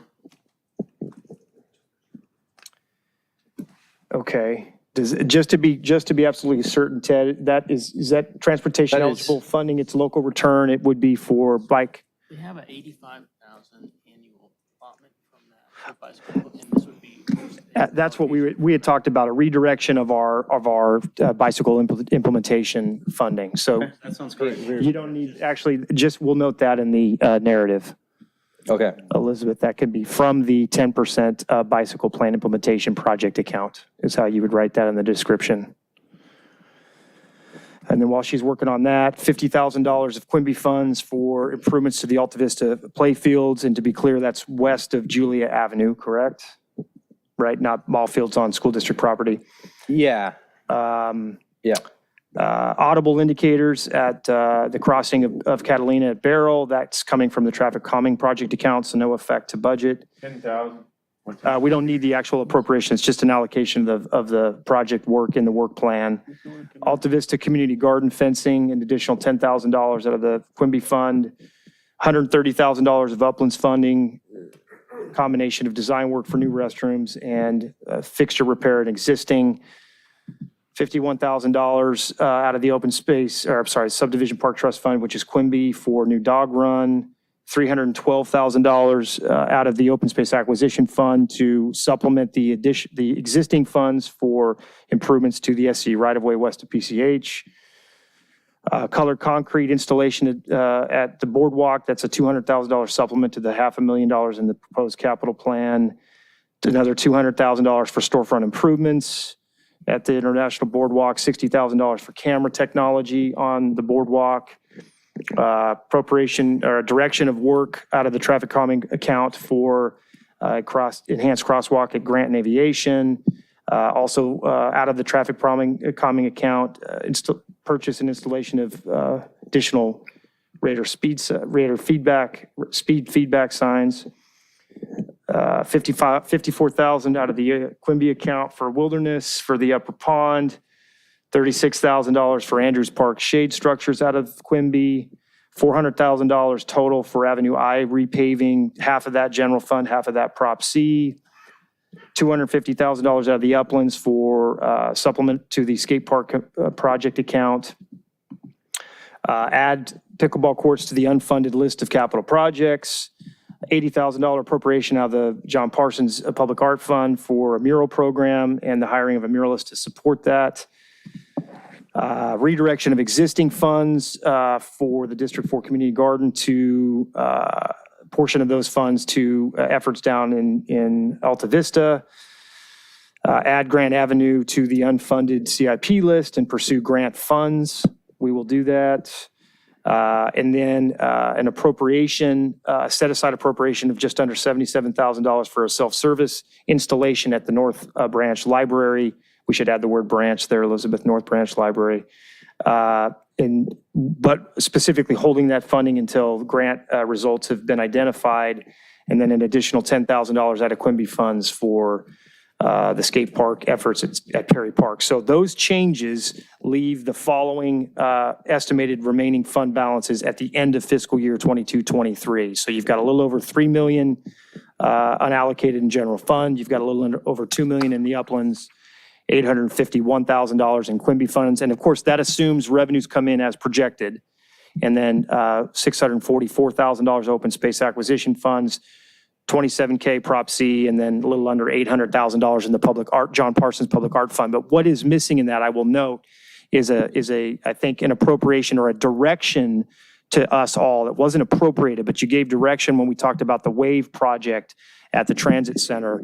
If we had to relocate that, I think there was a commitment to spend additional money out of the John Parsons Fund to support that effort. So I think the estimate at the time was about $500,000. We haven't appropriated that yet. That would come back when you approve the project. So I wouldn't certainly spend that fund down any more than that currently. Does that look like it's captured your full motion? Yes, it just potentially left out my little overtime funds for the right-of-way maintenance as well as potentially street cleaning on Artesia. If you give me $40,000 for that, I'd appreciate that. $40,000 for public works, overtime, and street cleaning. While you mull that over, can we go ahead and definitively add approval of budget response report number 1 to your motion here, just so it's captured, which is the corrections and additions? BRR1. Yes, BRR1 is the modification, the corrections to the budget. It's budget book document. It doesn't change fund It's not balance. financial. It's not the Decision packet 1. No, it's not decision packet 1. Oh, got it. And it's not the intern program either. just kidding. Too soon? Too soon? Too soon. 24 hours. Way too soon. 24 hours. Was the BR 36 in there imply in-person virtual meetings to commissions? Yeah, that's toward the bottom. I think we captured. Yeah. Was that in there? There it is. Okay. Let's go down. It's on my, There it's it is. on my Yep. navigation or narrative. Incorporate BRR1 into your motion is what he's asking. Yeah, we got it. It's on there, got it, okay. assuming he's comfortable. Well, the narrative, you mean, right? Yeah, we'll put it in the narrative too. Elizabeth's gonna have to turn around and do that next. Conditional B,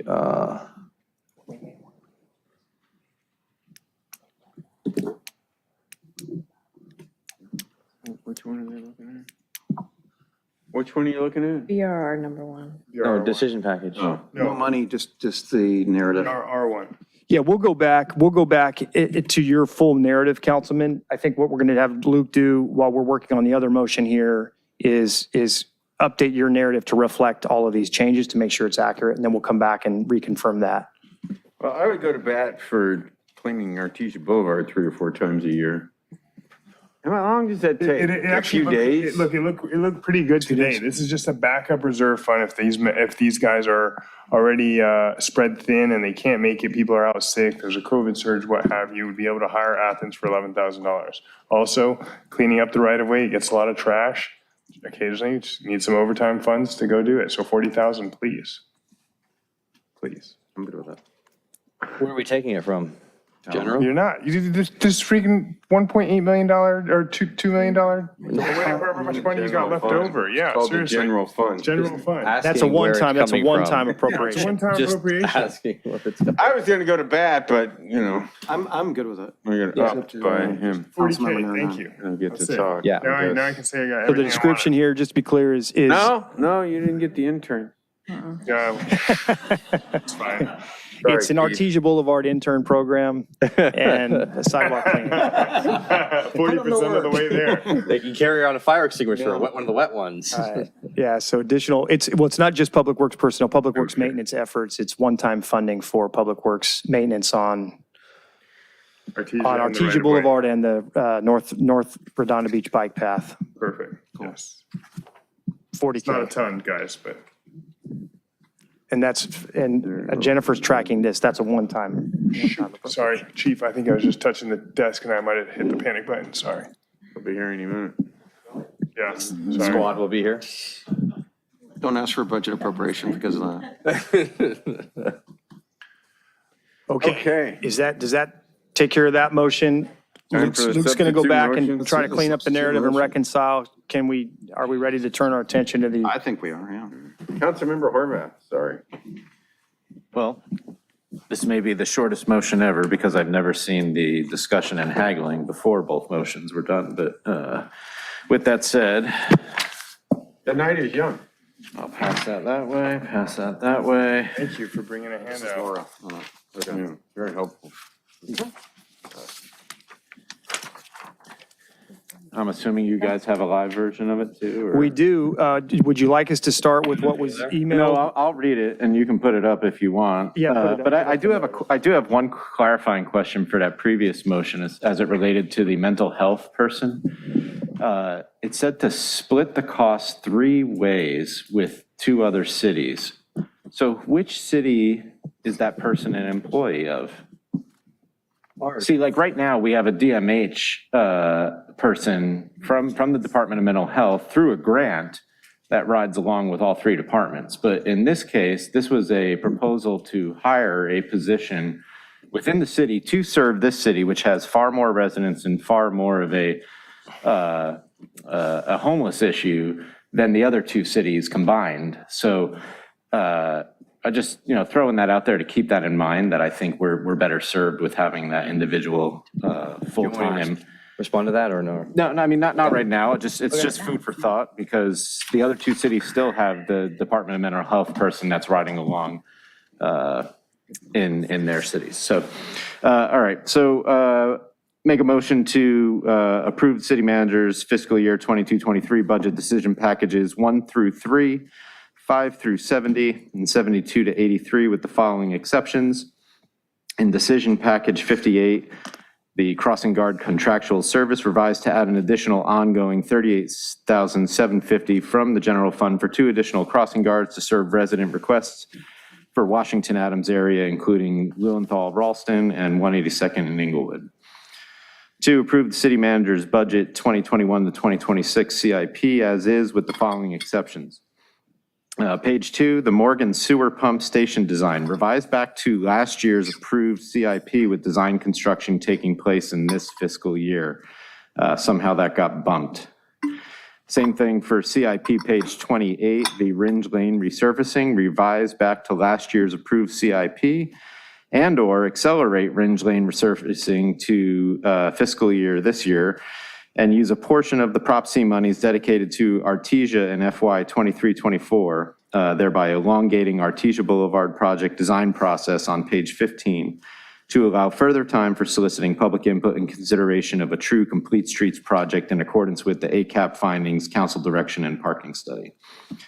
CIP page 39, the pure parking structure critical repairs loan a one-time $2 million from the general fund to the harbor enterprise funds and set up a repayment plan. Use one-time $2,350,000 from the upland fund. CIP page 48, Dominguez Park play equipment, landscape, and walkways. Add one-time additional funds of $200,000, which is a 10% of the cost right now to account for rising inflationary costs. 3, in addition, regarding the following budget response reports as follows: BRR 1, the budget corrections and adjustments approved. BRR 4A, looking at BRR 14 from FY 21-22, the Anderson Senior Center, appropriate one-time $15,000 from the Quimby Fund to add a public address system and replace the vinyl flooring. BRR 10, shade structures, appropriate a one-time cost of $20,000 for its shade structure at Delpage Park. BRR 11, speed feedback signs, appropriate a one-time cost of $28,000 for a speed limit feedback sign on Beeland. BRR 17 and 31, signalized crosswalk improvements at Aviation Grant and addition at Aviation Voorhees, apply for Measure M funding project to add pedestrian bicycle crossing improvements. BRR 25, the self-service North Branch Library Program, appropriate one-time cost of $76,909 for installation and $10,992 for ongoing expenses. BRR 30, the median improvements in commercial area between Robinson and Johnson, appropriate a one-time cost of $20,000. BRR 32, plant trees in the right-of-way between District 4 and District 5, appropriate a one-time cost of $47,000. BRR 33, the Aviation Park Pickleball Courts, appropriate a one-time cost of $600,000. BRR 43, increased programming at Perry and Anderson Senior Center, Teen Center, appropriate ongoing costs of $211,770. In addition, appropriate one-time funds of $20,000 to Franklin Park for inflationary costs to fix the wooden pergolas. Appropriate one-time funds of $5,000 to replace and replant succulents and or other drought-tolerant plants at Ensenada Parkette. Carry over the unused $100,000 to each of us from fiscal year 21-22 for each district. Appropriate additional one-time $100K per district. And finally, appropriate one-time funds of a $500 signing bonus for 17 seasonal recreational leaders for after-school programs. That's our motion. And, after hearing the discussion, we can definitely change with your number of the pier parking. And let me explain to you why I think we should be loaning it from the general fund. Because there are other parking structures that are coming down the pike. For example, Artesia Boulevard, one of the things we want to do is to have a parking structure on Artesia Boulevard. It's part of the parking study. And if we use it for the pier parking, we're not going to have the funds to be able to do our parking structure on Artesia Boulevard. And also Riviera Village wanted that parking structure. So we need to get that money back into the general fund. And if you take it and if you put it in Uplands, I hear that you can take it out of Uplands and put it back into the general fund. But I know that that would be politically unsavory and there'd be a whole lot of people coming down here screaming that we're using Upland funds to moving it out there to go to general funds. That's why I think we need to have it documented that we're going to use that, bring that money back to be able to use it for parking solutions in other areas. If you go down a little bit, the BRR 4A, I found out since we wrote this that the PA system and vinyl flooring is actually 50,000, not 15. I misheard that wrong. Okay. And then, and on the, You need a public address system to pick that up. Sorry. I can't hear Go you. ahead, it's a bad joke. Can you say it again? She said it's Louder. 50,000 instead of 15,000 for. he was joking. Yes. For Anderson. He was joking. Can you speak into the microphone on that, please, since it's on here? Hello? But it's 50, right? Yeah, it's 50, yes. Now I'm telling a million things. So, and then Is it me to going? follow up with your idea of you were saying to pay people more for the rec leader last time. And then the city manager was saying that you couldn't change the part-time rates on that. But what we could do is offer signing bonuses to encourage those rec leaders to come. And then that would essentially be doing the same thing. You'll be raising their rates to incentivize them to come and use one-time funds to do so. And that's why I added that. That was your idea, your thought process. And I agreed with it and put that in there. And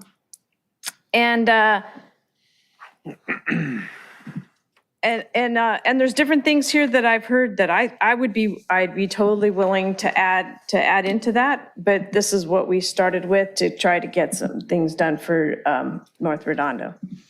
Now, if you wanted to go to the thing, is that okay? So I take it you're seconding his motion. Oh, yes, I'm You didn't seconding. officially. I'm sorry, I'm seconding his motion. Okay. You have to. So, So I guess, how do we do this? Well, next step, okay, so Councilmember Obaji. I guess I just want Wait, wasn't she going to put up the She's spreadsheet? taking a second. Go ahead, Slow. sorry. We haven't finished. You want to wait for that? Yeah. Okay, sorry.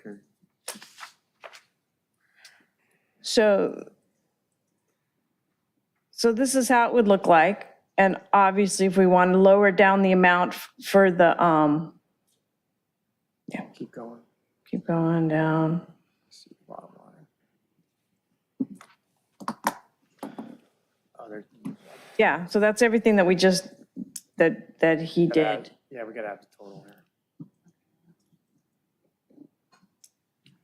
Just drag it subtotal down to.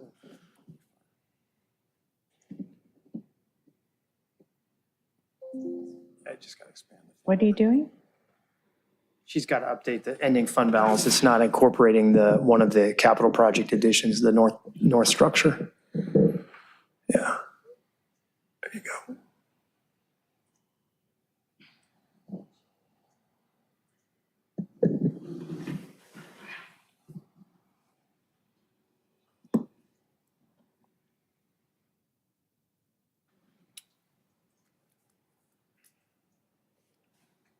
Are you done? Yep.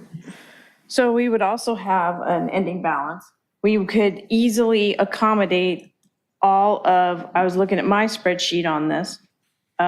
We could easily accommodate the overtime funds for Public Works, the Perry Park Teen Center, the John Parsons Public Art Fund. We could also accommodate the canopy for Andrews Park. And you had one too, didn't you, Nils? Nils, didn't you have, and you're also one, because I think it'd be great to have canopy at all those parks. I'd have no problem with that. I'd have to ask Christian. And then adding in the grant aviation, it's only 3,500. That's perfectly acceptable. And then the signalized audible for visually impaired on Beryl and Catalina, 10,000 could be added to that. And the 10,000 for Perry Park CIP for the skate features to bring a total of 40,000. Those could all easily be accommodated into this motion. Okay, you want some feedback? Sure. Okay, one is. Oh, sorry. You can go ahead. So my question was going to be actually to the council members who made the first motion is, does anything about the second motion change what you want to do on your motion? I would be willing to accommodate some of the things. Here's my issue with the pier parking structure. You're going to drain uplands. I mean, we're just now getting back to the point where it's sustainable. We have future projects that are committed to uplands. So you're going to take it from $2.85 million to $500,000. No, as I said, you were doing a whole different amount. I'm willing to go with your amount on that. Yeah. It's just that we need to have some of that money come back for the other parking structures. You can't have it all go to the pier. I'm not willing to commit to that because we don't know what's going to happen with the other parking structures. I'll also say that our problem is we have too much parking on Artesia Boulevard and too much, the requirements are too stringent. We don't need a parking structure right now. When we develop a parking problem, we can go for a parking structure. I'd love to have a parking problem. The whole point of the ACAP is to create a complete street with bike lanes and whatnot. So the parking is going to go away. And the idea, the point of a parking structure was to take it off the street. Okay. But we are You're right now you do. But have we a lot are of so far from getting any sort of zone change or FAR change or parking rollback to actually get that going. It's like, Which is why the loans idea would be, then they would eventually be paying it back. I don't think we're going to get to it anyway. I mean, we're already funding it. I mean, we're funding a lot of the repairs already from the north, and we're designing it for the south. So, and we're funding the seismic. So a lot of it's in there anyway. So that's what I would say. I think I'm okay with, now that I have to think about it, the 50,000 for the Anderson, that could come out of either Quimby or out of, that could come out of Quimby or could come out of. That's fine, you just change the column, that's fine. Yeah, none of these are, I don't see the fund sources, either Quimby or. Some of them do, some of them don't. Sorry, Quimby. And the shade structure, I mean, I think to me, that's fine. And speed limit feedback would be from traffic calming projects. I think I'm okay with that. Well, honestly, you guys, let her inject, to be honest. I think what's going to end up passing is going to be a lot closer to what they did. And so you should probably have a vote on this one and then incorporate what you guys want and what they're willing to accept. Okay, to be honest, that's going to be the most efficient way to get what you want and get this thing finished. I mean, that's just my opinion. Trying to save you guys time, money, and effort. No, and there's some really major issues on, so for example, on our motion, we actually can fund the pickleball courts. It actually gets funded in ours. And then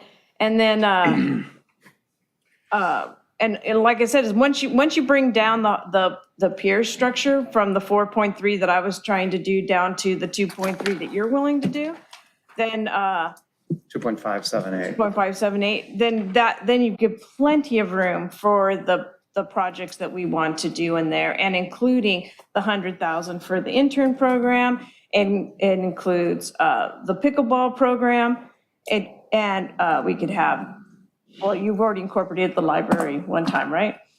And so anyway, I'm just saying is that it includes a lot of the stuff that Mr. Obaji wanted, and in addition to it, funds the pickleball program. Did you have any more comments? You're next up. Do you have anything else? Well, let me say this in response to pickleball, on the pickleball subject. Besides the plurality of my constituents saying that they want a pool, as a dad trying to teach a kid how to swim and find an instructor, we are pool poor in the South Bay, particularly in Redondo Beach. So seeing the bond financing as potentially funding our rebuild of the Seaside Lagoon, and hearing about some efforts that Councilmember Lowenstein's undertaking for the North, people want to hold out hope. I mean, you just saw that in the results, and those are my constituents. Those are people who are active in our community. So I think it's premature to say, oh, give it all to pickleball, though I think that's the next best thing, is a tournament style pickleball endeavor there. Would be pretty cool. But not for now. We got tons of projects on the CIP list. We don't need yet another one. I will say one thing that I would like, I think is in District 5 that would be cool to see is this, if we could share my screen real quick. This little median that she asked for in budget response report 20, was it? Sorry, 30. This is if this were redone the way that our Artesia Boulevard median is done, with mulch and some natives and stuff, this would be beautiful. And right now it doesn't look like a beach city. So I would favor that. It's relatively inexpensive. It's one time, $20,000. Other than that, honestly, I have not got to spend a whole lot of time on this budget, Councilmember MD, because after your meeting with the Long Beach cannabis dealer, all of a sudden I had a multi-thousand, $20,000 recall attempt launched against me. And so it's consumed a lot of time. I'm a single dad. I run my own law firm, and it has been a very, very difficult 90-day period of time dealing with residents who are emailing me, asking me why people are knocking on their door, lying to them. And frankly, I blame that all on you, because this guy would not have seen thought he'd be successful but for your conversation with him.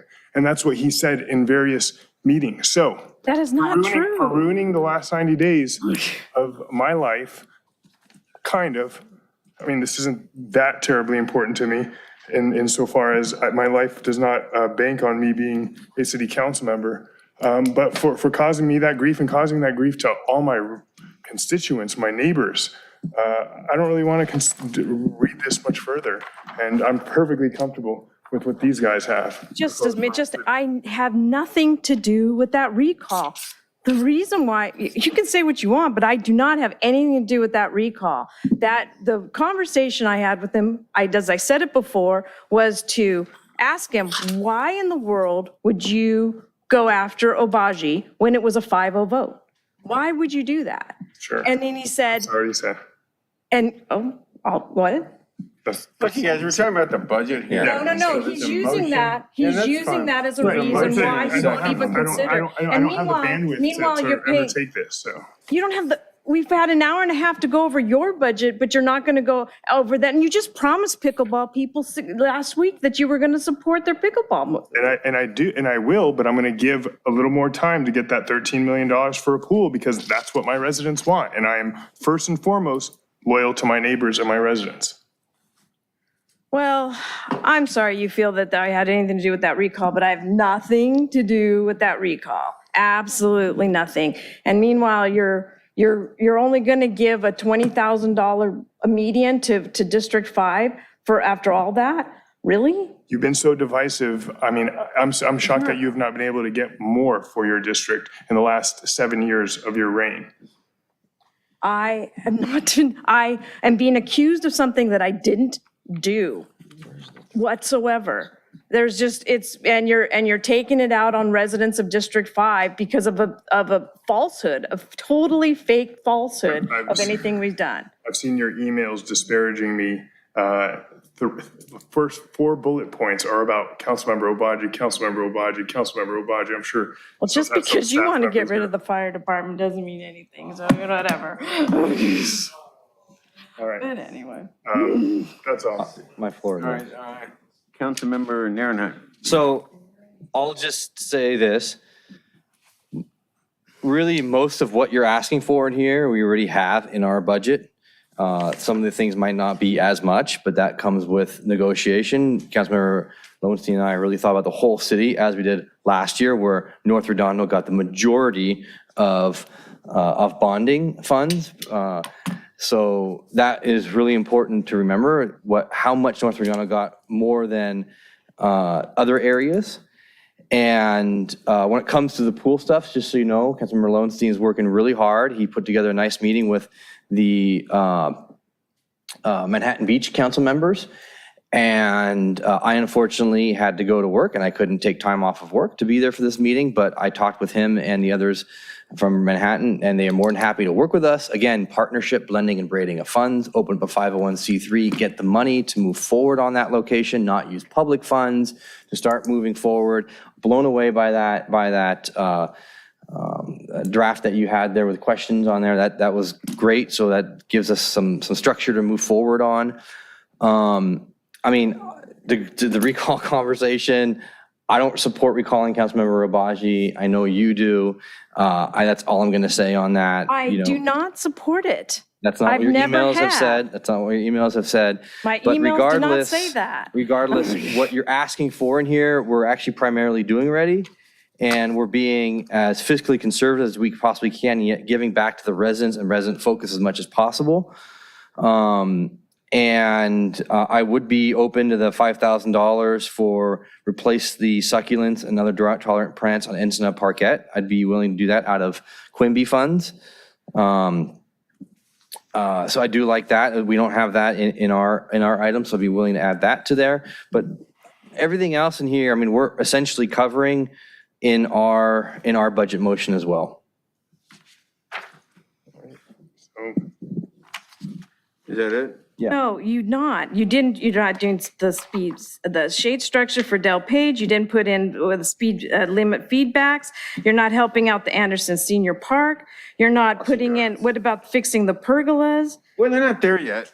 No, he's Laura, saying he's because you got still get a everything. vote on your motion. We're talking about your motion right now. And but you're saying in your motion, all these were covered, but they're not. They're You in can't your talk about my motion. motion right now. It's on the floor. All right, we'll see what goes. Because those things can still be talked about. That's all I'm saying. Okay. Okay, so I guess that's it. There's a motion by Councilmember Horvath, second by Councilmember MD on the floor. I'll do a roll call vote. It's the substitute motion. Councilmember Narenheim? No. Councilmember Lowenstein? No. Councilmember Horvath? Aye. Councilmember Obagi? No. And Councilmember MD. Aye. Okay, so back to the original motion that can be, I guess, can it be amended? It can be amended. Yeah, sure. Yeah, sure. So, I mean, just going through this, there's a lot of basic stuff that makes a lot of sense to me. I'll just check them off. I don't know much about, I apologize, I don't know much about the crossing guard contractual services. I'll kind of leave that up to you guys. I'm just giving you guys my quick assessment. I think what you're doing with the parking structure makes a lot of sense to allocate a large portion of it later after you've done design. I don't personally have a problem with the one-time fees, you know, $50,000 for Anderson Senior Center, no problem at all. For the, you know, address system, vinyl flooring, whatever, shade structure, no problem. Speed feedback signs, I don't know why it's $28,000. How many signs is that? Two, Two? one for each way. Okay, and then I'm okay with that. Apply for Measure M funding, why not? One thing I worry about is you tick these things off is how does it slow down? I guess it's a question for city manager. How does it slow down other projects? I mean, we're just like piling on and piling on. Well, we're doing a little bit of what we did last year. There is a bandwidth which is, here. there's a long list of items, and you're going to have to bear with us through carryover season, right? You're going to see a pretty lengthy list of carryovers this fall from what you appropriate as part of the fiscal year 21-22 budget. My guess is with some of these, you'd see the same thing in 22-23, but you have the money now, and it's certainly up to council if these are efforts you want to fund and appropriate money for. Now is the time to do it. We'll do our best to get as many of them done as we can. We'll try to cobble those. How do you decide how to prioritize these? I mean, it's almost like it's left to staff to decide, okay, what are we going to work on? Because we have so many things to work on, we get to do whatever we want. It's going to come down to projects that have been in the queue the longest. We always start with those, right? The CIP efforts that have been in the queue. And then as you've added individual city council initiatives, if they align with strategic plan objectives, we'll start there. If they're subsequent to that, it's really where they are in the original kind of order of approval. And then on occasion, if there are items that we can do as an attachment or an appendage to some other work effort, a normal work plan effort, we'll add them on and try to be efficient where appropriate. So we take advantage and we leverage other projects where we can, but at the end of the day, it tends to run through the queue unless it's something you all tell us collectively is a number one priority. Okay, well, I'll just wrap it up with them, okay, with these smaller things that, obviously some people give this a lot of thought and they're important. I mean, even something as small as $5,000 to replace succulents at Ensenada Parkhead and, carrying over 100,000. I am no fan of increasing the programming on an ongoing cost for $211,000 going into a recession. I mean, as much as I'd like to do that, those ongoing costs really worry me every time I see them right now. So yeah, I'll just leave it at that. I'm not voting, I'm not making a motion, so I'm not gonna spend a bunch of time. So what's the source of the median improvements? Commercial area between Robinson and Johnston. What I would suggest maybe, why don't we put the Excel spreadsheet back up if the motion makers are open to some addendum here. Once we get down to the bottom and then list some of these other items and see where they fall in the fund balances.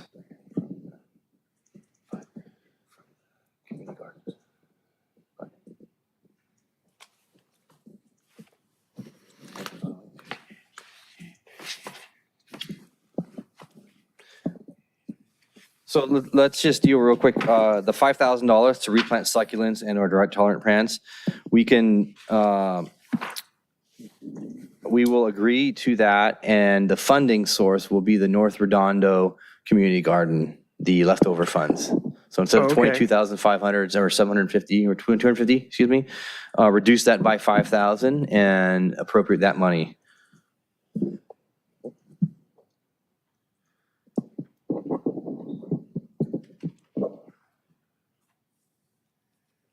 Okay.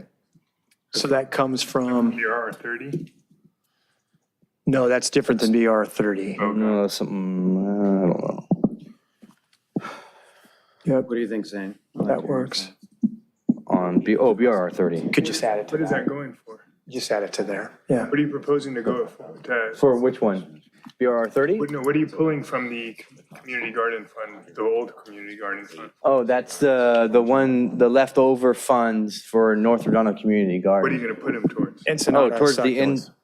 Ensenada Park at $5,000 on the very bottom. No, I'd rather you put it towards the BRR 30, which is $20,000. Commercial area between Robinson and Johnston, unless you funded that already. No, we haven't funded that. So you want to take that 22,000 or 20,270?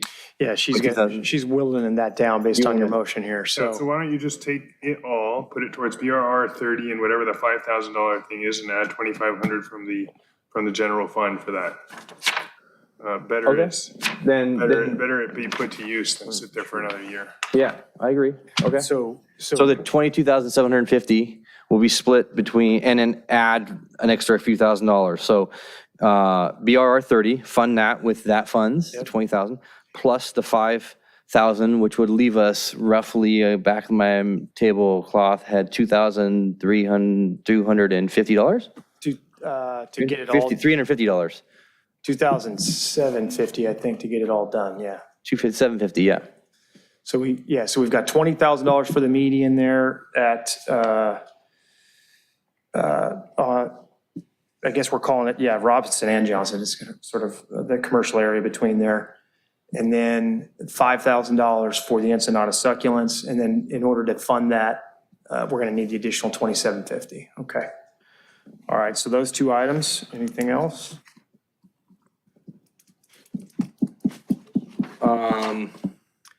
Yeah, let me look something up. No, it's a deduction because it's an additional expense. Beeland, is that part of the North, did we just fund it in the traffic calming budget or $100,000, right? Is that in the same area? It is in the same area, slightly different effort though. Just point me to which motion you're referring to. The section. It's in the CIP. It's in the CIP, then BRR 11, third paragraph, Yeah. 1, 2, 3, 4, fourth one down. These are additional signs that we do have some funded in the area, but I don't believe they're on Beeland. They're on That's Johnston. safe to say. Yeah, they're on Johnston. They're on Johnston. They're on Johnson, so the opposite of there, the triangle. And they've been promised those for 5 years. So we would need an additional appropriation here to get those two signs ordered. But that could come from traffic calming? I wouldn't feel, I think we're pretty well taxed on traffic calming with the discretionary money we have based on the motion. I would say if we want to make sure these things get purchased, that we should appropriate funding for Okay, it. so I have a question for you. We have carryover like 483,000. I'm looking at the traffic calming now, and then we're appropriating another 750. We are, and I think with all the committed efforts, it's pretty well, there's a lot in the queue. So if there's a lot in the queue. Yeah, we vetted that pretty carefully. We had, by our math, we had about $50,000 in our appropriation that was discretionary. So when you went through your additives, we didn't feel we needed supplemental appropriation, but we're really at that limit now. So, Councilmember MD, did you appropriate your $100,000 from last year yet? No, Okay, so why don't we take the $28,000 from the $100,000? it's fine. Okay. Well, do we don't need a motion for that. That would just be Okay. a purchase we would make from district funds. Okay.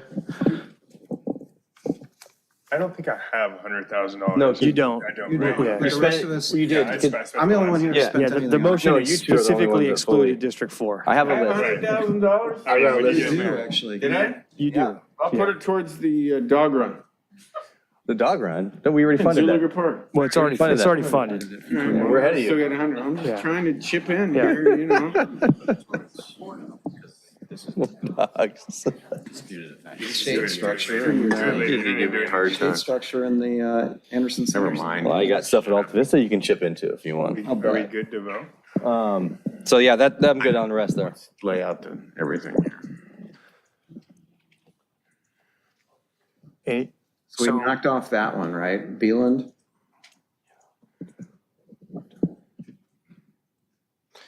I heard Anderson Park discussed. I heard the shade structure at Dale Page. Yeah, isn't that added the shade structure in Del Page? That's not. Is there some problem with that? Shade. How long does that take to put up? Well, you've got the Andrews. We'll order them together is what Yeah. we'll end up doing.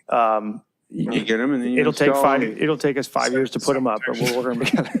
No, I don't know. We'll, Just add them. it's probably, the hardest part's going to be getting the materials, I imagine.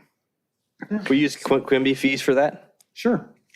So is it 50K I for mean, the? in 5 years from now, the Galleria project will be, Dale Page is a regional facility at that point, yeah. is it? I don't know. Well, no, I don't, Dale Page is, You can say no. It's not really regional. it's not really regional. Okay. It's a tweener. Open space.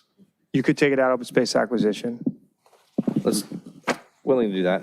Yeah, let's do that. Okay. What about the 50K for the No. That you can use Quimby for, Anderson public Park. address system and No, vinyl I'm flooring? No.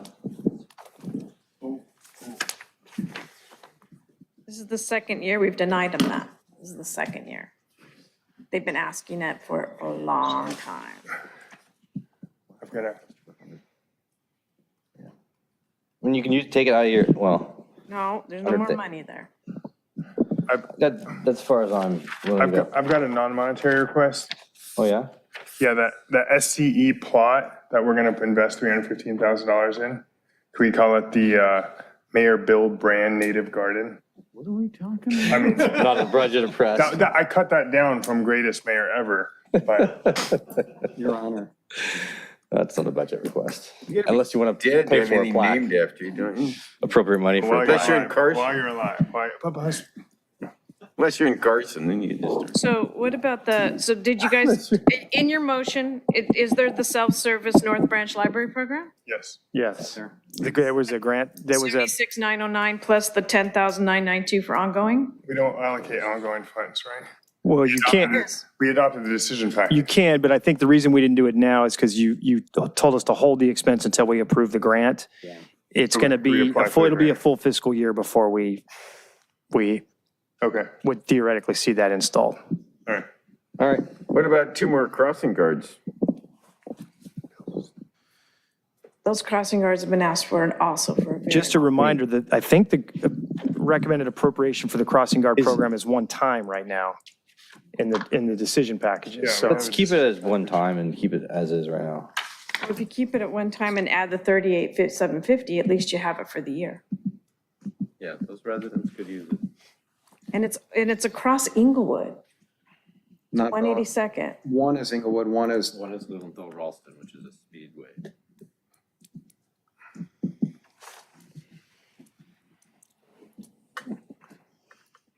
Guys, it's 10:24. Can we just bring this to a head? Crossing guards. Go for it, crossing guards. We're thinking about where comes the money from. It's not just a matter of funding it. Or money, you got to take it from somewhere and balance it.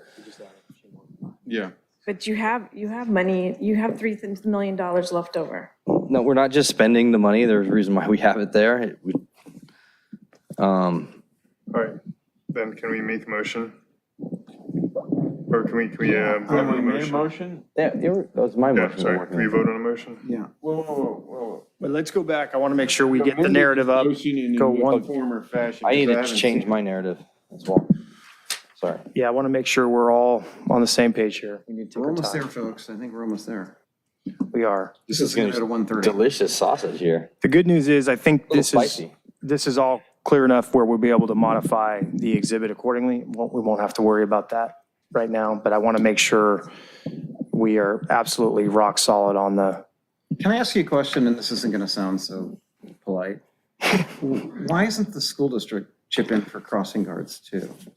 Because we're dealing with schools. Couldn't agree with you more. Wondering the same thing. I think it's been something for a long time the city has opted to fund. There was a time, I think, when they Got a comment, Mike? they were a partner. Yeah. There was a movement from, I think, Lieutenant Diane Goldstein, who used to work in the police department, who showed that virtually all crossing guards are usually paid for by the school district, and the school district and the city play chicken, and the city council blinked.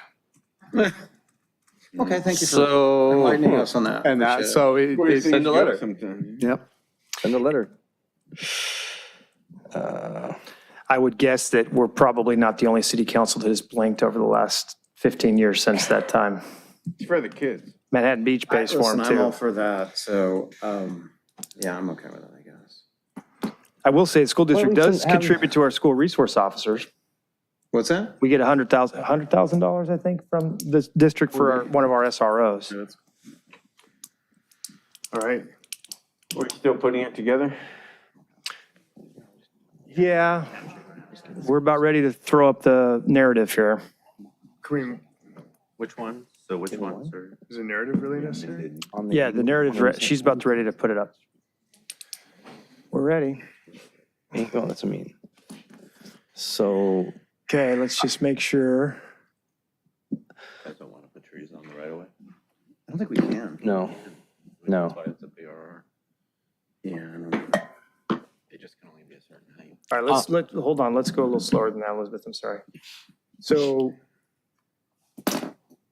All right, the first three look accurate.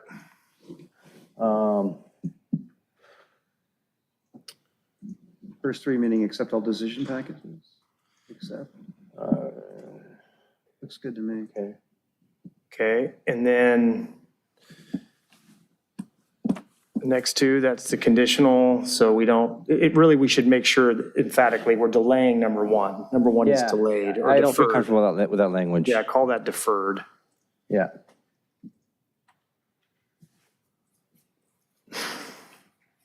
Perfect. Okay, and then we've got BRR number one in there. That's the corrections, Councilman, I don't think we're using periods, Elizabeth, almost. That's BRR there, below that. There you go. Perfect. Yep, so we got BRR one in.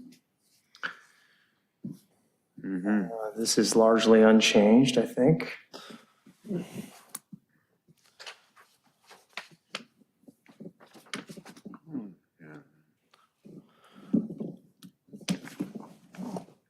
Yeah, that looks good.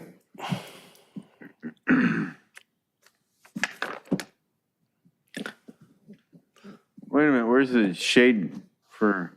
We'll put that on the bottom. Yeah, it's probably gonna be at the bottom. Oh, okay, sorry. All the stuff with the years, is that? Yeah, I mean, we can leave it in there. It really has no meaning. You can say, I budgetarily. crossed it out in mine. Okay. Kind of makes it look like it's gonna happen where. Yeah. Well, no. Just everything below Can the we- 100%. Yeah. There you go.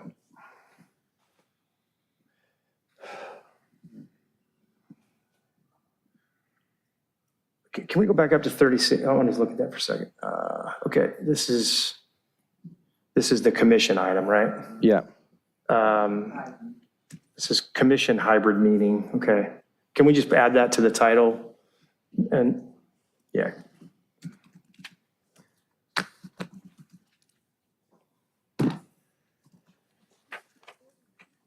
Just, yeah, hybrid, that's fine.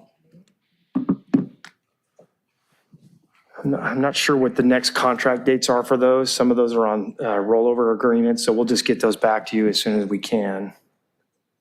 On the banking contract, credit card processing, investor, I mean, we'll get those back to you at the appropriate time. I'm not sure where they are in the various processes right now. Right. I will say I'm happy to report that we're about ready to turn on the actual 3% charge that we approved last year. If we've been able to implement that through Munis and our processing groups Nice. now. That's going to be effective July 1. Jennifer, I don't know if you've seen that yet.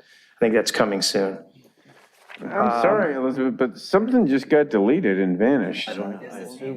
Okay. It was a duplicate item. Yeah. Okay. All right. Okay. And then we've got the 80K from the Public Art Fund. That should be capital F there, Elizabeth, fund. Fund, yeah. Okay. Yep. What's that?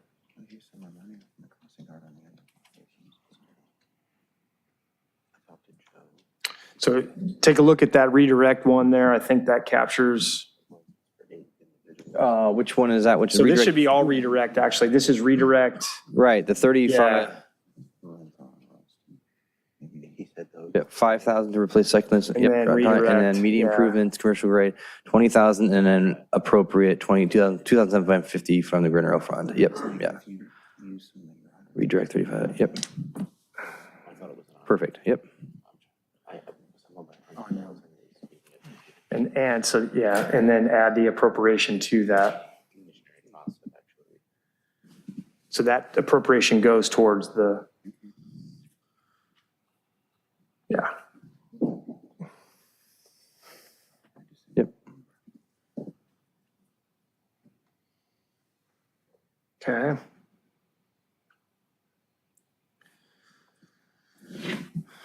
Keep going.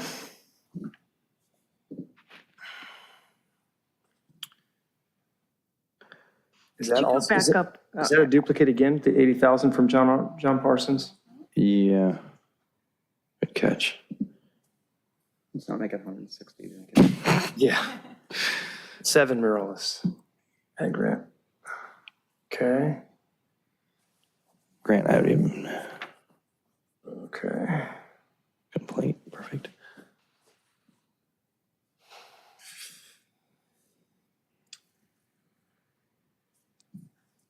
Yeah.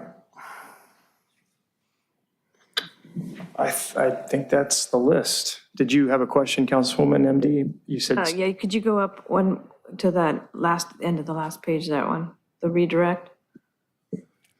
5,000.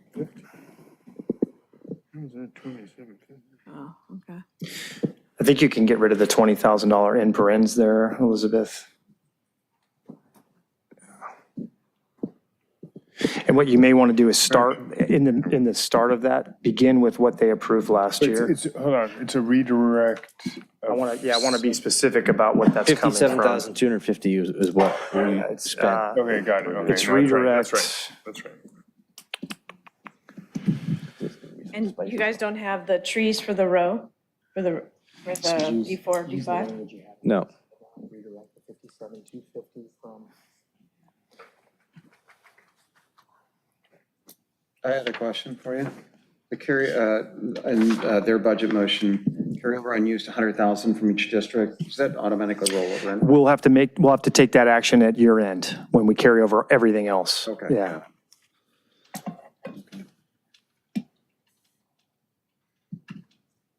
I'm willing to budge on that, but I'm not crossing for 182nd. Don't do that one. Yeah, we're gonna add the crossing guard at 182nd and Inglewood. Just one. Okay. That's a very busy street. Yeah. How much is that? Half of that. 19,375. Third? No, it's half of it. There were three. 19,375. I thought there was 3 locations on here. 2 additional.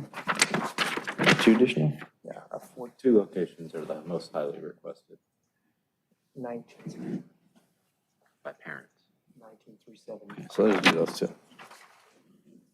Let's do one. 182nd in Inglewood. Yeah, you can throw your 100,000 towards that. I mean, I have ongoing projects that have gone up in cost.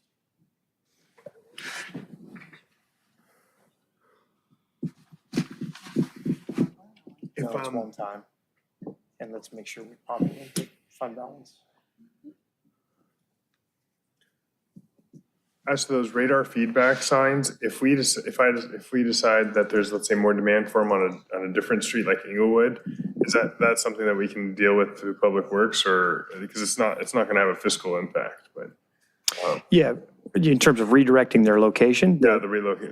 Yeah, and I think we've, particularly the portable signs, we have the ability to move.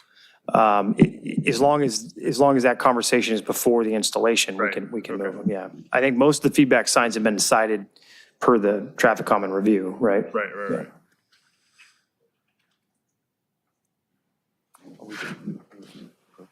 So we're double checking the math here, full formula. Yeah. Jennifer, is that figure tracking with yours? That's why I keep going back.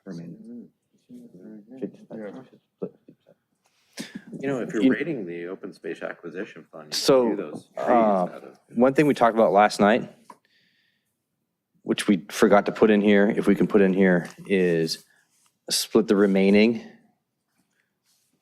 to open space acquisition and major facilities reconstruction fund, Redirect the remaining funds. not Whatever. all of it, right? A portion, yeah, I think the idea was Up to 1 point, was so maybe. leaving 1 point.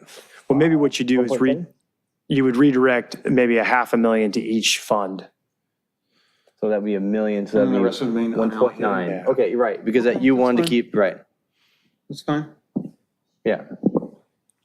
So that it would be a motion to direct $500,000 from the unallocated general fund balance back to the major facilities reconstruction fund and $500,000 to the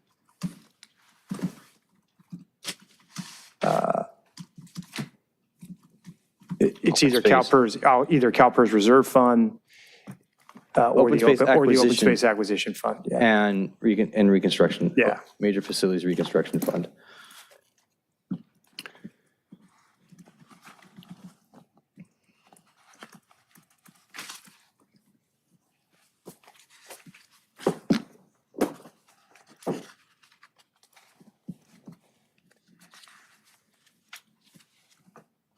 It's just major, it's open space acquisition and major facilities reconstruction fund. We don't have the reconstruction fund up there.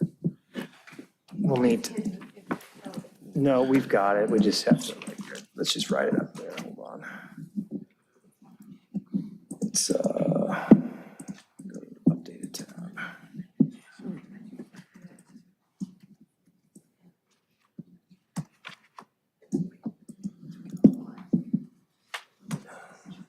So Jennifer, I have that. I've got the estimated, it's currently has a $20,000 balance. Yeah.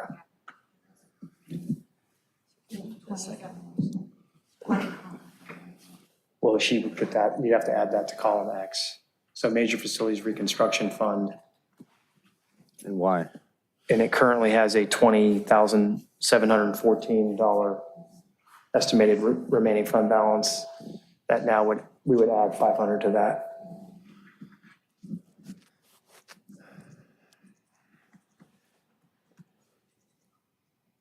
And then this is clear for the adjustments that'll need to be made to the resolution, right, Jennifer?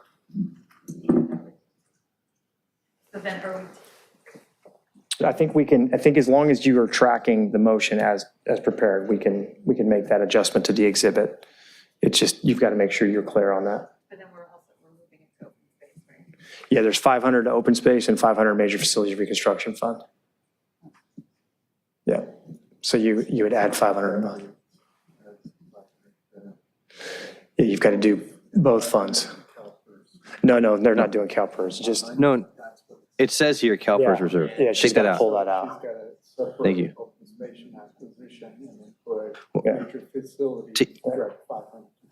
To each, I wrote in mine, direct $500,000 to each of the following funds. Yeah, or just to Major each. facilities, and open space. Yeah.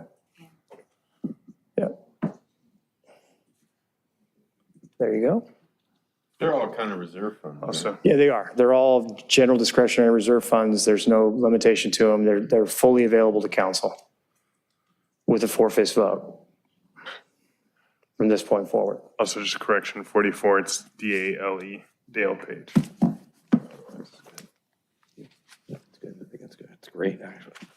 Oh, not Dell. You've got Dell. Dale. No financial impact. It should be in the column. You're appropriating one. Yeah. Well, maybe, yeah. Like the chipmunk. Like a chipmunk. We get this done soon and to be early. Yep, we're ahead of schedule. We could like skip to another item, come back to it. Well, we're just about done. As soon as this is added, is the narrative being updated accordingly? Somebody's returned to AC. Yeah. They can catch up. And they don't have to do it. Let's do it. Everybody all Yeah. eyes on it. 5 minutes. I'll make a I'll motion for 10 minutes. 10-minute break. To be realistic, we never leave here for 5 minutes. Okay, we'll all come back at. This is as transparent as government gets. 10:50. Do the motion making in real time. See you at 10:50.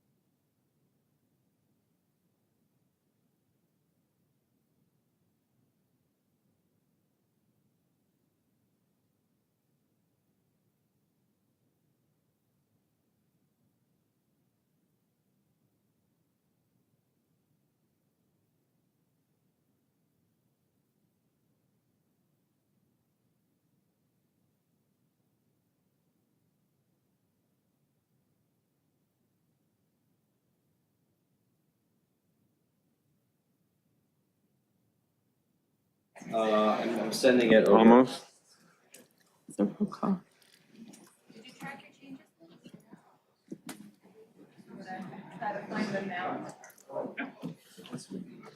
What's your motion?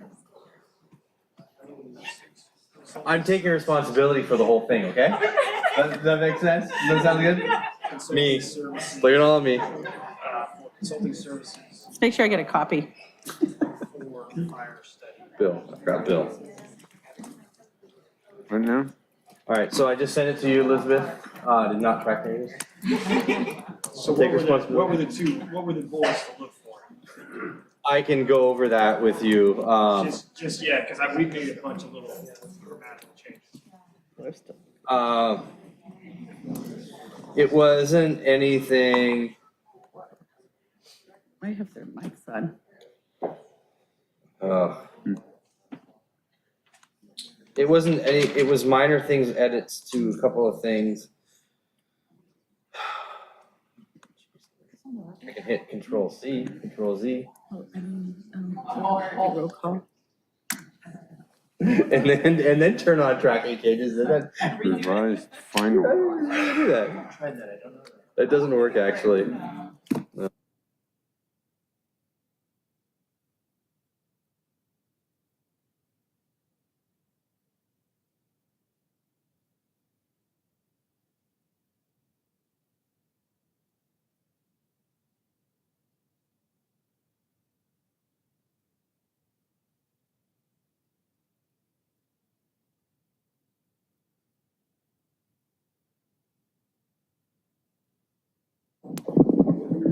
Oh, they turned them off. Okay, we're back from recess. Roll call, please. Councilmember Nierenheim. Here. Councilmember Muncy. Here. Councilmember Horvath. Here. Councilmember Obaji. Here. Councilmember Angie. Here. Mayor Brown. Here. Guys, you need your microphones, by the way. I'm here. Yeah, there you go. That would be helpful. Everybody turn their microphones back on if you want to.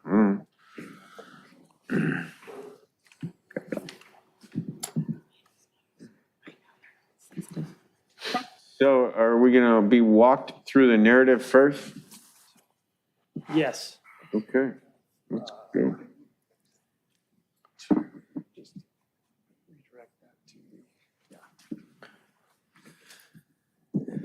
Yeah, so Councilman Nierenheim, make sure you flag the areas that you made some changes, so we capture them. Yes, this makes it very confusing. In, okay, change at to in the number 48, please. So which one are we looking at here? This is the staff So one? everyone knows Elizabeth did a great job of doing everything. I just take a quick look at it, did a few minor edits. She's now back at it, so we're gonna review the final version. So is this the final? This is final. And so a number 48 changed from the word at to in. Or was it? Position to be in. To be in, yeah. You guys realize that will affect outside funding sources, right, in the future? Yeah. Probably. Dramatically. Which one? That moving it to the police department creates an issue with funding sources from the county. I think they Doing out of general fund anyways. All right, next. Oh. Fire department intern, 64. This thing is on. Conditional. Addition package 1, perfect. Yep, 57, BRR 1. Oh. We just clarified the accounting here to make sure there was no double appropriation. The total appropriation is 2.578 million, broken out like that. Looks right.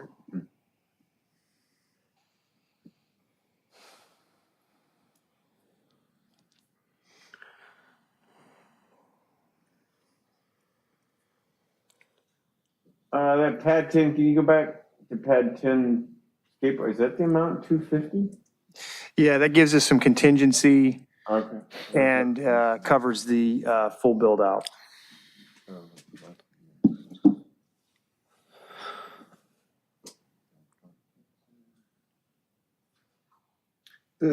One quick question, the Spring Fest, does that actually, okay, but is that actually reflected in the spreadsheet?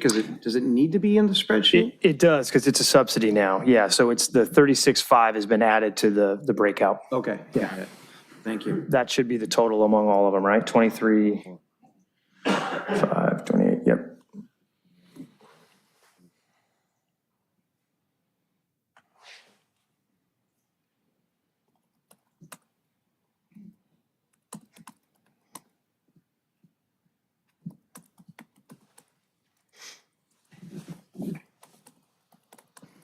The one that's still a little goofy is this bullet with the Create the Riviera Village Revitalization Fund.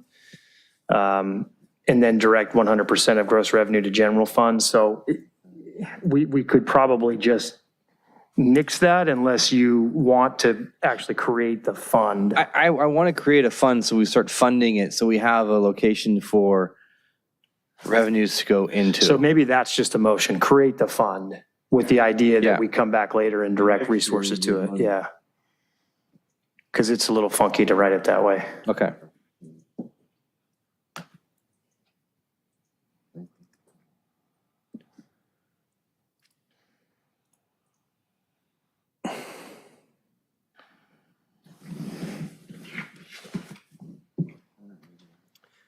Yeah, this is a little goofy too. The redirect 57,250 from the fiscal year allocation for the District 4 Community Garden, and then to several projects or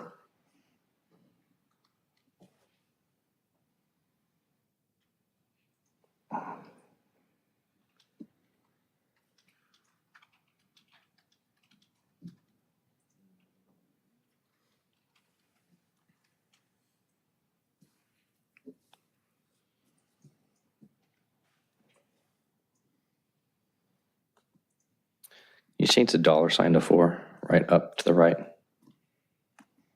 First line. the D money, community Allocation garden. to D. Thank you.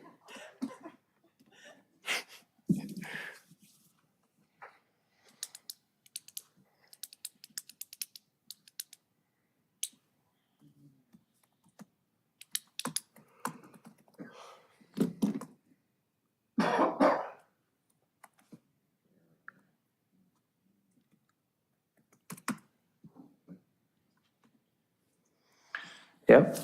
Okay.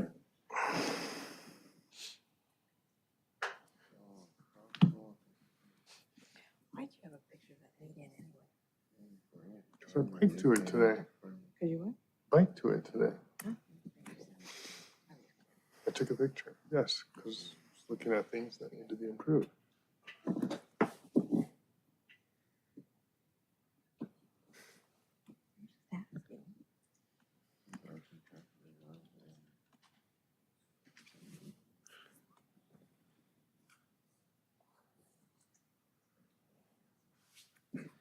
I think we can get rid of the serve resident request just for one additional crossing guard at 182nd in Inglewood. At the bottom there.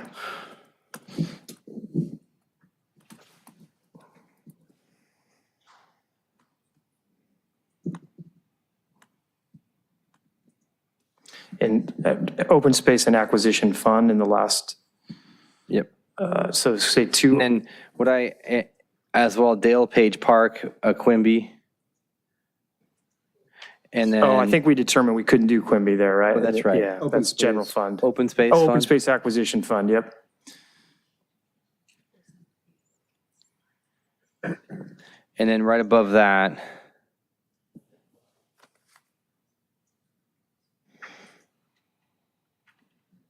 The bike path one, that was general fund, I believe.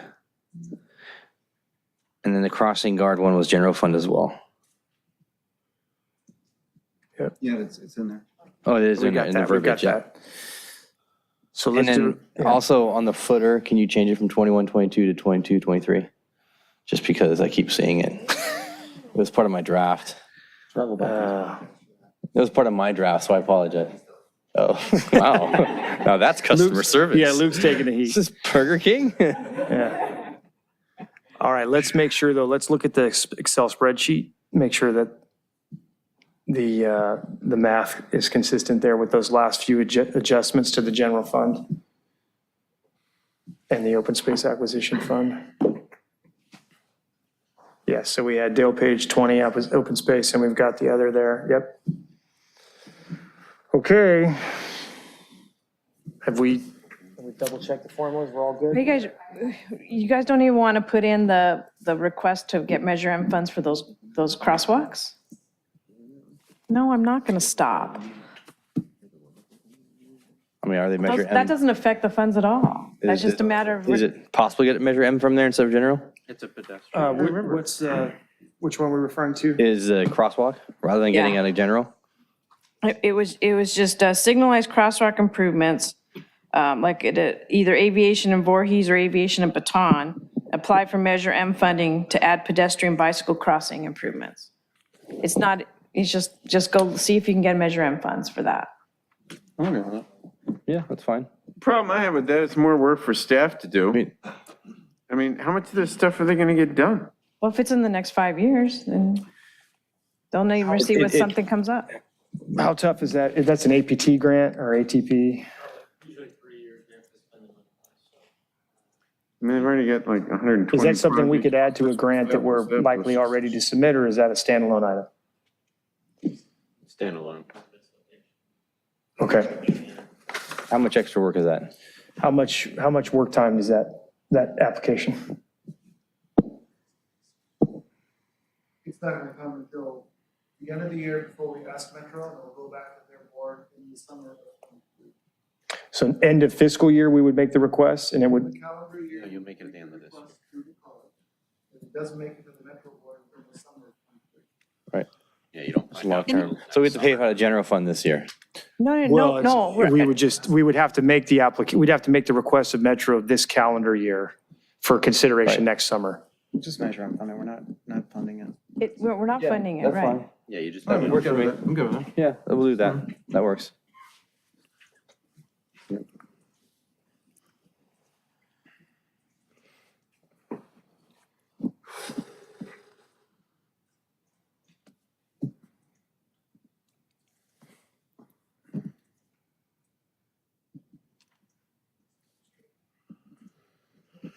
Deleting all these motions you sent already, because they're being made irrelevant right now.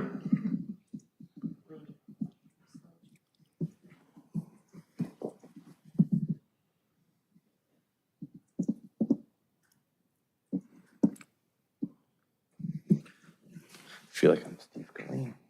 Okay.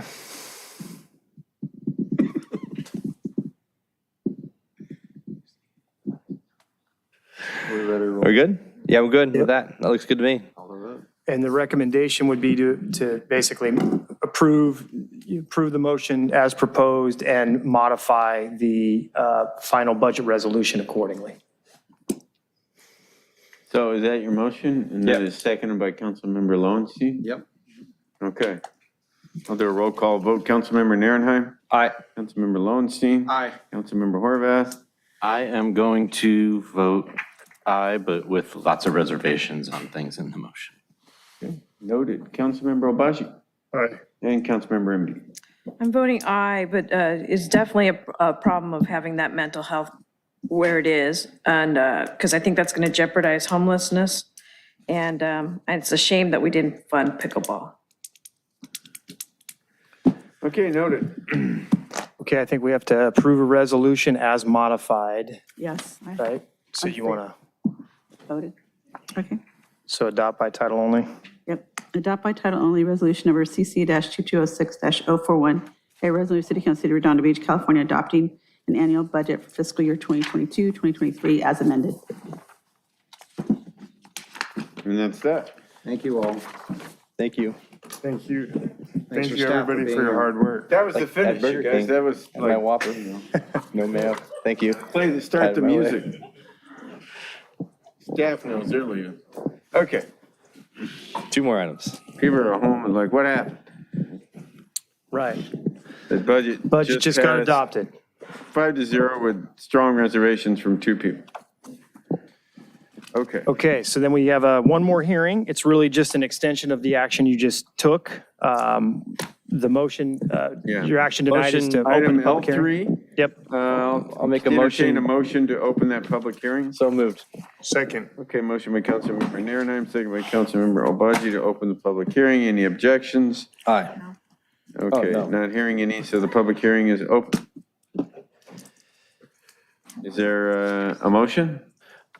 Well, So just to be clear, what we would discussion? recommend, based on the budget action you just took, we would ask that you, after conducting your hearing, you adopt all the modifications as proposed, with the exception of the 3% across-the-board community development fee increases that are in the proposed resolution. You would accept that action and approve the rest of the updated fees as proposed. Okay, is there any public comment? Anywhere? I'll make Okay, a- no public comment? I'll make a motion to close the public hearing. Okay, there's a motion to close the public hearing. Is there a second? Second. Wait, I do have a question. Go ahead. I'm sorry, I didn't look, I just thought of it, was the fee for historical house? That was $1,500 just to go in front of the planning commission, in front of the historical commission? Is that in this master fee schedule? That is not, no. No, okay, all right. All right, then I'm okay. Okay, so there's a motion to close the public hearing, seconded by Councilmember Lonsi, or Councilmember Horvath. Okay. Any objection to closing the public hearing?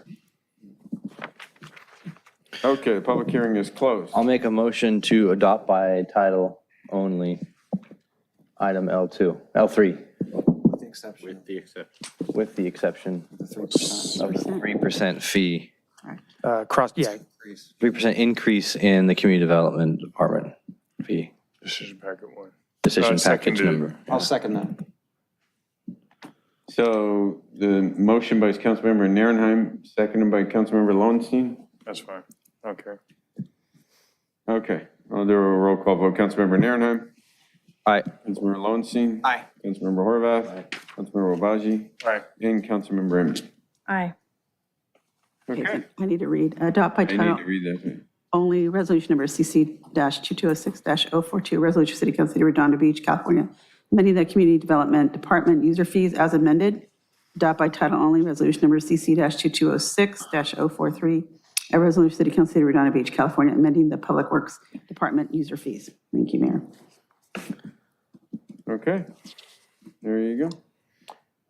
Next up, where are we? Next up is city manager items. Do you have any items? Nope, not this evening. Just happy we got done with the hearing. Whole budget? The whole budget. That was message enough. Okay, mayor and council items. P1, discussion and consideration to adopt the resolution appointing mayor pro tem, delegates, alternates as official representatives of the city, and then adopt this resolution. So, let's see here. Councilmember Nierenheim. I like this. I am uncomfortable with someone who's terming out this next year. Councilmember Emby's terming out in March or April. I talked about this. Councilmember Obaji, you want to? I'll make a motion to approve as is, and then place myself as the councilmember, as a mayor pro tem, for starting on July 1 until June 30th. I'll second that for reasons already stated. That's stupid. That happens in other cities, but not, come on. There's a regular rotation here. I could not think of a place or time where it is more appropriate to have somebody who could unify the city at the helm when the mayor steps away, and not somebody who's constantly clawing at me, disparaging me, attacking me, causing divisiveness between north and south. Absolutely not. Nor do I want to hear from this person all meeting long, every meeting. I have to respectfully disagree. That's And it's about. There's a rotation. There's a rotation and We honor the rotation despite any personal feelings about anybody. We just set a new precedent. Or we are making a motion to set a new precedent. Or what? So there's a motion and a second. That's just for one part. There's other things. I approved everything else except for that particular position. I believe last year, this was going to be my last year on the COG. So you may want to adjust that. That was what you agreed to last year. It's funny you mentioned, I was looking at COG and SCAG, because I always wanted to be on both, but I can't do both, but. Do you not want to serve on the COG anymore? Well, last year I said I would do the one more year. So Plus he's. I made the assumption that I would not be, so. Let him stay. Yeah, I mean, I'm inclined to let you stay. Yeah, you do a great job there. I agree. They can't be both. It's not going to be. It takes a lot of time and you put in the time, so. Yeah, you've been there for a while. You can stay there.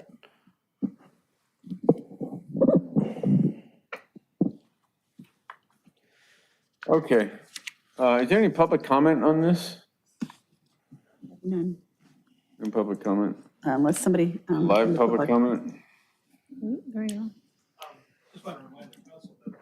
Part of the Charter Review Committee, we have a copy of our charter. And section 8.5 says Mayor Pro Tem. It says prior to June 30th of each year, the city council shall appoint one of its members as Mayor Pro Tem. That's all it says. Not much more than other than just the duties. So there is no pattern. And also, I would like to remind the council historically, Stephen Colleen, when he was a council member for 7 years, never was Mayor Pro Tem. So again, it's your call. You can make a vote either way you want. Thank you. Why was he never Mayor Pro Tem?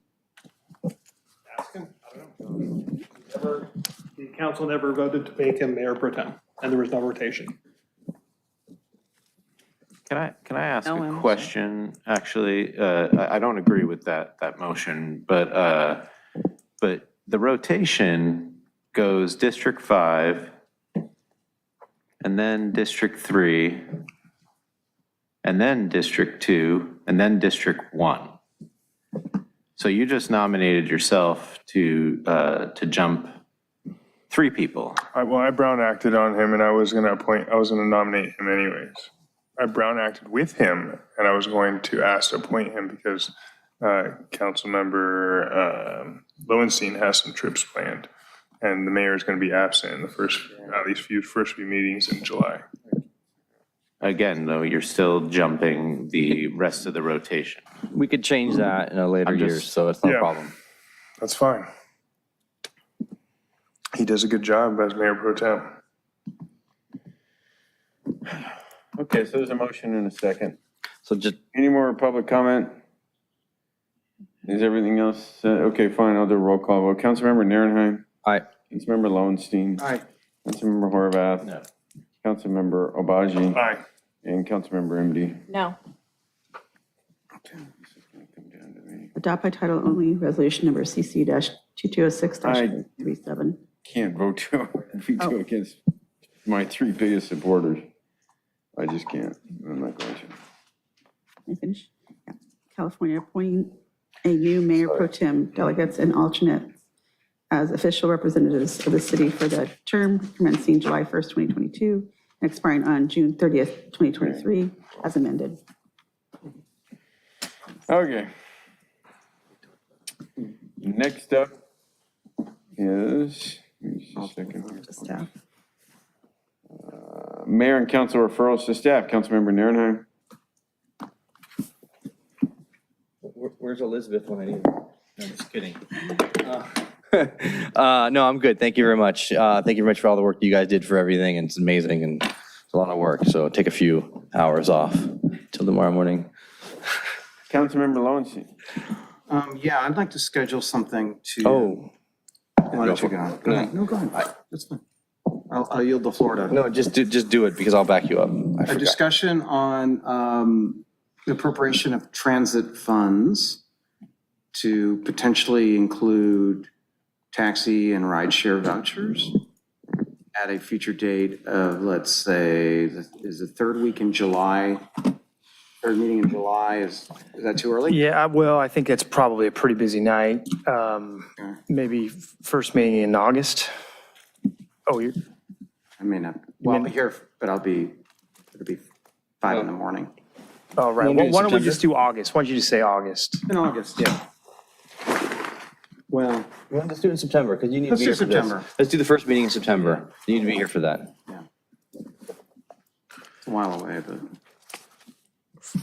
Anything else? that's it for me. Councilmember Horvath. No, thank you. Councilmember Obaji. I'd like to agendize two things, if we can. One is a city council resolution recognizing and celebrating Juneteenth in the city of Redondo Beach. Can I get a second on that? I'll second that. All right. And the second, we need a vote on that, Mayor. Yeah. Is that to agendize the discussion? Yeah. Okay, Councilmember Nierenheim. Aye. Councilmember Lowenstein. Aye. Councilmember Horvath. Aye. Councilmember Obaji. Aye. And Councilmember MD. Aye. And lastly, this could be a little more controversial, but agendize discussion about accepting from the leaf blower ban electric or battery-powered leaf blowers. I will gladly second that conversation. All right, sweet. Okay, I'll do a roll call vote. Councilmember Nierenheim. Aye. Councilmember Lowenstein. This is a discussion, We right? Just discussion, agendize discussion. All right, I'll take a, For or against. I'll at least have a discussion on it. Yeah. Yeah. Councilmember Horvath. I'm going to say no. Councilmember Obaji. Aye. And Councilmember MD. Aye. All right. You know you don't like to hear me talk. Yeah, do we have a timeline on that one, by the way? No rush. I'm sure Okay. Public Works is gonna, put the pressure on. this Yeah. community. They gotta work on those 140 projects they have. I think they need it more than anybody, probably, but. Yeah. Councilmember MD. Oh, thank you. Okay, well, I don't have anything, and I think that's our evening. So I will entertain a motion to adjourn. Second. Okay, motion by Councilmember Horvath, second by Councilmember Nierenheim. Hearing no objections, we are adjourned. Thank you. We're adjourned. See you in July.